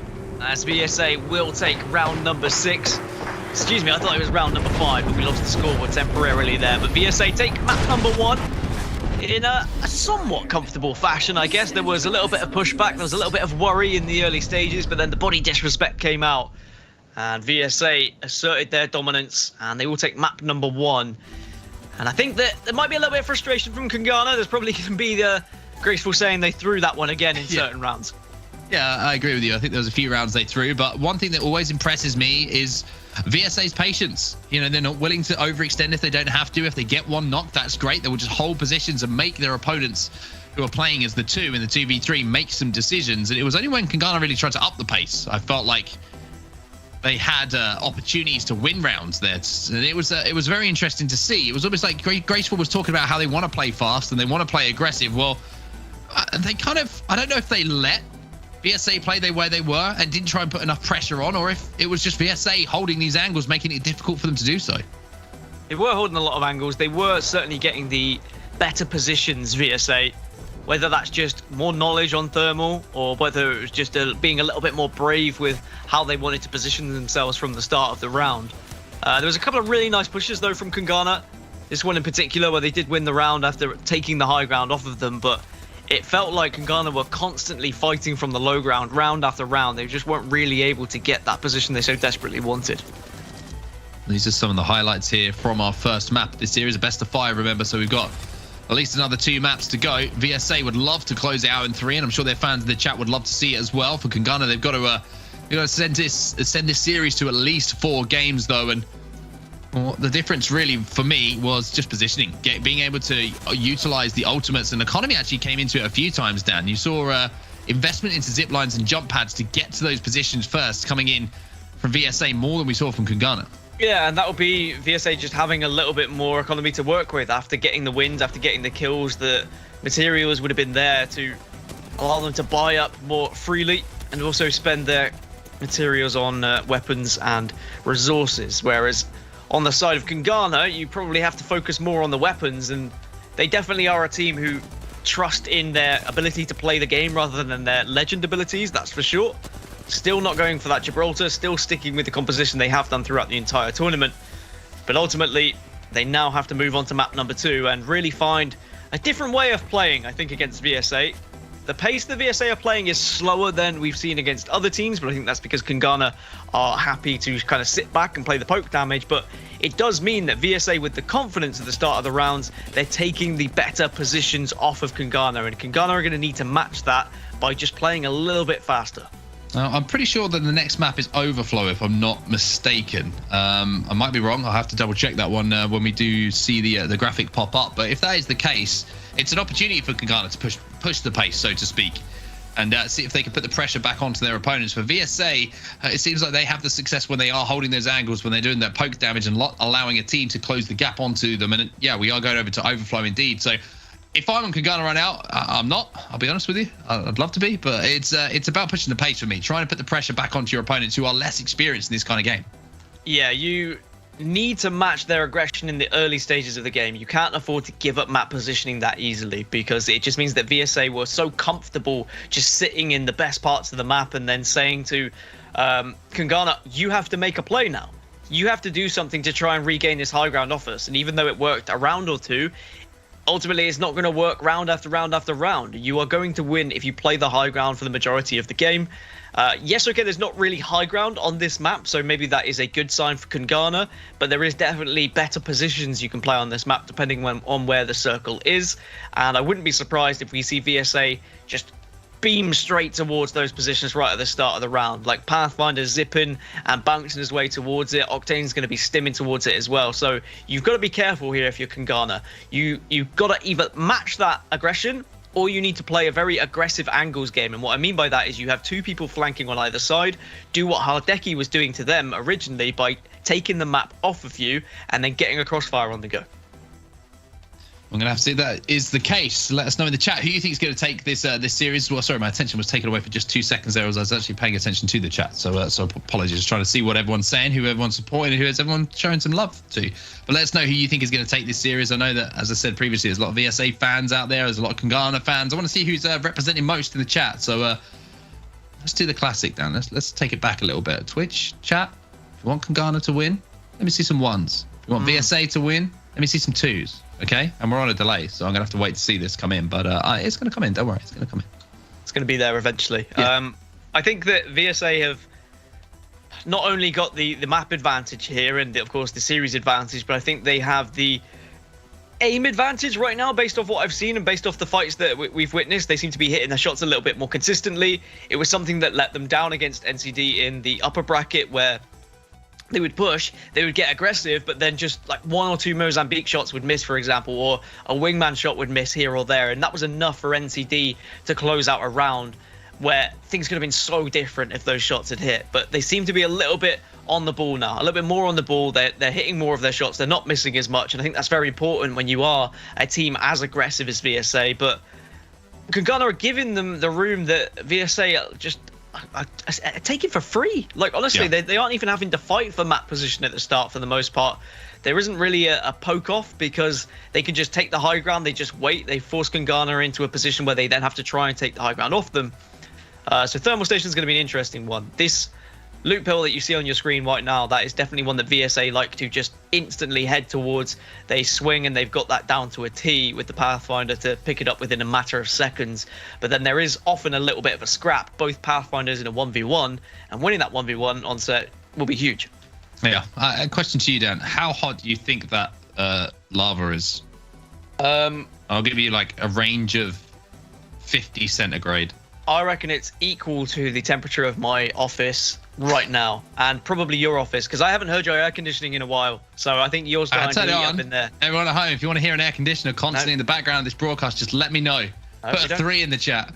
No, we don't. Don't put any 3s in there. Even though we don't want onset to melt away, because you know, these lights, they do get pretty hot. These home broadcasts are houses. English houses are not made for heat. Any kind of weather. I'm just gonna say that. Like, just heat is not a good thing in England. We don't have air conditioning. It's cold. If it's hot, it's hot. Yes, Mark did the clever thing, by the way. Throughout the lockdown, he bought an air conditioner, and he said to me, Dan, buy an air conditioner. If there's one thing you Best thing I've ever bought. Buy it. And I was like, no, because, you know, it's England, and, you know, it doesn't get that hot enough. It's not worth it. And then every broadcast, I'm like, it's hotter than thermal station. It's like, you know, when like you just suggest someone to, I don't know, it's the equivalent of like going out to the park for the day, right, and telling someone to put some sunscreen on. It's quite warm out here, and then the next day Dan goes, I'll be fine, don't worry about it, won't be that hot. And then for weeks afterwards, you get someone moaning that they've got sunburn, and it's like, you did this to yourself. Like, you've literally done this to yourself. I have no sympathy for you. You could still buy one, Dan.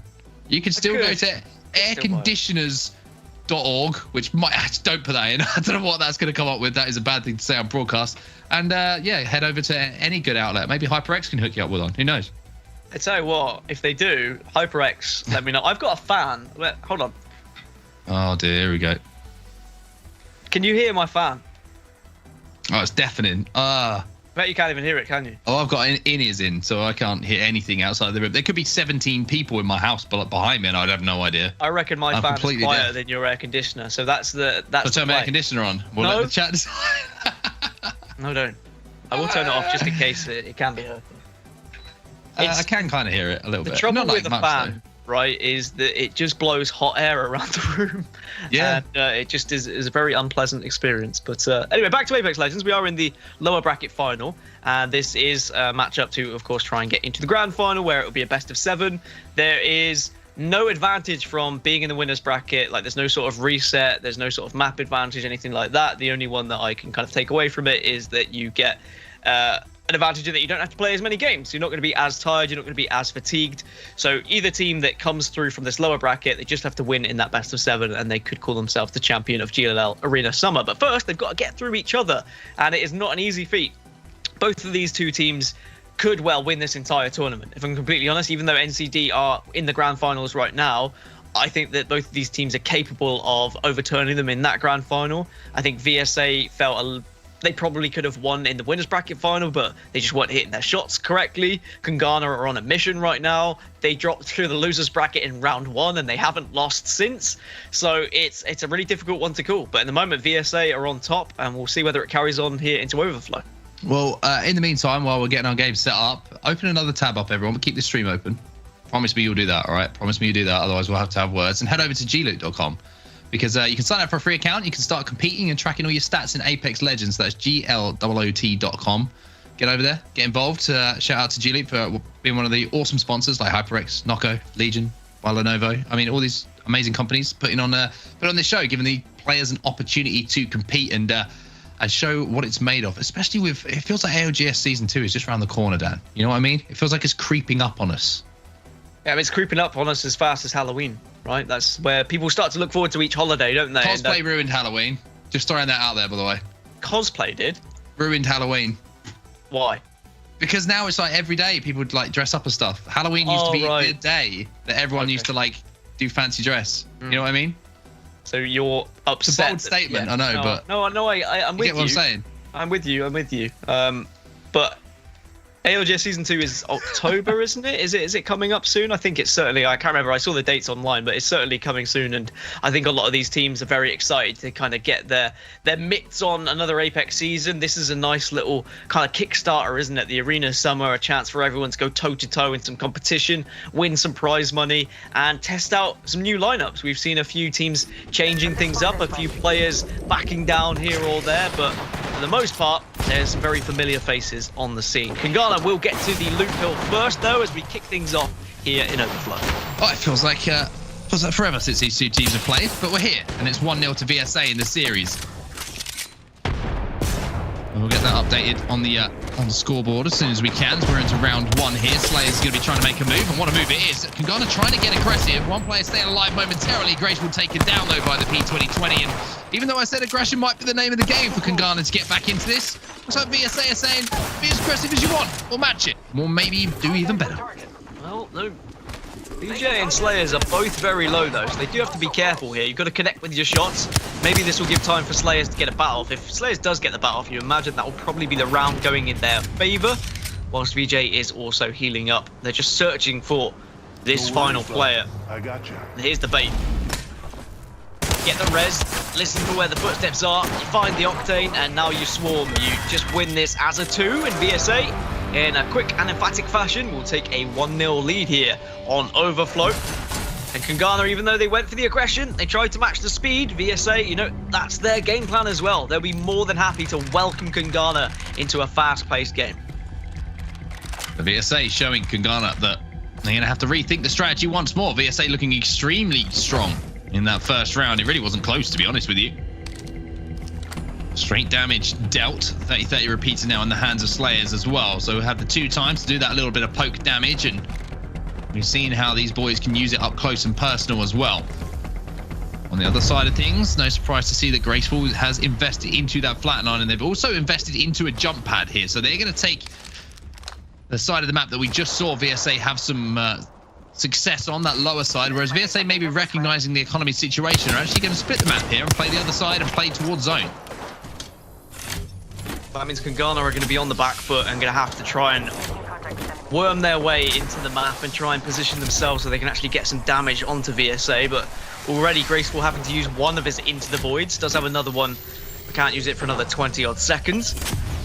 This isn't good, because in 10 seconds they're going to have to move up, and none of them are really close to the circle at the moment, so they need to think how they're going to move to this next circle, and they need to do it together. There are a few things you can hide behind, a lot of walls, head glitches and whatnot, but at the same time, VSA are just going to be more than happy sitting pretty center circle. Yeah, package down. BMW maybe thinking about making a little bit of a move up. Instead, he's just going to tickle the arm shield of Gibby. And he's going to get more than tickled by that 30-30 repeater. One bullet, and you saw how much damage it did. Graceful trying to peel a player off of this head glitch as well, but not having too much success. He's going to have to reposition as well as that grenade comes out, and VSA just holding strong. That's all they have to do at the moment. Just watch all their angles, and actually there's going to be a push from Kangana. They're going to dive to one side of the map, but have they isolated themselves here? They've done a lot of damage to Atrocity. Atrocity manages to get the bat off, but VJ will not survive. JMW does a lot. There's the trade, and now it's a 2 versus 2. Player weak, however, Slayers goes down now, and Atrocity's going to be the last player alive. Mady and JMW do have some HP to work with, but it's not a huge amount. However, it doesn't matter because they get the job done, and Kangana will answer back after a little bit of a disappointing first round to just regain mentally a little bit in that second round. Tied up at 1-1.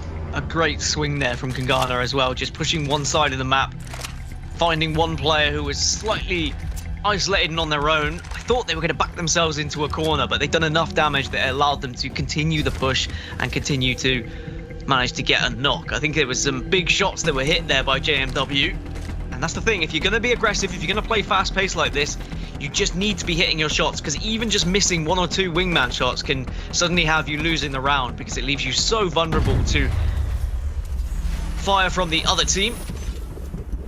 And we go into round 3 as again VSA just heading straight towards what they think is the power position of this map. Going to be splitting the map and playing from the same side that we just saw them play with as well. So they'll have the meds on that side. The meds start to not be quite as important at this point, as everyone has the economy to buy those extra batteries and shields. A little bit of hush, a little bit quiet.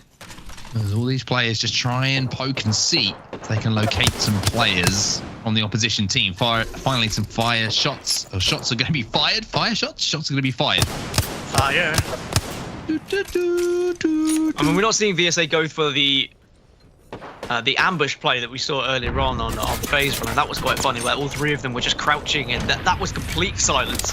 It confused NCD a little bit, but it didn't pay off. But VJ has just been slapped by Medilaw elsewhere, and now it's going to be a 2 versus 3. Bubble will go down from Slayers, and they need to work together in a 2 versus 3. Very difficult to do so. Need to be watching all these angles. You've got to hit your shots in this scenario as well. Any misses, and it invites Kungana for a very easy push indeed. So difficult to play as well, because you've got to kind of play together, because if you get singled out, then it's going to be game over. 60 damage onto the flesh. Graceful's going to try and move in.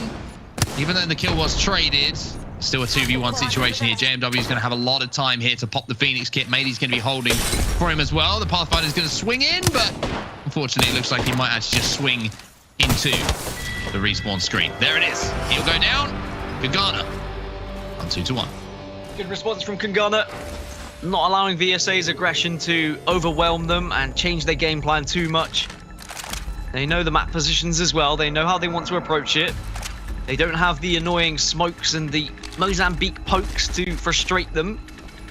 Even though the Mozambique has been doing more damage, but you feel like the further you get into these rounds, the more comfortable Kungana feels. Like rounds 1 and 2, when it is a lot of Mozam damage, VSA seem to have the upper hand. However, Kungana, when they start to get with their automatics, the flatlines, the R301s, they really do look like a different squad. And now they're 1 point away from tying the series up and taking map number 2 here on Overflow. So how do VSA respond? Do they just try and engage and then fight straight away? It looks like Kungana were looking to try and do so instead, and they'll get a couple of batteries in the Phoenix kit to work with. JMW making his move. They're going to get aggressive as well. You can see they're trying to push up a little bit here. Graceful was really aggressive as well, and the way that VSA are playing this, they look like they're a little bit worried of the series, or should I say this map, sliding out of their hands. Good shots from the flatline. Bubble goes down. That might be the signal now.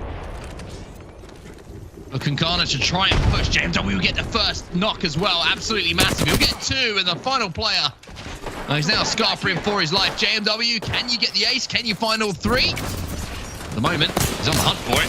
There's 1, 2, 3, 4, 5, 6, 7. Let's get the final shot. No, he doesn't. No.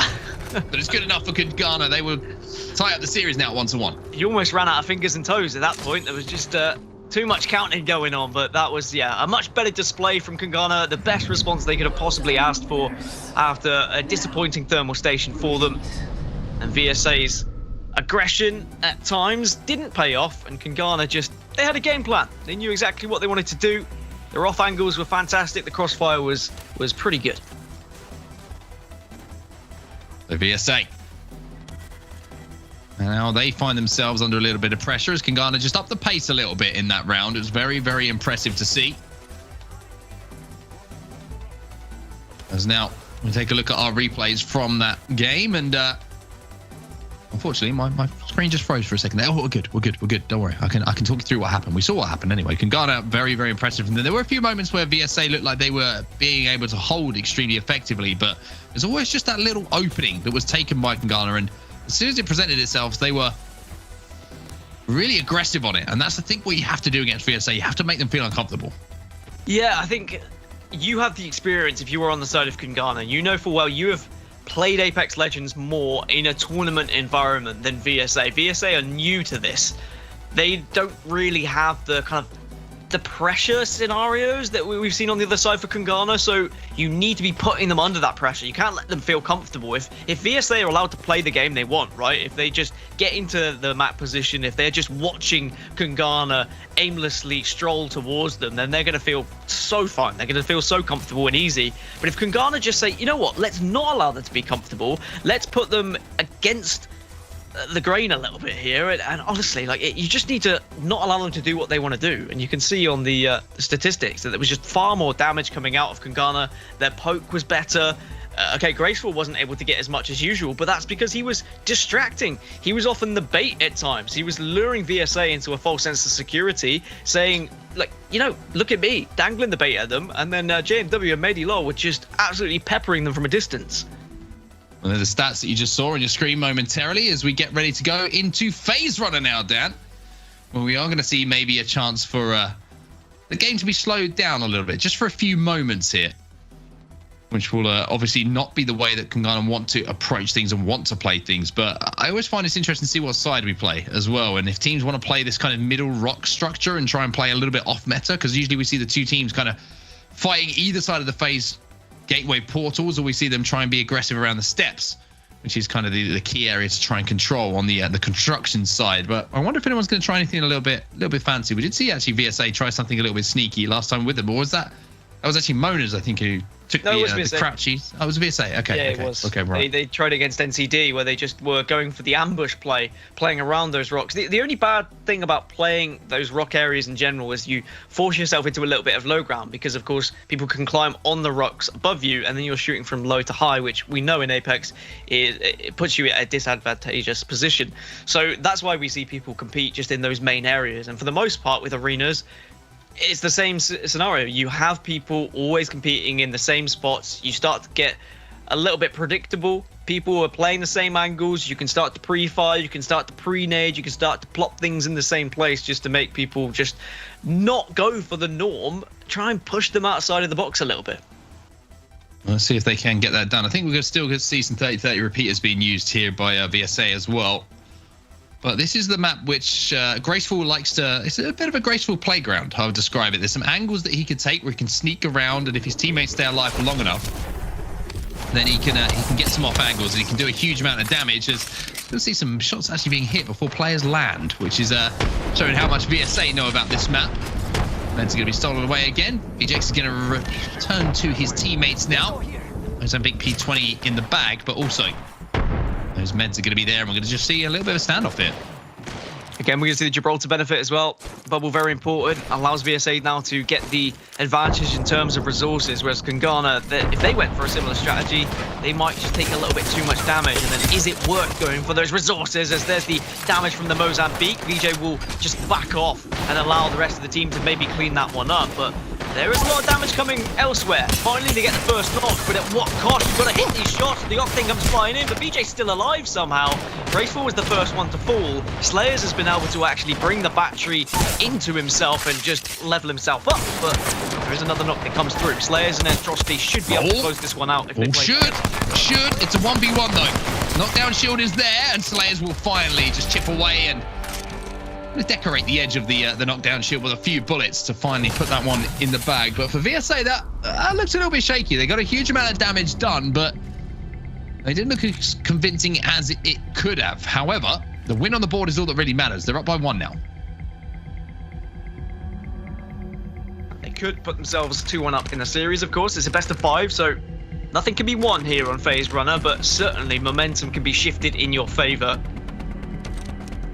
For VSA, there was just that moment where I thought they might throw it away, and they might give away a very heavy advantage when it comes to the health totals, but they were able to get round 1. Kangana on the back foot, and this is going to be a very central zone. VSA, as they always do, go hurtling towards what they think is the best position, just tagging where Kangana may be, or where they know Kangana may be, and of course you need to pick up those bats, so that pill will be opened. I imagine Kangana have gone to the other side of the map to get resources. It does mean that VSA are going to have loot crate control. They're going to be there on the drop. It's whether they can actually open it. Maybe that's what the bubble can be used for in this round. So standoff now. Kangana looking to actually play a little bit of an off angle, as you would imagine. This time it's Medilo who's going to be playing it on the Octane. And the thing is, they've got a lot of maneuverability to actually do this, which is interesting to see. Octane Pathfinder Wraith, about as movement-based a composition as you could possibly ask for.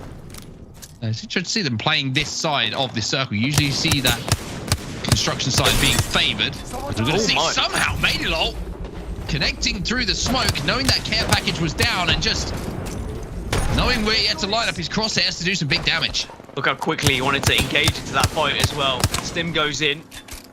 dashing towards, but good cover from VSA to not allow Kangana to quickly push up. There is a bounce pad if they want to use it, but I don't think they will just yet. Kangana have taken a considerable amount of damage, so they're going to have to just halt on this push ever so slightly, but now they are going to be a little bit vulnerable in their position they found themselves in. The cover is quite awkward.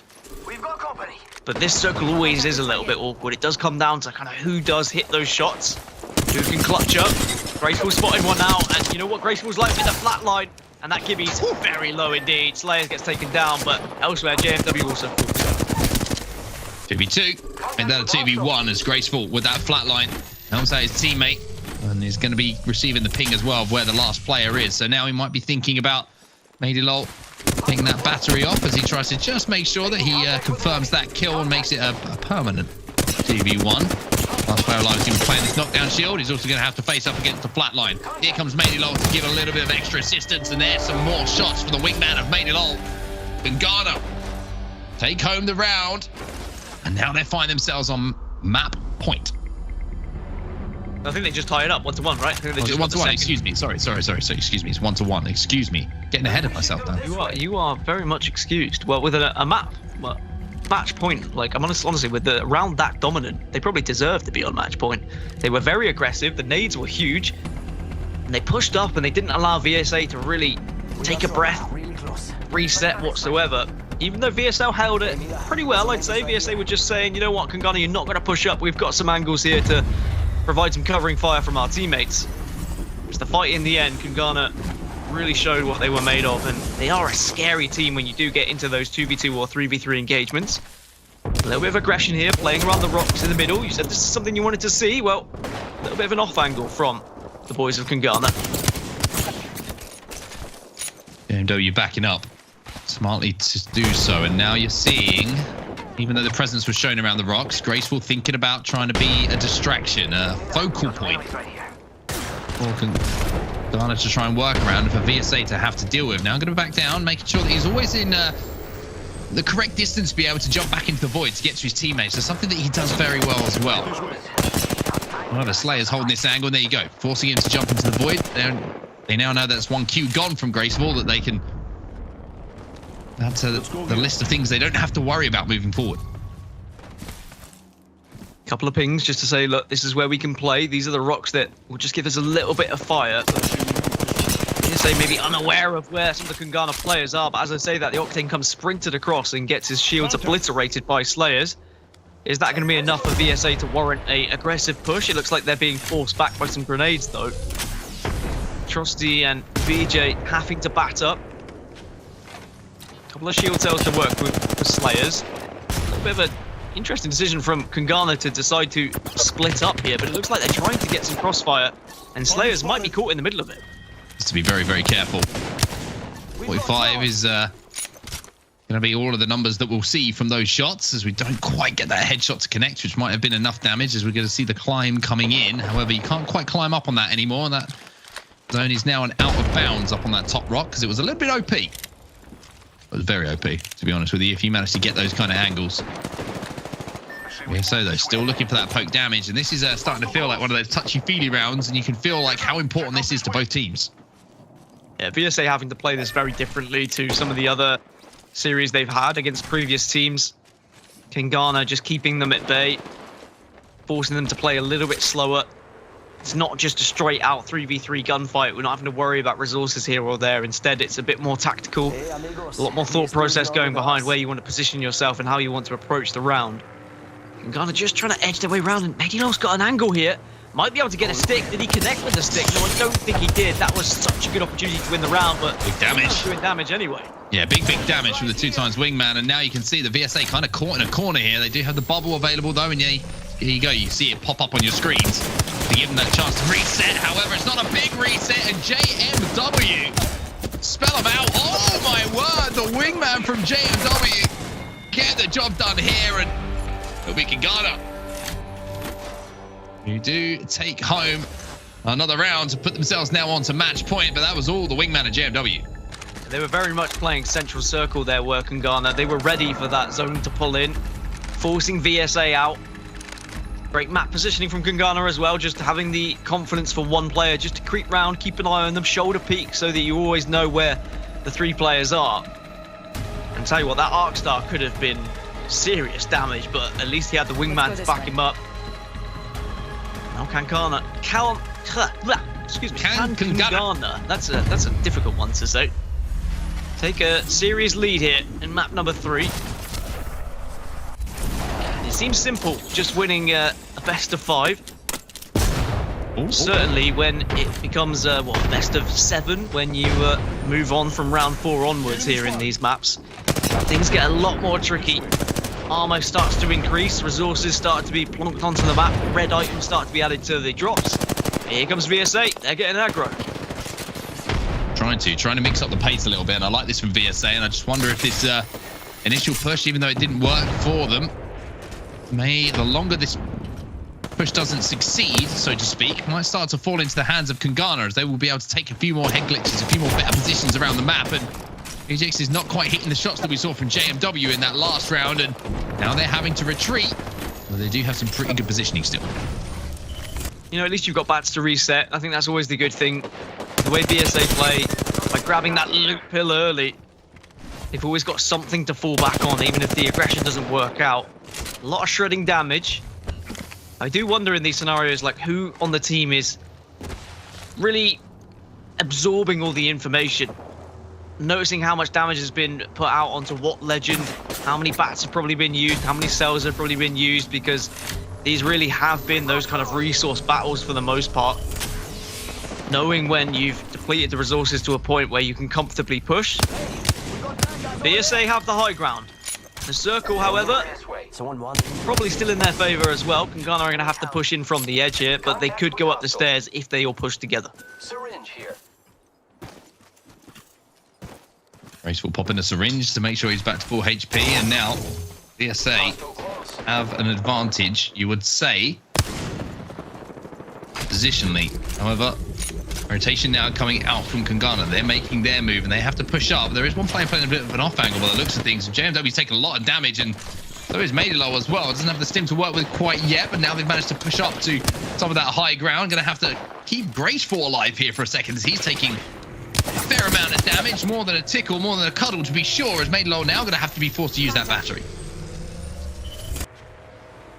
They have at least moved BSA into the other side, so I thought they were going to have to go down to the east side of the map, and the west side of the map, excuse me, and try and take a fight from low to high, but at least they put themselves on a level playing field.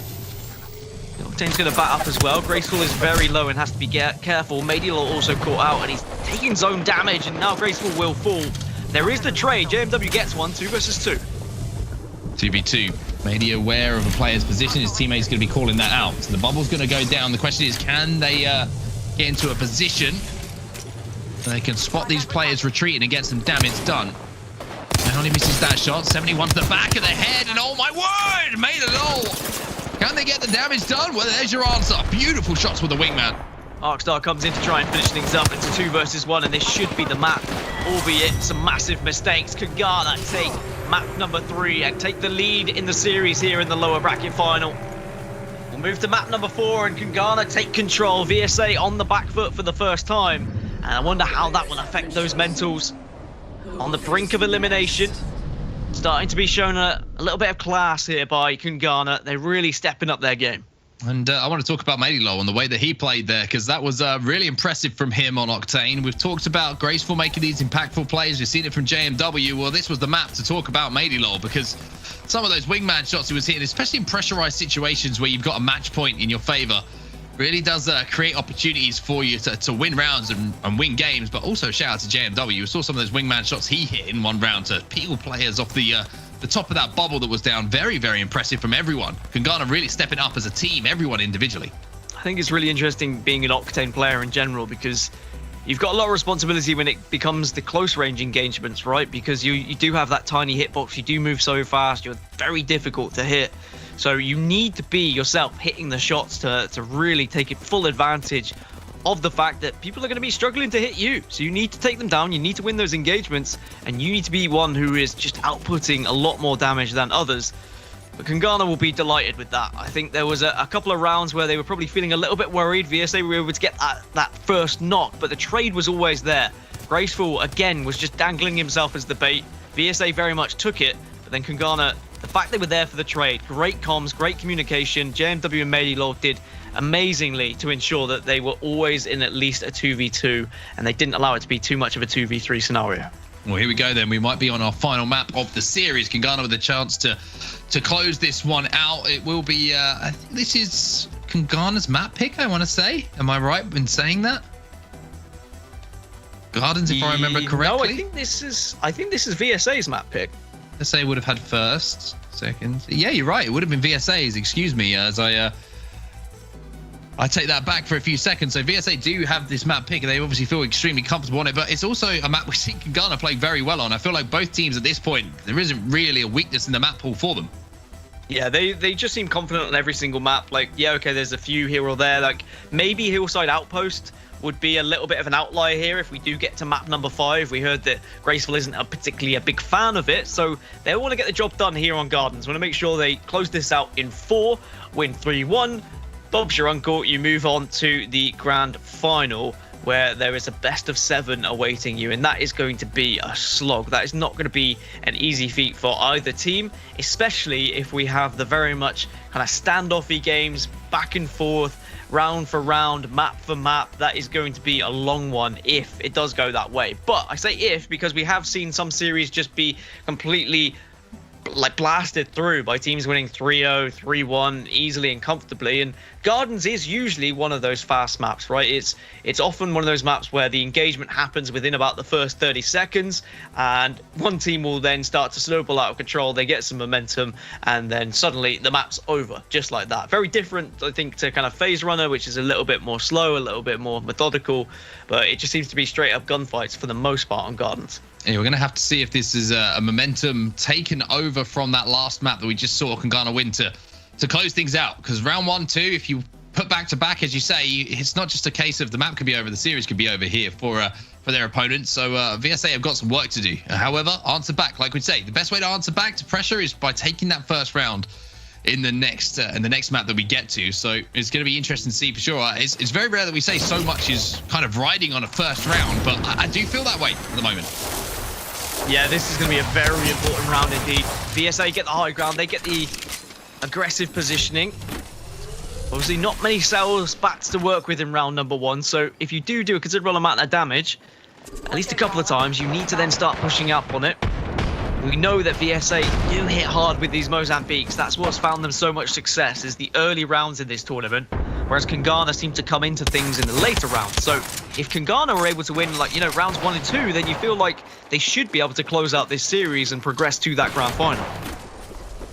I think that's why we're seeing a slightly slower pace. Obviously, we don't have a huge amount of frag grenades to play with as well. The economy not quite there for those purchases, but some interesting angles being taken as we see VSA not only being shot in the back and down from low, but also in front, and every single angle you can think of. The only thing that they have is that height still. JMW playing down on this low ground. It looks like Graceful and Kangana thinking about maybe end zone, or maybe thinking about care package. A little bit of bait this time. Nice little vault to work with, I think. Didn't get it, got the ammo instead. A little bit too quick for his own good. Kangana playing the low ground, but now, technically, you would think weapon advantage here. Let's go this way. How do you make it count? I don't think there's any grenades. Might all be down to JMW to try and get some sort of entry. And yeah, I love this. Give JMW the vault because he can zip onto someone as soon as that damage is there. Plenty of ammo. For some reason decided he wanted to pick up that extra stack, despite the fact he's already got 450 odd bullets. Confident he's going to do 470 bullets of damage. That's what it is. He's going to kill not only the opposition team, his own team, and the rest of the teams that are left in the competition. I respect it.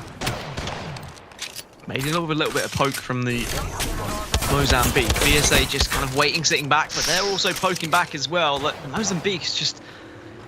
It's far too hard, doesn't it? Let's be completely honest. So frustrating to play against.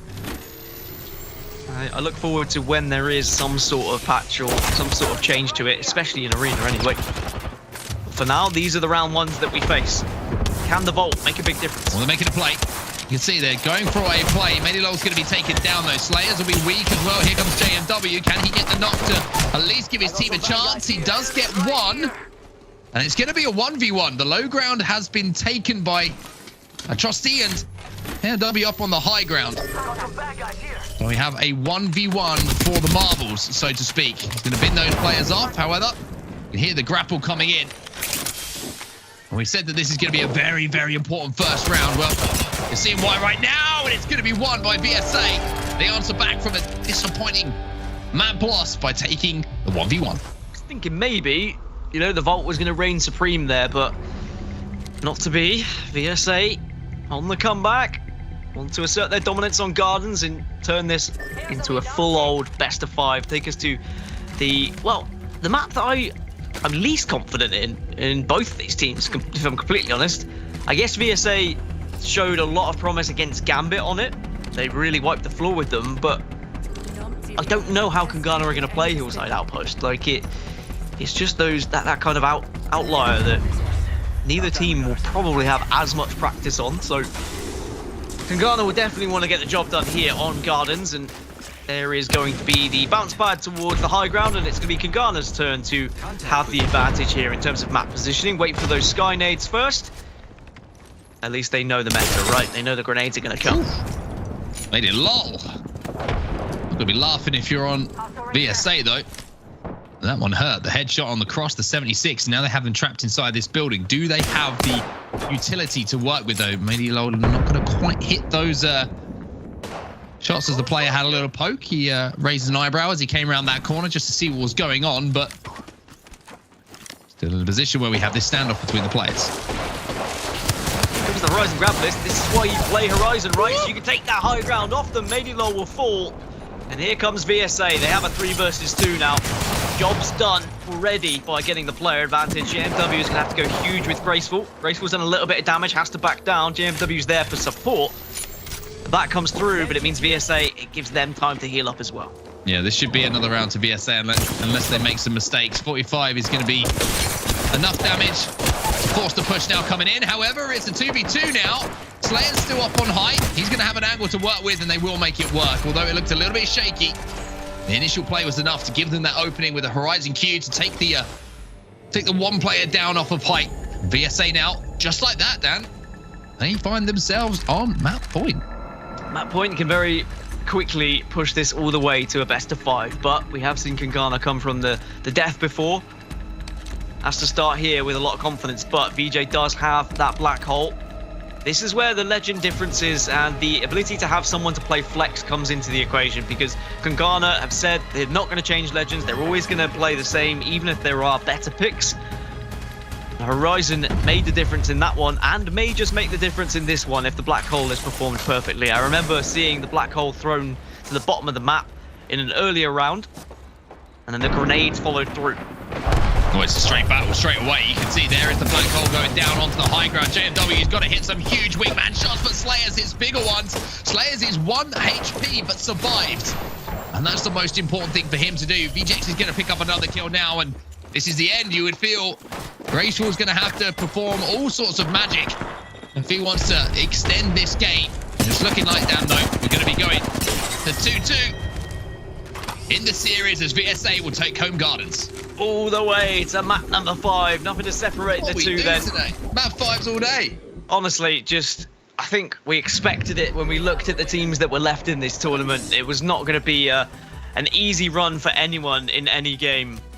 I mean, sometimes I know in competitive kind of tournaments, it doesn't matter on the esport. Like, you can see a loser's bracket or a winner's bracket where one team will just blow everyone out of the water, but it seems like all of the teams that were left today, all 6 of them were so close in terms of skill level, in terms of map knowledge, in terms of arena experience. And Kangana, they just weren't able to get it going here on Gardens. A very quick and efficient 3-0 to really reinstate that confidence on the side of VSA. It may have been taken away from them. They went 2-1 down in the series, and we mentioned, you know, maybe they would be a little bit worried, maybe the experience wouldn't be there, the pressure would suddenly kick in, but that is one way to deal with pressure. A 3-0 to put you in favor when you go into map number 5. Really, really impressive. Really puts the pressure back onto Kangana, and I wonder if There's going to be talk of Kagana throwing some of those rounds, but to be honest with you, it didn't really feel like it. It felt like they were just outplayed on a lot of them, to be honest with you. And VSA, a very, very calculated way they approach Gardens, and devastating in those close range battles as well, as you would expect from the VSA lads. Now we go to a deciding map, and I can't remember. I think it's artillery. Am I right in thinking that? Hillside Outpost. Map 5? Hillside Outpost. Okay, well, I mean, interesting. We have the wildcard map to come up as our final map. As we take a look at those damage statistics from the last game, that is, yeah, that is the spanner in the works for both these teams, I feel. Yeah, well, VSA, I think I mentioned it just previously at the start of that round, like they annihilated Gambit on this map. But I feel like that was maybe Gambit not being as comfortable on it and them just going for a kind of off-meta pick to try and throw a spanner in the works themselves. Kagana, we know, do not like this map. Like, outright don't like it, and they've said it comes down to a little bit of RNG, like which kind of side you spawn when the circle is on the high side and whatnot. So we'll have to keep a keen eye on that one and see who spawns where when the circles are in certain positions. But VSA should be more comfortable on it. They picked it as well. So I'm leaning towards VSA, but at the same time, it's hard to go in against Kagana because whenever you bet against them, they seem to just turn up. Yeah, that's a great point that you make. Every time we seem to bet against anyone at the moment, we're saying one team has the edge. Well, guess what happens in the next round? One team answers back in the most emphatic way possible, and the most emphatic way possible for VSA to answer back there was with a very, very, very convincing 3-0 sweep. It was over before it almost started there on Gardens. Now we go over to Hillside Outpost, which to me is very interesting. You know, one of the sides we heard from Graceful feels like it's very overpowered over the other, where you have the height advantage. So spawns are going to be very interesting here for the teams. Yeah, similarly to Gardens, I mean, the spawns do flip back and forth, but with the rings also changing each round, it means that you can't guarantee kind of fairness across the ground. So it does come down to a little bit of luck as to which side you spawn, but you've also got to take full advantage of that. If you lose a round where you have that advantage, then suddenly you're going to be on the back foot, right? So you have to make sure you are winning those rounds where you have a little bit of a map advantage. Otherwise, you are just going to gift the opportunity to your opponents to take the map. And if you do that in this one, in a best of 5, in the 5th map, you're going to be out of the tournament and you're going to be finishing in 3rd place. And even though 3rd place is a very respectable place to finish on set, I think that all these teams want to be getting to that grand final, right? They want to be having that chance of taking down NCD, getting 1st place, winning that 4 grand so they can split it 3 ways and 1,333.33, and there's like 1p left for someone to have, and who has the 1,334? That's what I It's how teams fall apart, Dan. It's how teams fall apart. I know. All the success, and you got to split all the money up. It's the downfall of many. However, we're here. We're in map 5. It's VSA versus Kagana. It's been another amazing series, back and forth between the two teams. That's still no clear decisive winner. It all comes down to Hillside Outpost, and VSA look like they're on the unfortunate side of things to start off. Yeah, they've got a little bit of high ground to work with though, but they do have to move more centrally. That circle is going to move down towards the low ground. And Kagana have opted to just play those buildings right from the get-go. They haven't played the kind of Hillside Outpost part of the map. Instead, they very much know that they can wait here, watch the bridge, and say to VSA, you've got to come down to us, and when you do, we're going to be waiting. Plus, we've got the care package. The Havoc, Scout, and an Scout R9. could be huge. Scout could be really important. Just doing that poke damage from range and being able to suppress these players as they move down towards you from that high ground to low. But Graceful's also got a Havoc to work with. No turbocharger, however, but Kagana still have one. Graceful was actually taking over the Havoc duties for his team, as now we're going to see the map get split a little bit as VSA make their move up. Don't have to be too aggressive here, VSA, but at the same time, if they bide their time for too long, they might find themselves in a difficult situation. JMW does turn, but I think it was just a little bit too late. EJ caught him off guard there. There's the trade, though, and that's the important thing here for Kagana, managing to get that trade to make it a 2v2. However, with the batteries being popped, you can see that VSA are desperately trying to push up, trying to find these players, trying to isolate. Kagana have got the heels up, though, and now it's just like a Western. It's a good old-fashioned shootout. Maney's in a 1v1 here with his opponent. Graceful looks like he's on the other side. Come to join him now, and both players are going to jump out of dodge. One stimming, one jumping into the void to try and get these heels off. That comes off for both players, but you imagine that's also going to be on the side of VSA as well. It's great to get out of the way and it's great to heal back up, but you give the opposition the time to heal back up too. So you're going to say, look, we're going to re-engage in the fight. You'd imagine that Medilor has a slight advantage in the fact that he has an automatic Havoc here to work with. Is this going to be bait? So he's actually going to go for it.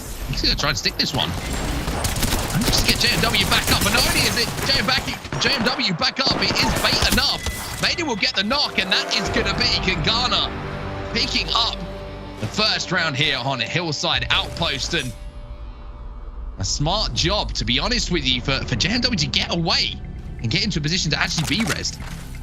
There was a decision made, wasn't there, when it was the 2v2 behind the truck that they both said, it's time to go. But it wasn't time to attack, it was time to leave. And they both got out of dodge, they both got the bats off. Also, the final player was in a good position for the res, and even if the res hadn't come off, I think it was enough just to bait them down. But the fact that the res did come off, it's just an extra gun in the hand of that third player to ensure that you can do that damage at the end of things. So first blood to Kangana.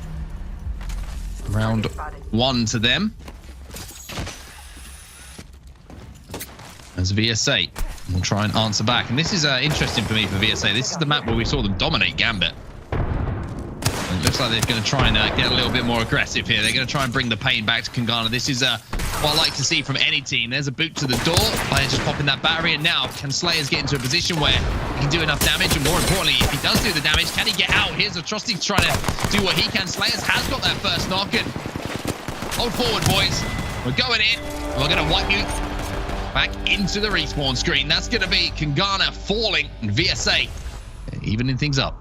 Yeah, 1-1 then in the rounds. And I think VSA have noticed that Kangana send one player on the flank quite early. So they've said, look, if we just push into where their general vicinity, we're probably going to find 2 players without their third. And we just need to take one of them down and we've got that player advantage. So Kangana need to keep an eye on that one.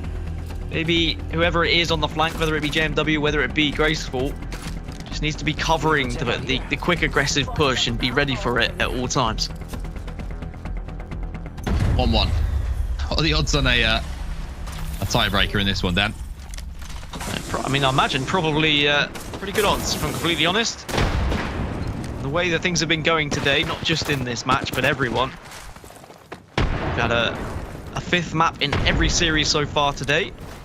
We've had a couple go to at least round 8 as well. A lot of damage being done to Slayers, though. He tried to be aggressive as well. Slayers, though, they're going to be caught out. Shots coming through that little crevice that was left available to slide some bullets through. Graceful was the player who found the angle. Trosti's going to go down as well. All up to BJX now, but he's going to be met by Graceful in the most unpolite of ways. Kangana answer back to VSA's aggression of the previous round with some of their own. And that puts them onto map point, series point now for Kangana. A chance in the grand finals could be won here, right here, right now. But we know that if you lose the round, suddenly it's 2-2 and it's 1st to 4, and this match becomes a lot longer for them.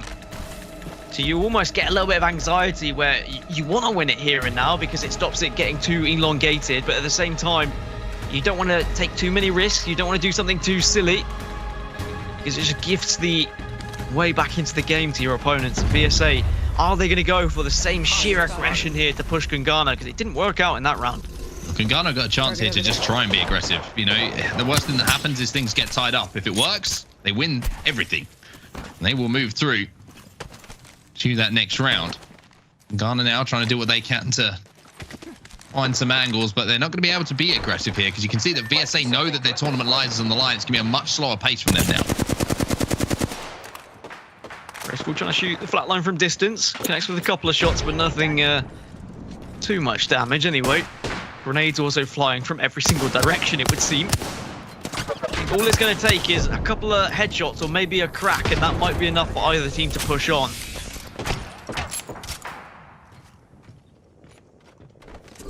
Elo looking for any kind of angle that he can find right now. We've got to be careful of those sky nades. There's 45 with the 2 times. Can he clip this player as well? Do more than that. He'll gonna hit the shots to crack some shields. So good damage coming out of the 2 times wing on the Kangana man on the Octane, but no flesh damage, no knocks on either side. Graceful Once again, down on one knee, looking to catch someone out as the care package play. Now he jumps back into the void. This is what Graceful does so well. The opening wasn't there, but he managed to survive. Does he get far enough away? Yes, it looks like he does. That's sometimes the worry with the Wraith, is that even though you can go into the void, the distance of which you can travel can often be caught out by the opposition team, but he has got back to a full complement of health, joined the rest of the team. They've still got this building to work with this high ground. A lot of obstacles in your way, but at the moment, Kungana are still putting some decent damage out there. A couple of missed shots here or there, but also it's about just applying pressure, putting the shots in, even if it's just hitting the door next to where an opponent is standing. That's going to stop them from being able to push out, stop them from being able to reposition. Lol just trying to catch some heads at the moment. He's almost fishing. Trying to see if he can hook any kind of bait. At the moment, not connecting. Nobody's taking a little nibble. Got an enemy out there. So I'm going to force these players together pretty soon. Can't quite connect with that headshot again. So close to doing so. Lol now going to stim back to his teammates just to see if he can catch someone on the cross again. Just can't quite connect. 20 seconds until this suddenly becomes a dogpile in the middle of the map, by the way. Graceful looking to try and take advantage of it now, though. Horizon is going to be the target in sight and does get the knock, and Kungana take the advantage. And jump into the void as well. 3v2 here for Kungana. They're on match point. They're on series point. 45 damage from JMW as well. The question is, are they going to try and push? Is the res going to be able to come in? Do they have the utility to stop things? Graceful has retreated into a position where he's going to be safe, but now the push is going to come in. Pathfinder's going to have to try and escape. Makes the cross, and Maidlog can't quite connect. And this is just a straight shootout now, as Kungana will finally get the job done. Kungana will win the series. VSA will fall out of the tournament. A great performance from them, but Kungana once again reminded us of just how good they are. Yeah, they looked a little bit worried at times. I'm going to be completely honest, VSA, with their aggression, they caught Kungana off guard, but it's how Kungana adjust. They said the same about the previous series, where they had to just change up their tempo a little bit against Gambit, and they've done just that here against VSA. They forced VSA out of their comfort zone at times, and even though VSA looked like a dominant force yesterday, it's just not far enough, and it's not enough to get them into the top two. Top three will be where they fall, but they should be very happy finishing in third place, especially with some of the giants that they took down on their way. And I'm sure we'll be seeing the names of Slayers, VJ, and Atrocity again in the near future. But for now, it's still Kungana on this loser bracket run of dreams. They dropped out in the winners bracket round 1, and they are still somehow alive, and they find themselves in the grand finals. Grand finals will be coming up in just a few moments as well. Kungana, what a run it's been from them today. We've watched so many series from their point of view as they have been bullying their way through this lower bracket, but so many decent challenges for them to deal with as well. It's been a really tough ride for them to go through. I mean, the likes of Gambit they've taken down. You just see them take down yet another opponent who's been, to be honest, a surprise package for me. I've been really impressed with the three gentlemen that we've just seen go up against Kungana. I think they've really made a name for themselves. VSA certainly will be a name we'll be looking out for in any future arenas tournaments that go down. But Kungana seem to be the kings, so to speak, and that's not a play on words. That's not a pun. They really have just proven they have been that good so far today. Yeah, I wonder if NCD are a little bit worried now of what's going to happen in this grand final, because I don't think NCD were expecting to be where they are. They've kind of just slowly but surely rattled through their opponents and maybe people who haven't had too much arena experience, and now suddenly Kungana, who I would argue have the most arena experience in this lobby, are going to be more than ready for this grand final. Their consistency across all maps would suggest that a best of 7 will be comfortable for them, whereas we know that NCD looked a little bit weak in certain maps. Thermal, for example, they said they hadn't even played it in certain times, or certainly Dolphin had never played it. So maybe that's going to be something that we'll see their opposition play for here, and most certainly pick Thermal in the early stages. All right, then. Let's send this one to a break, though, while we get the players in the lobby and all set up for our grand finals. In the meantime, head over to GLL.com, sign up for a free account, and start competing and tracking all of your Apex Legends stats. Something to do, hey? Don't worry, though. We're going to come back as soon as physically possible. We'll get the players in the lobby. Grand finals is just around the corner. Best of 7, Dan Gaskin. We're going to take this one home. Welcome back, everybody. It's GLL Arena Summer, and it is grand finals time. But before we get to our grand finals, it's always good to hear from a man who's, to be honest with you, become part of the furniture as far as the show's been concerned, because we've spoken to him twice already, and we thought we'd make it 3 times. And thanks to HyperX Quadcast, we're going to be able to speak to him once more. Graceful from Kungana, you're here again. The run is still going. I know you're hungry. We were just talking off camera how you've had some food beside you, but you haven't been able to touch it. But let's be honest, if you win the tournament, I think you'll be happy to wait. Oh, yeah, for sure. It's just I'm so hungry because we've been playing since 6 p.m. I warmed up at 5 p.m., so I've been playing for so long. Well, talk us through that last series, because that was a tough one for you guys. It was back and forth, hillside outpost again, a little bit of a anomaly in the map pool. But you guys, even though you said it doesn't favor one team in particular, you look pretty strong. Yeah, I mean, it wasn't really as much of a back and forth. It's most likely when we play our game, we kill anyone, really. It's really that simple. But when we let other people play their game, then we die. And it's that's it. And I mean, best of 7 now in the grand final. You guys haven't faced NCD yet in the tournament after getting knocked down into the lower bracket, of course. But you probably know them well. I mean, you've played in tournaments where they've also been competing in Battle Royale. Yeah. Do you think that this is going to be one of those that goes all the way down to the wire, like a full best of 7, or do you think you can get the job done pretty quickly? We always go to the last map. I don't know why. We just do. We throw at least 3 maps. So it's going to best of 7 probably. All right, well, what is the secret to success for you here? Is it still the same things that we've talked about before, communication, or is there something that you know about these guys that you think you can take advantage of? I mean, we've defeated, the Russian overlords that are the best mechanical players in the world. We've defeated the controller players.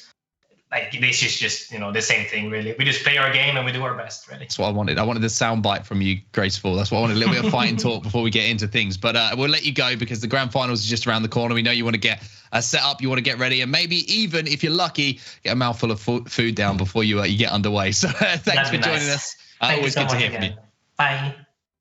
Awesome. Again, thanks to HyperX Quadcast for bringing us that interview, Dan. Graceful, as I say, it's been a TriCast for some points of today. Just, having been involved, giving us an update and reminding us all that he's hungry. Reminding us that we're also hungry as well. So I literally, just in that break, I cooked a bolognese. Well, I mean, it's a microwavable bolognese, but I haven't had the chance to eat it yet. So now I'm also going to be sad.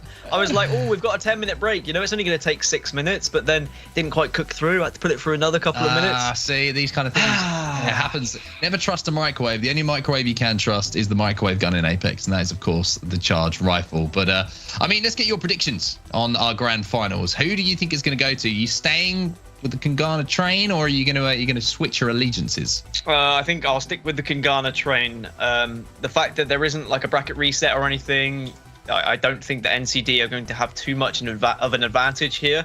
Yes, okay, they would have had a little bit of a rest. Yes, okay, they would have just been able to watch on, absorb the information. But I think Kungana look better across every single map that we've seen, whereas there are some weaknesses for NCD. But I'm happy to be proven wrong, and we know and we have seen how NCD play, so I'm expecting this one to be a very close encounter.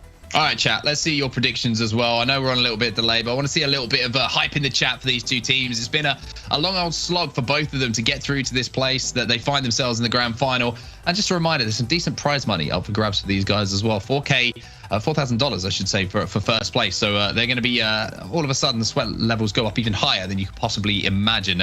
This is the map picks, and I'm sorry to say, Dan, I didn't get to I had nothing to do. Maybe it's not the map picks. Maybe it's the prize pool. Maybe that wasn't the map picks. Okay. Maybe it wasn't the map picks. This is what they're playing for, though. $4,000 for first. Both of them already secured a decent chunk of change, though. It was the best of 7, so I'm predicting that wasn't the map picks. But maybe if you want to take anything away from that, I mean, it might have been some. No. It was. I'm hearing from production. It was a fat finger that went down. So it's an official term in the business where it was the wrong slate. It's fine. We've all been here a long time. Production been working super hard hours behind the scenes as well to bring us the show. So we'll let that one slide. But 20K is the total prize pool. And of course, we're coming back for North America a little bit later on. Don't worry, we're just getting started here, Dan. Yeah, and there'll be, probably more furniture when it comes to interviews. I'm sure James will be back on the broadcast as well when we get into North America, and I can't wait to hear from him and My Little Phony in general. But that is the run of the day. That's how everything has happened over the last couple of days this weekend, and it all comes down to this: a best of 7 between NCD and Kungana. Now, I predicted Kungana going all the way. I thought that they were my favourites throughout this tournament, but I did not see NCD getting to this position. So this is a great spot for NCD to find themselves in. All right. Well, I'm hearing from the back from the wonderful people who are providing us with all these graphics and information and putting the show together. The map picks are ready. So Dan, are you ready? I'm feeling confident. Go on then. I only have to get one right. You have to get one out of these first 5. Okay, so the first one is not going to be Thermal Station. I think the first one is going to be Party Crasher. Party Crasher is your prediction for map number 1. It would be a good map for Kungana, but also NCD have performed well. Oh, let's go! And he nailed it at number 1. Let's go! Oh, that is huge. Oh. What's map 2 going to be then, Mystic Meg? What is 2 going to be? What's 2 going to be? Overflow. Kungana like to play that fast-paced game. I'm going with Overflow. Overflow. Right, okay. There's something wrong here. I've been rused. Production are in on it. No way! I'm not. No. What's map number 3 then? So NCD don't want to play that, so they won't want to play Hillside Outpost. Let's go Artillery. Artillery, yeah. Okay, this is Artillery. Yeah, I'm out. Okay, I'm out. No, I'm done. This is all. I can't believe you've cheated. Are you seeing this, chat? Are you seeing this? I cannot believe you've cheated. There's no way. There's no way. You're a man of honesty. I mean, I am a man of honesty. What do you mean? I am putting actual logic to it instead of you just going gardens every time. Oh, then what's map number 4? Okay, well, Kungana, Artillery's gone, Party Crasher's gone, so that's 2 the NCD maps. Kungana have had success on Phase Runner. They won't want to play gardens because they just got whacked on it. Yeah, okay. Yeah, this seems legit. Then what's map number 5 going to be then, Mark? Well, it's got to be 1 of 3, right? It's got to be. I'll go with Hillside Outpost. Hillside Outpost is what you're going with. Oh, the clean sweep has gone. Oh, he's gone. He had to get 1 wrong to make it look legit, chat. The clean sweep has gone. Him in production, they obviously conspired against me here to try and make me look silly, and I respect it, but at the same time, I think. How can you say? Can you not just let me win? I've just guessed them. I'm good. Cheated. Okay, well, the last 2 it's got to be, I don't know. Oh, Hillside Outpost is going to be number 6. That's going to be the Kungana pick. And then only leave us with 1 map, I'm pretty sure, right? Come on, Dan, you can get this one right. No, I can't even remember. Come on, no, this is your chance of redemption. You've got 1 out of 1 pick. 6 hours. Well, it's Dome's not used, right? So what have we got? Wait, what? Overflow's gone. Thermal Station. What's going on here? It's all a ruse. Everything's a ruse. What's going on? Ruse. Okay, it's Hillside Outpost. 1 right. No, it doesn't. I've got more than you right. I've got more than you right in one series than you did across 2 days. Overflow was map number 3, Artillery was 4, Phase Runner was 5. So you got all those technically wrong because doesn't matter. Still got more than you overall. That's fine. So now you can see that I wasn't cheating. No, you were cheating. Production clearly have bamboozled me here, and then they've suddenly switched it right at the end. But it's fine. I get it. Everyone wants to go against the Gaskin. I won't take it personally, but I will. Dan just slide into the victim role because he got beaten fair and square. I'll unbelievable. give you the 1 on the Party Crashers. You got 1 out of 10. I got 0 out of 10. Well done. Congratulations. Ridiculous. You got 1. He's seething. Dan hates losing, and you can see it. I don't like cheating. That's what I don't like. Hates it. Can't stand it. Champion of the world, arena guesser, map guesser. Imagine if 2020 World Championships. That was a competition. How much do you win? I win your bolognese. You're not allowed to eat. I'll have your salad-filled wrap. Let's not talk about it. All right, let's not talk about it. Anyway, it looks like we're moments away from getting into our grand final. It's been a long slog for these players, and I'm sure they're looking forward to getting into this and finally deciding who is going to be our EMEA champion now of the GLL Arena Summer. Shout out to our sponsors, as always. Nocco, been keeping me going. I'm no word of a lie. Been keeping me going. HyperX, Legion by Lenovo, and of course, G-Loot. Head over to gloot.com to sign up, track all your Apex stats, all that kind of good stuff, and get involved. So, Dan. Hello. Series score. 4-3 to Kangana. 4-3 to Kangana. I'm gonna go. Do you know what?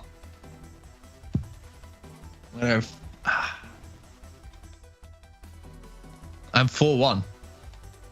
To Kangana. Okay. 4-1. I think we're not gonna go all the way.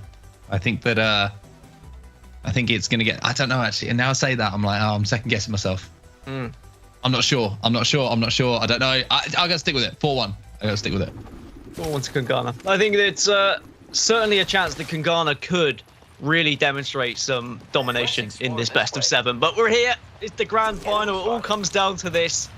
Kangana got knocked into the lower bracket after winners bracket round 1, but they've managed to creep their way back through. They will match up against NCD, who have yet to lose. NCD, as you say, unbeaten so far in the tournament. And maybe some pressure on G Dolphin here, because he was saying his 2 teammates have been carrying him. Well, he's not going to have to let himself be carried now, because everyone is going to have to step up, because we've seen the level of play that's been coming out of Kangana. Unlucky up on this high ground. Dolphin trying to get involved as well. A little bit of a wiggle from JMW, but Unlucky will pick up that first blood. However, it should be traded out, you would imagine. However, not going to be. Unlucky picks up 2. Picks up 2. It's 2 versus 1.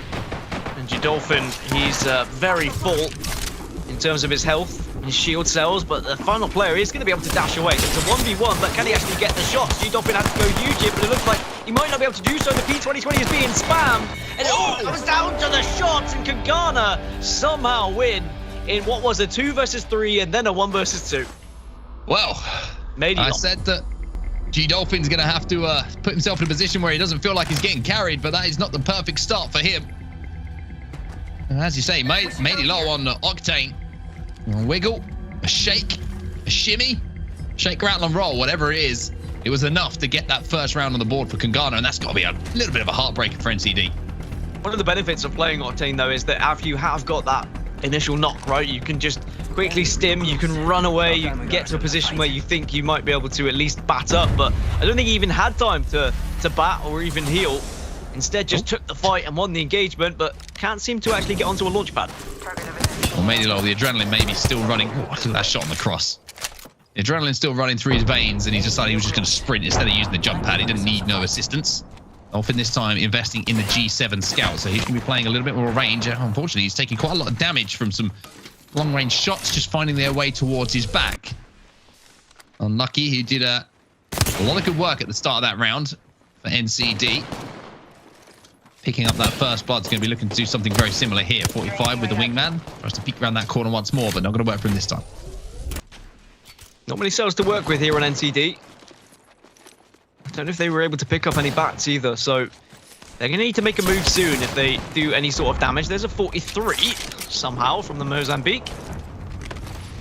Whereas there's a few more resources to be used on the side of Kangana thanks to the economy they were able to accumulate from winning that first round. The grenade goes out, doesn't get any damage tags. But Kangana have got map positioning. They have the high ground here. They can watch this loot pill as well. Dolphin's trying to hold some angles here. Tries to flick up and hit one shot with that G7 Scout. NCD kind of caught on the low ground here and just trying to hold some angles, but there's only so many angles you can hold as a team of 3, which is going to allow Kangana at least to get some sort of entry damage, you would imagine. Difficult for NCD to capitalize on any of that damage. However, a double connection with the wingman from Unlucky might just give them a little bit of time to force an angle as Mady takes over that position. He has to cover his teammates where you get those cells off and get back up to full HP. Kangana just checking all the angles, making sure there's no one creeping up on them from NCD. As you can see, it is the exact same legend composition on both sides.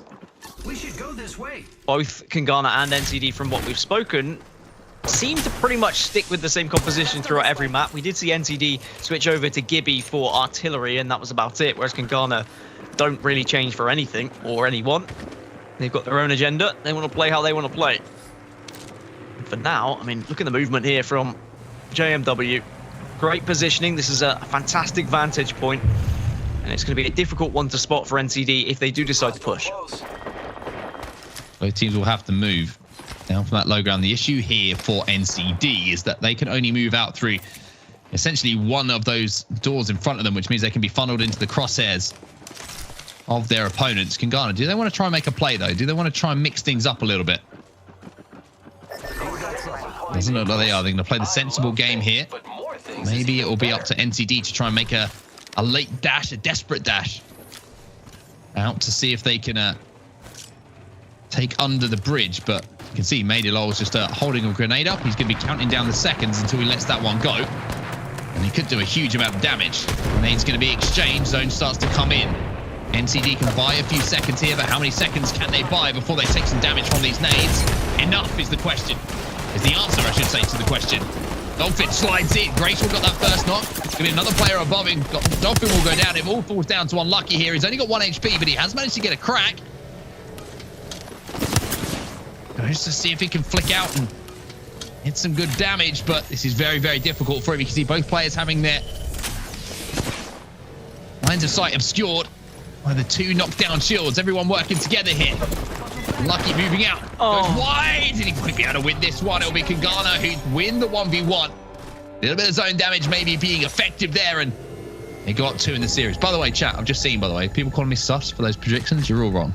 I thought No, call them out. Like, that was completely sus, and they know full well that, like, the chances of that, like, you were definitely cheating. So you should be called out for being sus.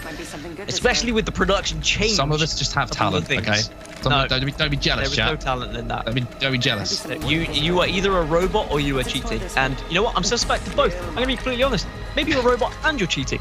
So there we go. What a round that was, though, by the way, for Kangana. Just playing it patient, playing for that final circle. It was a little bit close at the end. Letting the opposition bat was an interesting decision for me, but perhaps didn't quite know how much health the final player had.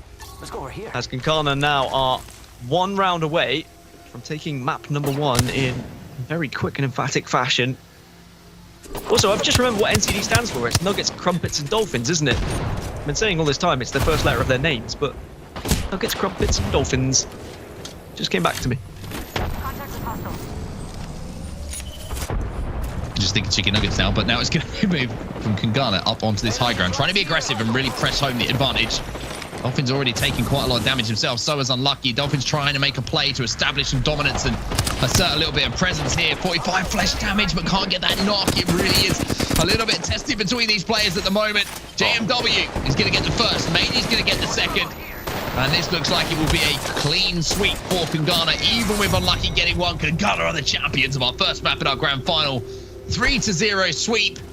And NCD are going to need some copium after that one. A little bit like the chat and Dan Gaskin were after my predictions. Well, at least chat's on my side for once. That's what I like. But Kangana, a very one-sided game indeed.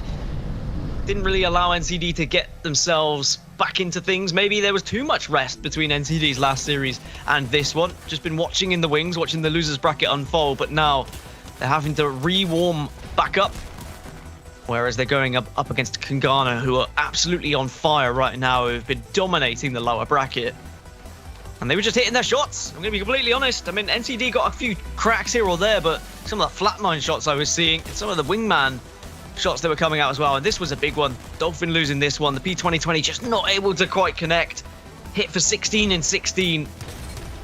And it wasn't enough. And then this was a patient round as well, just using the ring against their opponents. NCD in the end falling, and that means we've got a 1-0 lead for Kangana. And you know, when we spoke to Graceful, he was saying how like they throw rounds and they throw maps. Well, at least they don't have to worry about map number 1. They can start to look forward to map number 2, which, if the kind of list of maps was correct and you weren't cheating or whatever, then Thermal Station is map number 2. And we've already seen what happened to NCD earlier on Thermal Station. It was not a comfortable map for them whatsoever. Yeah, a little bit of a scary situation now. You mentioned it for NCD. Not only the fact that they're going over to a map where they got obliterated earlier. I couldn't think of a better word. That is the word I'm going to go with, because that's exactly what happened. But after losing map 1 in the grand final in that kind of way, it's going to put even more doubt in your mind. You know, they're going to potentially find themselves 2-0 down in this series, and that's going to be difficult to come back from, even when they then move on to another incredibly aggressive map in our 3rd map of Overflow. So it's going to be tough for them. I don't really know how they come back from this. I think when you're playing on a map which you're not sure how to play, I just think the only way to play it is be aggressive, because the longer the rounds go on, the more likely you are to get outplayed by players who know how to play angles, who know how to play positions. So I just think they've got to kind of throw the kitchen sink a little bit here. Just try and get as close to to their opponents as they physically can, try and hit some big shots. And if the round ends in that first fight, it ends. But at least you're going to be in a position where, you know, you're going to give yourself a chance to win that round. Yeah, you take the strategy out of it, right? You don't allow the other team to be able to have any sort of strategical advantage whatsoever. So you just run at them and you try and win your fights. If you already know you're bad at this map anyway, you're expecting to go 2-0 down. So why not at least give it a go by taking your opponent out of their comfort zone? Don't let them play it how they want to play it, and just say, let's trust in our ability to win team fights. Yeah, okay, there are times where you can't literally just run at the other team, otherwise you're going to leave yourself very vulnerable to just getting absolutely drilled in the side from several directions. But there are certain ways you can employ a strategy where you can, you know, jump pad with devotions or automatics, and you can make it very difficult for your opponent. Or you could go for something a little bit different with your legend composition to try and surprise them as well, frustrate them a little bit, cut off their sight lines, for example. Kangana said they hate playing against Bangalore, they hate playing against kind of the poke damage. Stick a Bangalore on the map, do something that they don't enjoy, do something that really throws them off their game.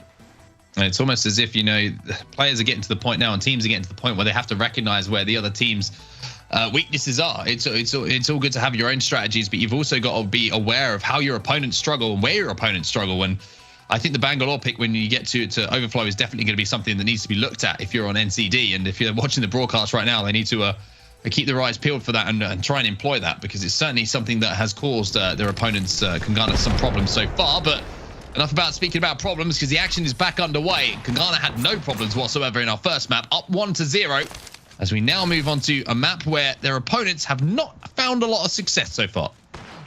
Yeah, they really struggled on it when we saw them in the winners bracket final. But maybe they've had time during that rest period, during those couple of hours where they've just watched and waited in the wings to assess what went wrong. Maybe watched the games back, looked at what they could do differently. Seems like they're doing the exact opposite of what we thought or what we wanted. They are very much just sitting, waiting, and playing the patient game here, forcing Kangana to instead make the move. Got some enemies right here. I'm trying to get a little bit of aggression going. Maidalol's going to do a lot of damage here, and he almost gets the knock, just didn't have enough ammo in the gun to really finish that one off. Nags manages to get away for now. Grenade at his feet, though, he's going to have to use that grapple to get closer to his teammates. So NCD, you can see, already struggling a little bit here, but they have held on for now. For now being the key word, I think you're almost expecting the inevitable here against Kangana and how they've played this map before, but the positioning from NCD is certainly better right now. The poke damage is coming in, forcing Kangana to back off ever so slightly. Haven't been able to grab that drop. But can we see the likes of Maidalol here just reposition so that he can actually get some poke damage from the side and allow his teammates to push up a little bit more? Kangana now trying to move up a little bit, trying to put the pressure onto their opponents. JMW is going to hit some shots. He's going to get the shield crack. That's an opportunity maybe to move forward and get that first knock they're looking for. It's all flesh damage here. Kangana starting to swarm, starting to strangle, and starting to just choke the life out of their opponents here. That is going to be a clean sweep across the board. Kangana just looking dominant here, Dan. Yeah, as soon as they have got enough damage, they know how they want to kind of execute a little push. Sometimes they send one player around the back. Sometimes they just push as a full three. They keep their opponents on their toes. And the tactical advantage is definitely there on this map. You can already tell for Kangana. NCD looked uncomfortable. They kind of just shied away a little bit. They tried to play positioning, but they weren't showing and being able to really do enough to assert any dominance in that round. Whereas they could have probably played it very differently. Once they got a lot of damage, they could have just run it Kangana and said, you know, we're going to take the game to you rather than allow you to push on us. I mean, it's better to be the pusher. That's what we found in arenas. If you're the one being the aggressor, if you're the one taking the initiative and actually deciding to push from multiple angles, for the most part, you seem to find success. I've been having to back up, and the difficulty for playing against a team like Kangana as well is it's not just they got the basic strategy down on this map. Well, the way that Graceful plays and JMW have been playing with off angles as well, trying to sneak behind. It's not just a case of, you know, oh, okay, we've worked out how the basic setup is for teams here. It's more than that. They're just going to be constantly caught off guard, constantly peppered, and it's going to be difficult for them to deal with. There's the portal that's been purchased for Graceful again. It's something we saw the last time Kangana played this map. It just gives you that element of a get out of jail free card when you're stuck in the middle of the map, something that a Gibraltar bubble usually offers for those teams who up to play for the Gibraltar. It actually won Kungana a round, if I remember correctly. Just being able to put them all under the dome area, under the donut area, should I say. And then they engaged in a fight that very firmly went in their favor. Dolphin is a little bit astray from the rest of the team here. Has to be careful that he doesn't get singled out. It also could cause a big nuisance and could be a thorn in the side to Kungana. However, he's got a Pathfinder flying at him. Can he get the knock? He's missing a few shots here, and Graceful's going to make him pay. Not for the first time, we've seen Dolphin with an opportunity, but just not being able to take it. BMW showing absolutely no respect to his opponent, though, just grappling straight at him and hitting some big shots. And now you're going to see Nags and Unlucky having to team up together, playing alongside each other, trying to even up the odds. Flesh damage isn't going to be good enough, though, to get that knock they're looking for. However, the zone might actually force a player into them to get that knock. Unlucky does manage to tie things up, though. 2-2 now on the map. 2-2, they did a lot of damage indeed. They could actually bait the res here if they wanted to, but it is just bait. They force the rest of NCD to try and go for the push, hiding behind the knockdown shield. It's a 1 versus 2 now. Medilol takes down Nags, and Unlucky has to try and come up clutch. We poke damage. Unlucky in the 1v1, or the 2v1, I should say. It's going to have to be a big play. Unfortunately, just losing the wingman battle on the map at the moment. Medilol and Graceful both going to move in. However, Unlucky destroys one.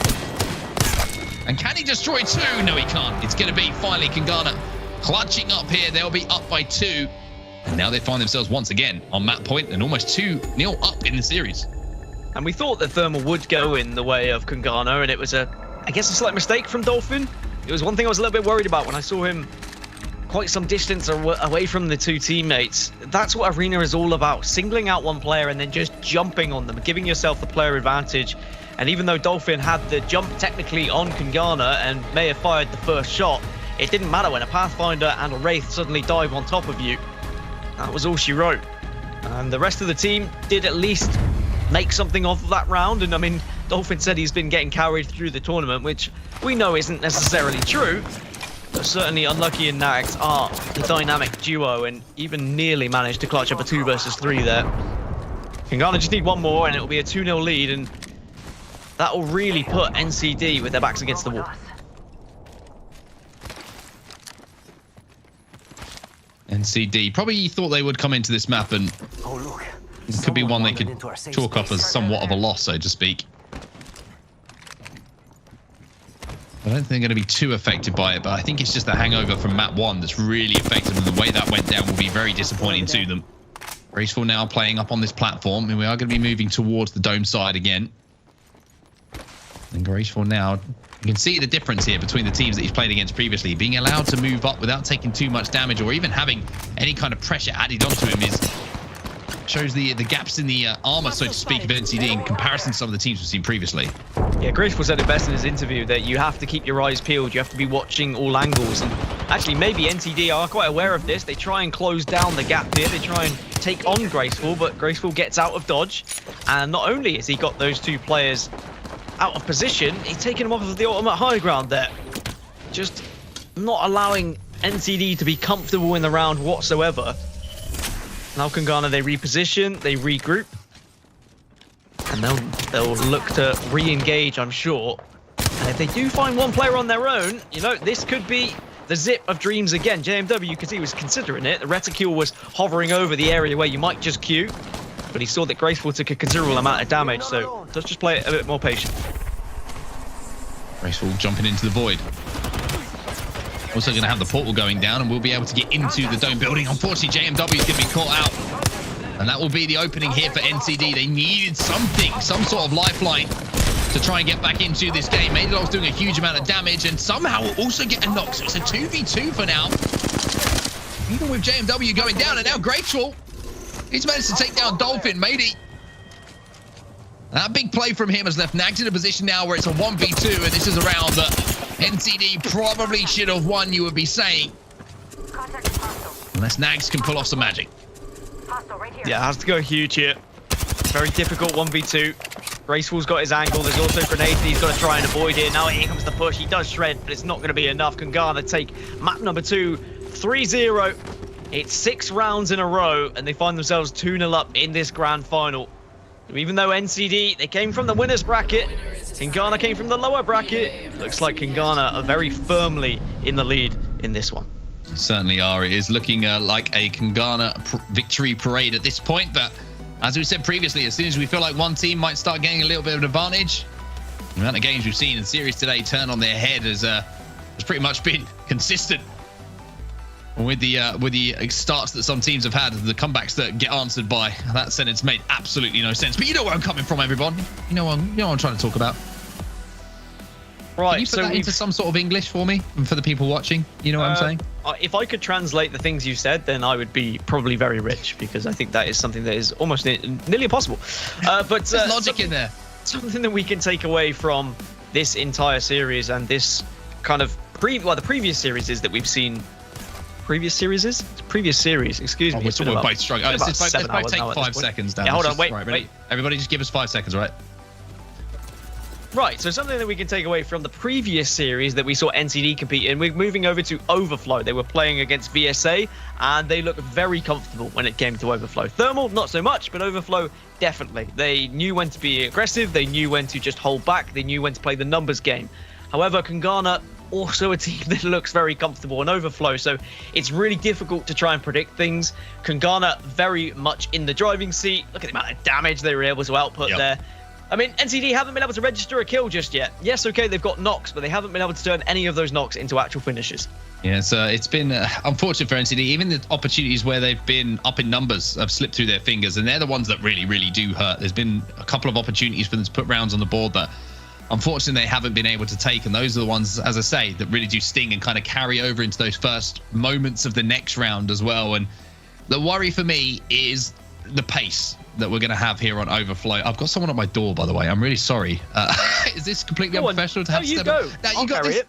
I'll carry it. You go. Sorry, everyone. I'd rather talk to a chair anyway. This is a home broadcast, everyone. This is what happens sometimes, and we can just witness the chair. Look at the chair spinning, by the way.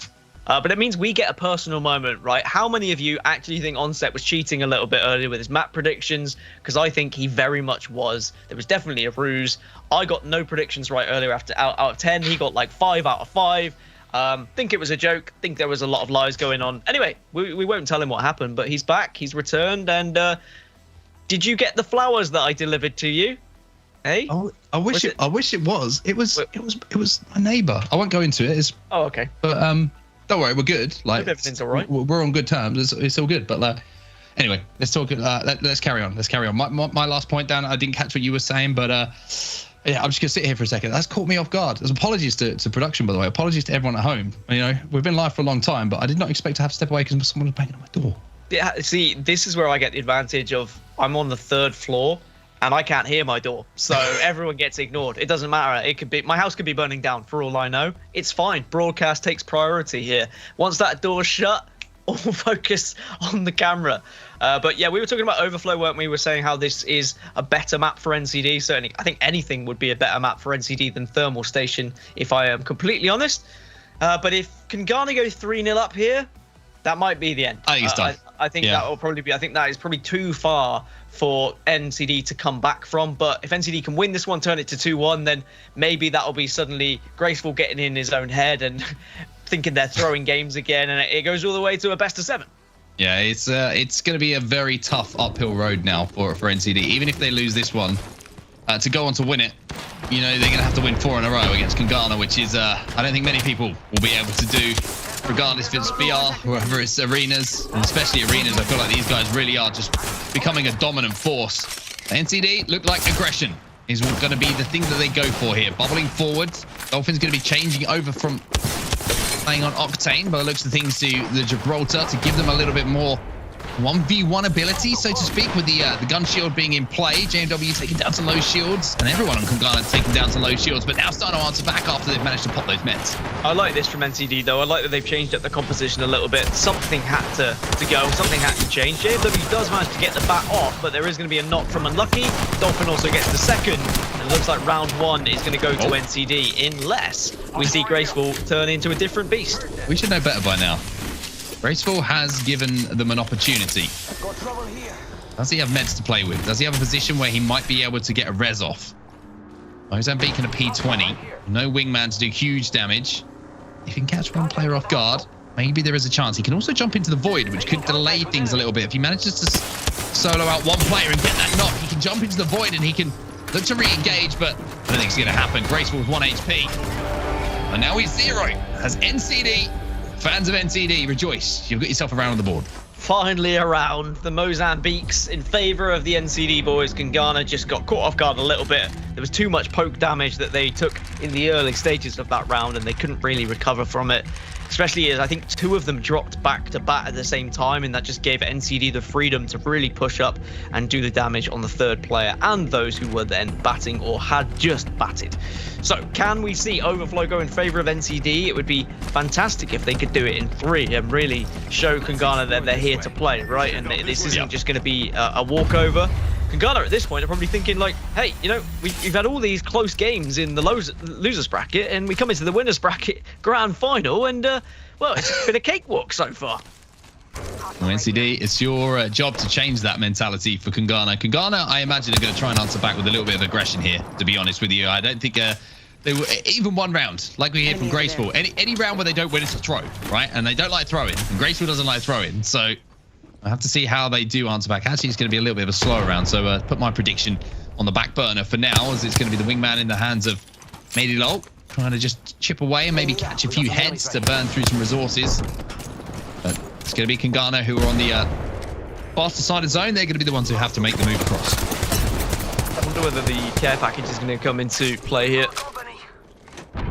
Still a bubble left for Dolphin, and that bubble can be very important. We've seen Gibraltar bubbles used in various different ways throughout this tournament, whether it just be for gaining resources, whether it be for gaining map position, or whether it just be from protecting you and allowing the team to heal up. There is the bubble that comes down, but Graceful says, screw your bubble, actually, we'll dive into it. And the first knock goes to Kangana.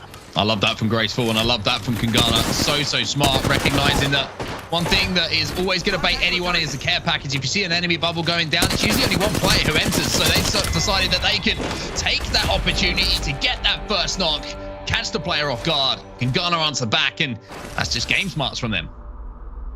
I wonder whether they were just waiting for that bubble, by the way, because even though the bubble went down to, of course, give NCD the chance to try and take the package, it does isolate a fight, and Kangana just said, look, that's the perfect time to just dive in and try and rip this Gibby to shreds. And if you do focus a Gibby, they go down so fast. The hitbox is huge, of course, and a real struggle there for Dolphin. Kangana tied up. They'll get plenty of crafting materials to work with going into this round number 3 now. And I wonder if the speed will change here from NCD. They tried to slow it down a little bit. They tried to wait for the package, but it didn't work out for them. The NCD this time changing up things with the weapons in their hands. The R99 is going to be picked up this time. Wingman with the 2 times for Maiden, which really has been doing some impactful damage for them. However, speaking of impactful damage, he's going to be receiving some this time. It will be from the R99 that has just been purchased by Unlucky, so it will be Kangana who will have to move once again. This time I think the care package is going to be approached with a little bit more caution though, Dan. You don't just want to be diving onto it this time. Graceful might be waiting somewhere, lurking in the depths. He has been a bit sneaky. Speaking of, JMW going to be combining up with Graceful as they crouch around, trying not to give away any audio cues. It seems like NCD are very much under the impression of, well, okay, Kangana are on that side of the map, we're on this side of the map. Let's just wait for this circle to do its thing. Maybe they can get a care package this time. Maybe there's something juicy in there that will help them win the round. Graceful has just thrown utility as far as his arms would let him. Slides back out. Him and JMW trying to work together here just to get that first pick bubble down. And it looks like Graceful decides he wants to try and push in. The battery, was being popped inside of that bubble. But for now, NCD survives. Graceful walks into a bubble which has got a landmine inside of it, and now he's going to have to jump back into the void. It's JMW taking huge damage too. That is a lot of damage. If I'm completely honest, you've got to be careful here. If you peek out, Nags will get the opener onto JMW, and now Medilol has to go massive here if he wants to do something. Does get the trade, but it looks like Nags has done the damage as well onto Medi. So it's a 2 versus 1, and this should be a round for NCD. Should be. However, this is Graceful we're talking about. He turns it into a 2v1, and he's got out with shields. 1v1 now. Spins around. My wrist hurt watching that one.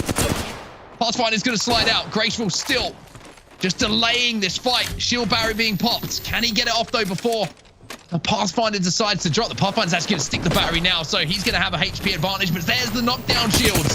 That's going to change things up. Oh my word. Graceful! Oh! That should have never been allowed to happen. Never. Graceful doing graceful things though. The stuff I'm seeing from some of these players in this tournament onset is just different class. I'm lost for words. That was Different nuts. We saw a 1v3 from Snipe down yesterday, but I would argue that play from Graceful was just as impressive. That was ridiculous, because that wasn't really, I feel like, mistakes being made by his opponent. That was him just playing the situation perfectly. That was the only way he could have won that. I think the rest of the squad are going to be patting him on the back now, and they're going to be delighted with that as well, because that puts them on to map point. And it would be 3-0 if they're able to close this one out. And really just... I mean, it would crush the hopes of NCD, wouldn't it? To go 3-0 and only to win one round as well. I mean, there'll be a lot of questions asked, I'm sure. We'll see what happens, though. Still in shock.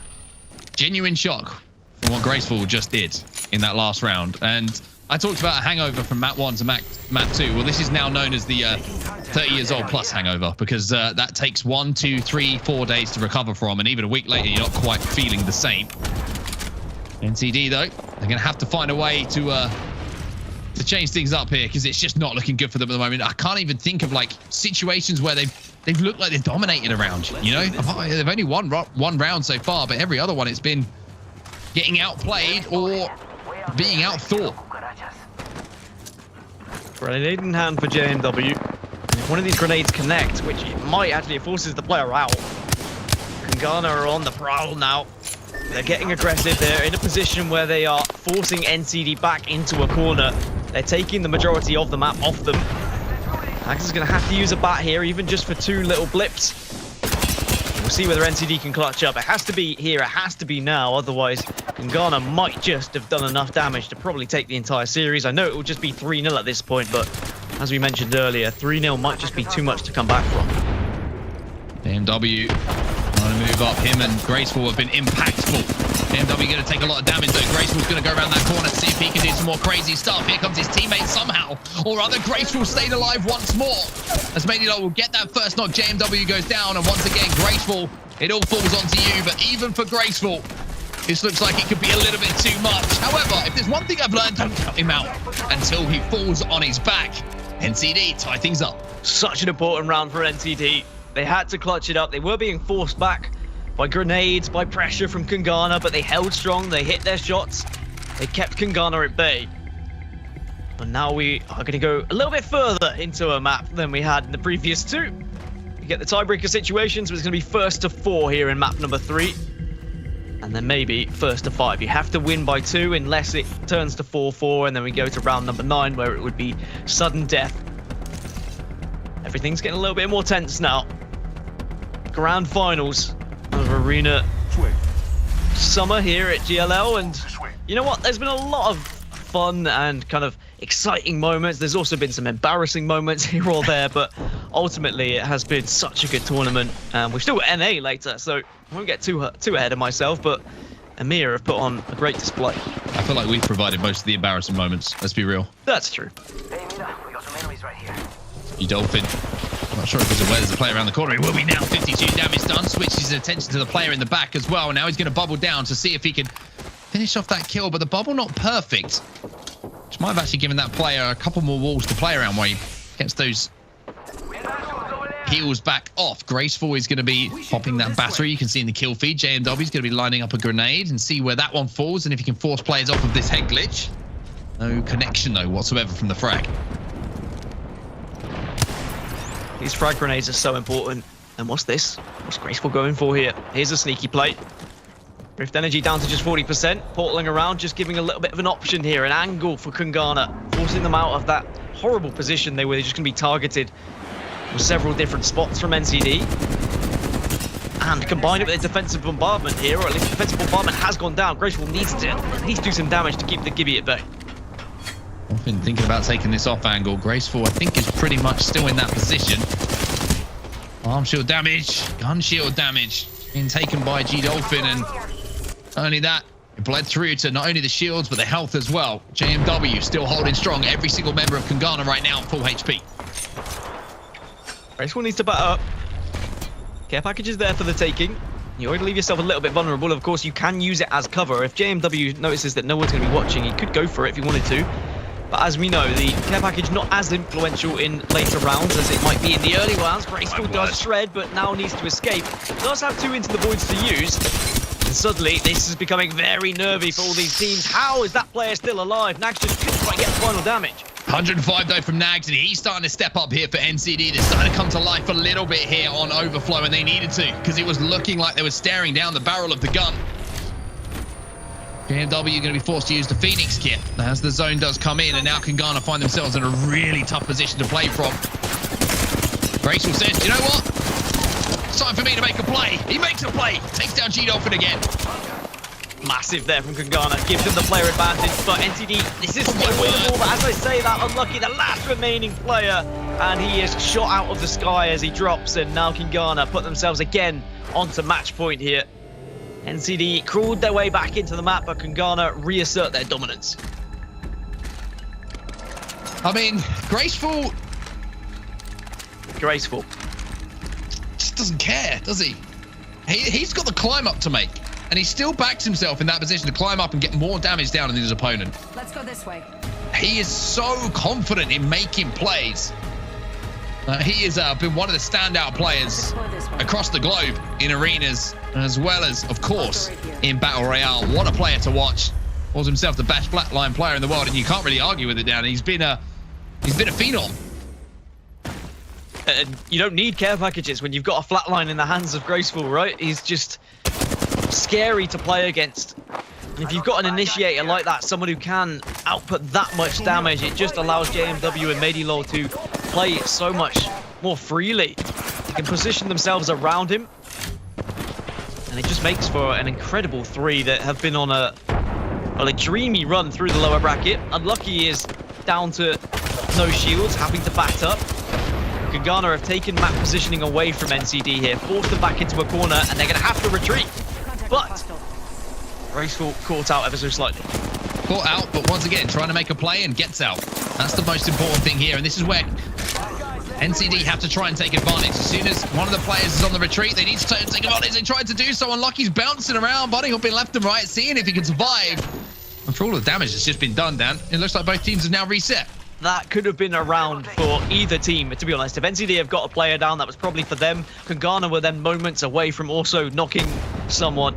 Triple take's going to be in the care package. Don't get too excited. It's not a Kraber, so we don't have to worry about it too much. Can do some damage, but I don't think it's going to necessarily be needed, as Kungana have pinned NCD in here. Yeah. And NCD really struggling. Yeah, this could be it here.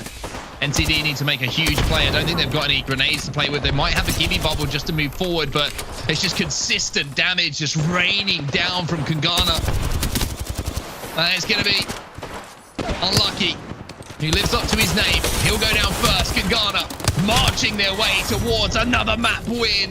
Kungana now 1 map away from being named your champions. Crazy, really, isn't it? After all the best of 5s, they've gone all the way today.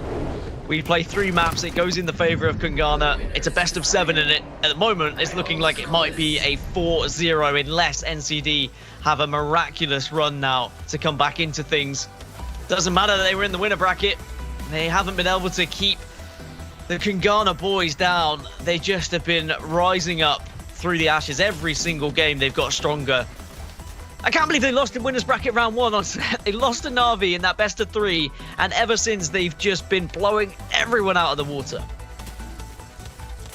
It's been ridiculous, to be honest with you. It has been absolutely nuts, and I want to see the graceful play, because you could list about 4 or 5 that he made in that play. That was one in this game, excuse me. That was one of them. Just the IQ to recognize the care package was there to be baited, and then to make the play. Again, it's one thing to think of an idea, it's another to execute. This was the play. I mean, this one here.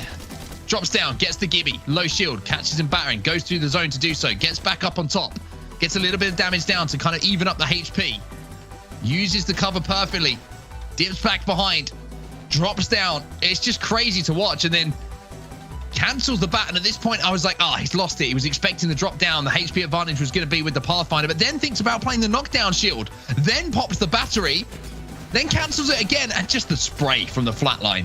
It's just nuts. It really is just nuts. A player of this much talent is he's as I say, he's been ridiculous, absolutely ridiculous. I mean, you were lost for words. I was lost for words. I think that if we speak to Graceful later, if he comes back on the broadcast, because he has been like furniture, maybe he'll be lost for words after the run that Kungana have had. But we should have expected it, if I'm completely honest, with the mood that Graceful was in, with the things he was saying about his team and the confidence that he was just oozing throughout the interviews and the gameplay.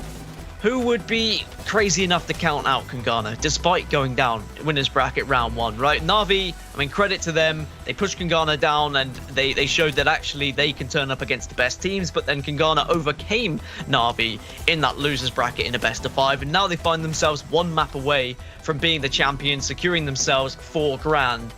What a series it has been, but maybe not one to remember for NCD so far, but perhaps artillery can be the turning point for them. Well, it needs to be, otherwise we're going to be crowning our champions Kungana, and what a run it would be all the way through the losers bracket as well. It has not been an easy road for them whatsoever, and finally Graceful might be able to sit down and get a mouthful of food, because he's hungry, and he's hungry for wins. I mean, it's showing right now. Maybe that's what's motivating him. He's thinking, do you know what, I'm going to take this on my shoulders, I'm going to get this job done, and I'm going to finally be able to put some calories into my stomach, because we move over to artillery now. We're going to slow down the pace a little bit, Dan, which I think is going to be very, very vital here for NCD. But I could say a lot of things right now. I could say what they could do, what they should do, but I just don't think there's any beating Kungana when they're in this kind of mood. I think every single player is just playing some of the best Apex arenas that we've seen. Yeah, we have seen the attempt to kind of change legend composition there from NCD. Excuse me, I've got the hiccups. They went for the Gibby to try and isolate fights a little bit more, trying to protect care packages. Didn't necessarily work out for them. Do they go for a Gibby again in this situation? It worked for them against VSA. On this map on artillery, VSA went for the Horizon, NCD went for the Gibby. There was no high ground opportunities because the circle went towards the bunkers every single time, or they went to the onsets in the middle. So it meant that there was no real opportunity for that Horizon to actually benefit VSA whatsoever. So I don't think we'll see Horizon be picked by either of these teams, just because of how little high ground circles we've seen today.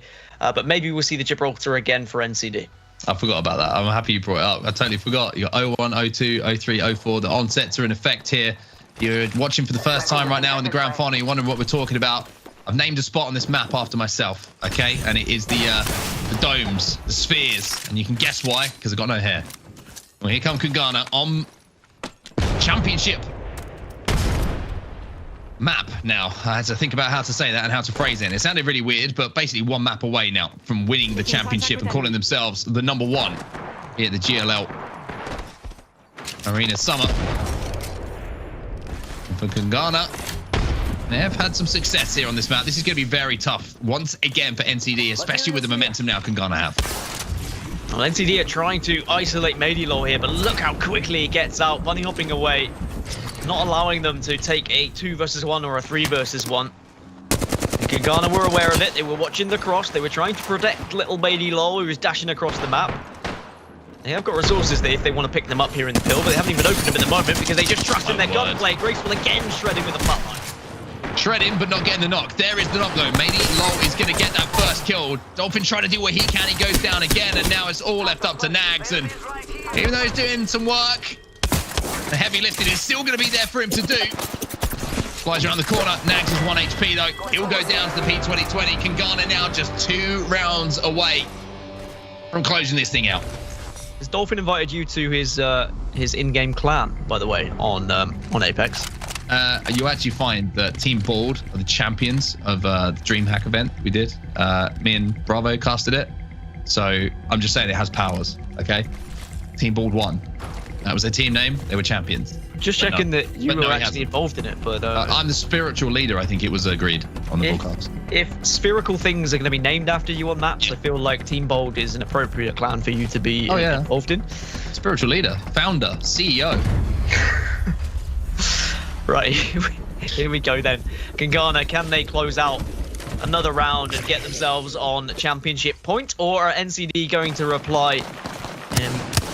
What they need to really just show us what they're made of. They need to be hitting some shots, but you know what? It's actually Kangana who are hitting the shots. The wingman from distance is going to force a bat out of that opponent. Nags maybe looking to try and dive on a player here, but has spotted him out just on the other side of the bunker. All 3 players of Kangana are actually in that same little corner. So NCD have the map positioning at the moment, but for how long? Let's do this.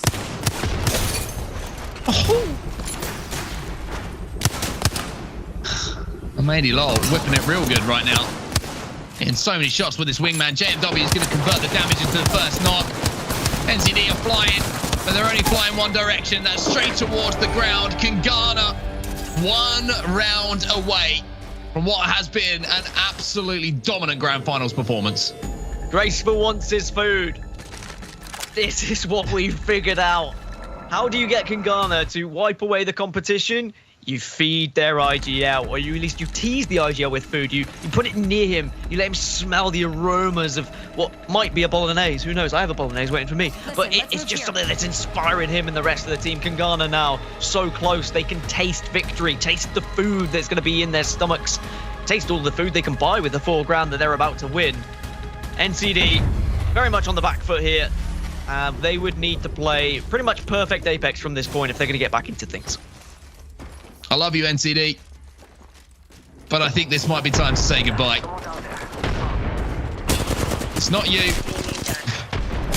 It's Kangana. Nax is going to go in, though, and I tell you what, maybe they hear me. Maybe they don't want to give this one up quite so easily.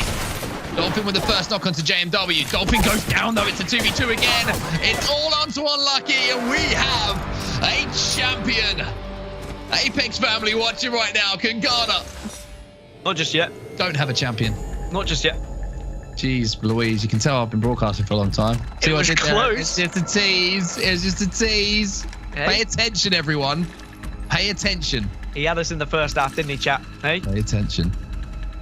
NCD put the first one on the board. Just. It was close. Kangana were, I think, a hair away from winning that one. Just a tiny little bit of damage, but it went in the favor of NCD. There was a lot of aggression from Kangana. They were there. They were ready. They wanted to just finish this one off. Maybe they were a little bit too quick. Of round 3. Yep. And it was NCD. You didn't let me finish. I was like building up. You know what I mean? Like it's. Yeah. Sorry, my fault. Sorry, everyone. Sorry. I got overexcited. Okay, sorry. My bad. Well, NCD, they need to take something, but again, it's aggression from Kangana. That's the definition of aggression. JMW taken down to low shields, though. It is a 2v3 situation after Graceful gets the knock onto Nags. Now Dolphin's down, and maybe now it's time for me to start raising my voice ever so slightly, because the last player alive is going to be chased down by 3 hungry members of Kangana. Jumps into the void, but it's just going to be delaying the inevitable. Baby Lol wants it. JMW, he's going to get one, and Kangana will be the champions. They will get the job done, and they will be the GLL Arena Summer champions. As easy as that. 4 maps in a row. A 3-0, a 3-0, a 4-2, and then a 3-1. I mean, it's honestly just destruction. Pure destruction. How about this music, Dan? I mean, it's getting you hyped. It should be getting you ready as well for North America, because that's what we've got coming up next. But at the moment, I mean, EMEA has come to its conclusion. It was quite the run. From losing in winners bracket round 1 to Na'Vi, Kangana have come all the way back through the losers bracket, got into that grand final and won a best of 7, but they've won it in such an emphatic fashion that NCD didn't even have a chance. 4-0. Only a few rounds for NCD as well, but at least they go away with 2nd place. I think NCD will be pretty happy with that, considering Kangana have far more practice when it comes to arenas. But, well, what a performance it was. Great performance from Kangana. Dominant grand finals performance. And to be honest with you, today, they really were tested and pushed their limits, but They managed to answer every single question that was put their way. And it's difficult to kind of name an MVP of the team as well. I feel like Graceful had some nuts plays. Maidilor was being such an incredible support player as well, landed so much damage, and JMW as well. Some crazy plays out of him as well. I mean, who would you pick on Kangana? But I mean, we could give it to Graceful just because he's come on the show 3 times. For MVP, it has to be Graceful, right? Like, how could you go for anyone else with some of the plays he made? Just that single 1v2 was one of the best plays that we've seen. I mean, I guess comes close to the 1v3 we saw from Snipedown yesterday in North America, but I mean, look at that. It's all blue for Kangana. 1, 2, 3, 4, easy as you like. Didn't even have to worry about maps 5 to 7. And that was when there was the outliers, if I'm completely honest, like Hillside Outpost, Gardens, maybe there was a couple of chances there for NCD, but there just wasn't enough kills on the side of the red team, as it were. And Kangana will be delighted with that. $4,000 in their back pockets. As I've mentioned a few times, it's difficult to try and share between 3 people, but I'm sure they'll find a way.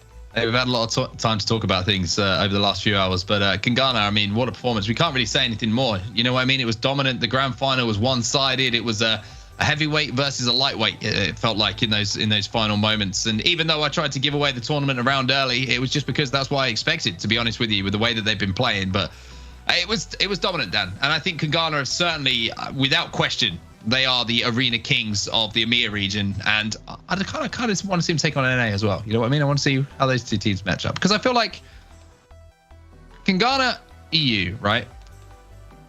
You look at some of the teams who are over in North America, and you see their BR performances, and they maybe haven't transferred over to arenas. Whereas with Kangana EU, I feel like they are just good at everything. Good at every single game mode they play. They just have this chemistry and this ability to make decisions and clutch when they need to. Yeah, they really have a little bit of everything, don't they? They have kind of dived into all areas of arenas. They've checked out what they need to do with legend composition. They found something that works for them. They're not necessarily as experimental when it comes to changing things for certain maps, but they do what works for them, and they are comfortable in all those legends. They win their team fights. They change the speed of play depending on who they're going up against, and they are the deserved champions here today.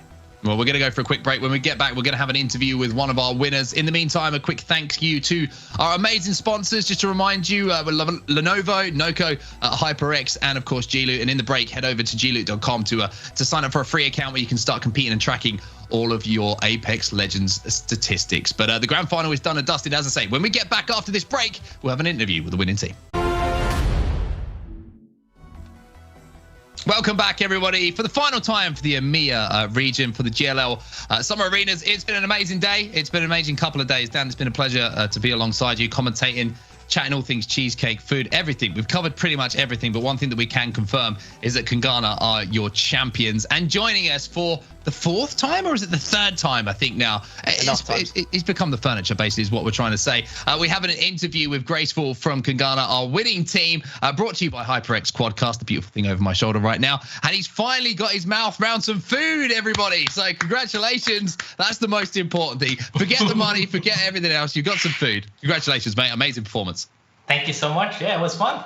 It pretty much went how I expected, so. I mean, talk us through that final series, because it was quick. Let's be real. And you were allowed to play at that fast pace. And was it what you expect? You said it was what you expected in that series. Did you expect it to be quite that dominant? I mean, not specifically this series. I meant the entire tournament. I knew we would throw enough to go into lower bracket, and then I know we would win. The moment we go past BO3, we pretty much secure the win no matter what. So yeah, it doesn't matter who we play. If it's a long run, we win. If it's short, we can lose. I guess anyone, really. I mean, we saw a few different styles of staying alive in some rounds from you guys. The portal being purchased as the Wraith from you in particular. Was that something you've done to try and compensate for your lack of Gibraltar, your lack of cover, and a defensive legend? So TP on some specific maps, you just need to gap, like, it's once again Circle, it's RNG. If Circle pulls towards us, I don't need TP. If Circle pulls towards them, I need to TP to a safe spot where we can't get insta-killed getting to the Circle, right? But I also use it for baiting a lot, where I put it somewhere so they think that, oh, he's going to try to take a lot of space, but then I still play normal, but they're very wary of me. And what ended up happening is I do it so much that they think I'm baiting, I'm not baiting, I'm baiting. And then what happens? Jay or May hits one wingman for 50, I climb, they're insta-dead, right? So I'm just mind gaming everyone. It was a lot of fun to watch you mind gaming people today. It was also a lot of fun to watch you 1v2ing people and pulling off some crazy plays. It sounds like you enjoyed it as well, which is obviously understandable. I mean, talk us through the 1v2 that we saw on Overflow, because that to me was like, it was an unwinnable position unless you played it absolutely perfectly. And I mean by that, making every single decision consecutively to give you that success. So kind of talk me through what you remember from that. Honestly, I already fucked up. I should have one-clipped the path when he wided me. So I got mad at myself for not one-clipping him every time there. But then I got a super call from my teammates because the GB was low. I already knew the GB was low, but I couldn't just drop on him without knowing for sure that he was batting. And the moment my team is called, he's batting now, I would just drop in the zone and just shoot him, kill him, and climb up immediately. And once I get to play around boxes or LOS, I'm the best. So what happens? I just kill him.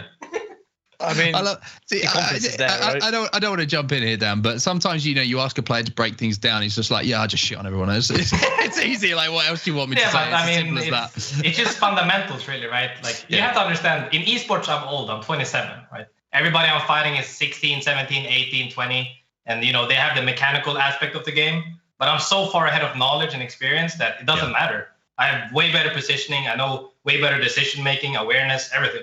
So it's like playing with a toddler. I mean, if 27 is old, then I think you've made me and Mark feel ancient. If I'm completely honest, I'm not saying I'm old. I'm saying I'm considered old in esports. Everybody calls me a boomer. I'm washed up. I get rank 1 in a game. I'm still washed up. I win a tournament. I'm still washed up. Not anymore, mate. They can't really say anything about you because we're the best fighters in the world on the EU. Exactly. A question from me. I've been trying to work out. Right, you get $4,000 for first place. You can't really split $4,000 evenly between 3 people. You got 1,333. Someone has to get 1,334. Who's it going to? That extra $1. We'll donate it to charity. There we go. Best answer you possibly could have given. Possibly could have given. I'll give you the floor, Graceful, to say some shout outs before we let you go. Anyone you want to thank? I presume your teammates? Yes, both my teammates are amazing players. We've had the perfect synergy since day one, since I asked them, not out on a date, but to trial for my team. I said, this was way back when we didn't even have that many results. I told them, hey, I know if you stick with me, we'll be one of the best teams in the world. They both believed in me. We worked hard. We did our grinding, our VOD reviewing, everything, and look where we are. Awesome stuff. Well, congratulations once again, Graceful. Always good to speak to you. Thank you for jumping on with us so consistently. And again, congratulations, my friend. Thank you. Take care. Kangana champions, Dan Gaskin. It's been a lot of fun. And to be honest with you, Kangana deserved champions. It was a long run from them in that lower bracket, but they got the job done. Yeah, I mean, I backed them all the way. I will say that. I mean, I'm not saying I've won any sort of prediction or anything like that, but you constantly gave me the option to go against Kangana, and I refused to because it's hard to go against them when they were playing the way they were. As soon as they were outside of the best of threes, as Graceful said, best of 5, they looked like a completely different team. They could throw a few rounds or throw a couple of maps, but they were still able to, hold on, push through and win, even if it goes right down to the last one. But then in the best of 7, they really showed up. They showed their dominance. They proved why they are the best arena team in EMEA region right now. And I'm excited to see what is next for them. I mean, as he said, like the teammates trust in him. He trusts in his teammates. They have been one of the most dominant forces in Apex Legends. And I'm sure going into ALGS Year 2, this is going to be a team that we have to keep a firm eye on. It's certainly a redemption arc from them as we move through ALGS Season 2. Kangana definitely one to watch out for. But in the meantime, we've got to remind you exactly how everything went down. So if we have the bracket for the EMEA region, just to remind everyone how Kangana got that win, then we can kind of talk you through it and just give you a little bit of an idea. Here he comes. Production absolutely crushing it. It's been long days for you guys, and I know that you're working extremely hard in the back. So a shout out to you once more. But here is what happened. Kangana getting all the way through that lower bracket run. It's crazy to think, Dan, they actually went down in the first round to Na'Vi. Yeah, it's been such a long run from them. Then you look at the teams that they took out as well. 4Gang, Future Perfect, New Esports, Na'Vi again, Gambit. I mean, these weren't easy rounds for them. They weren't teams that were pushovers. They had to really dig deep and ensure they played at their very best.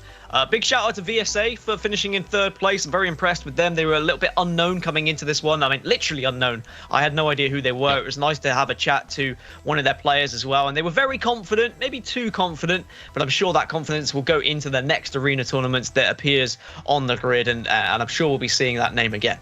All right, well, I think that is going to be it for now, although we do have North America coming up very soon. So this is what you've got to keep your eyes on. We'll be back in around an hour and 20 minutes, about an hour's time. You can see Central Eastern European time there. 1:20 is where you need to be back, because that's when we're going to be kicking things off again, and we go into North America, Dan. And if Europe has given us anything to be excited about, we know that North America, the way they closed out the action yesterday, is going to be just as good. Yeah, that's 1:20 BST, but CST is 2:20. Like, we've got a little bit of a break now. I think we were ahead of schedule because of that 4-0. I mean, like, that was an absolute slapperoo, and everyone who had done the scheduling went, oh, okay, well, I guess we just wait for North America then. But yeah, we will be back, and it gives us a chance to rest up, right? Gets us get ready and get involved, because North America, if it's anything like EMEA, is going to be a very entertaining show.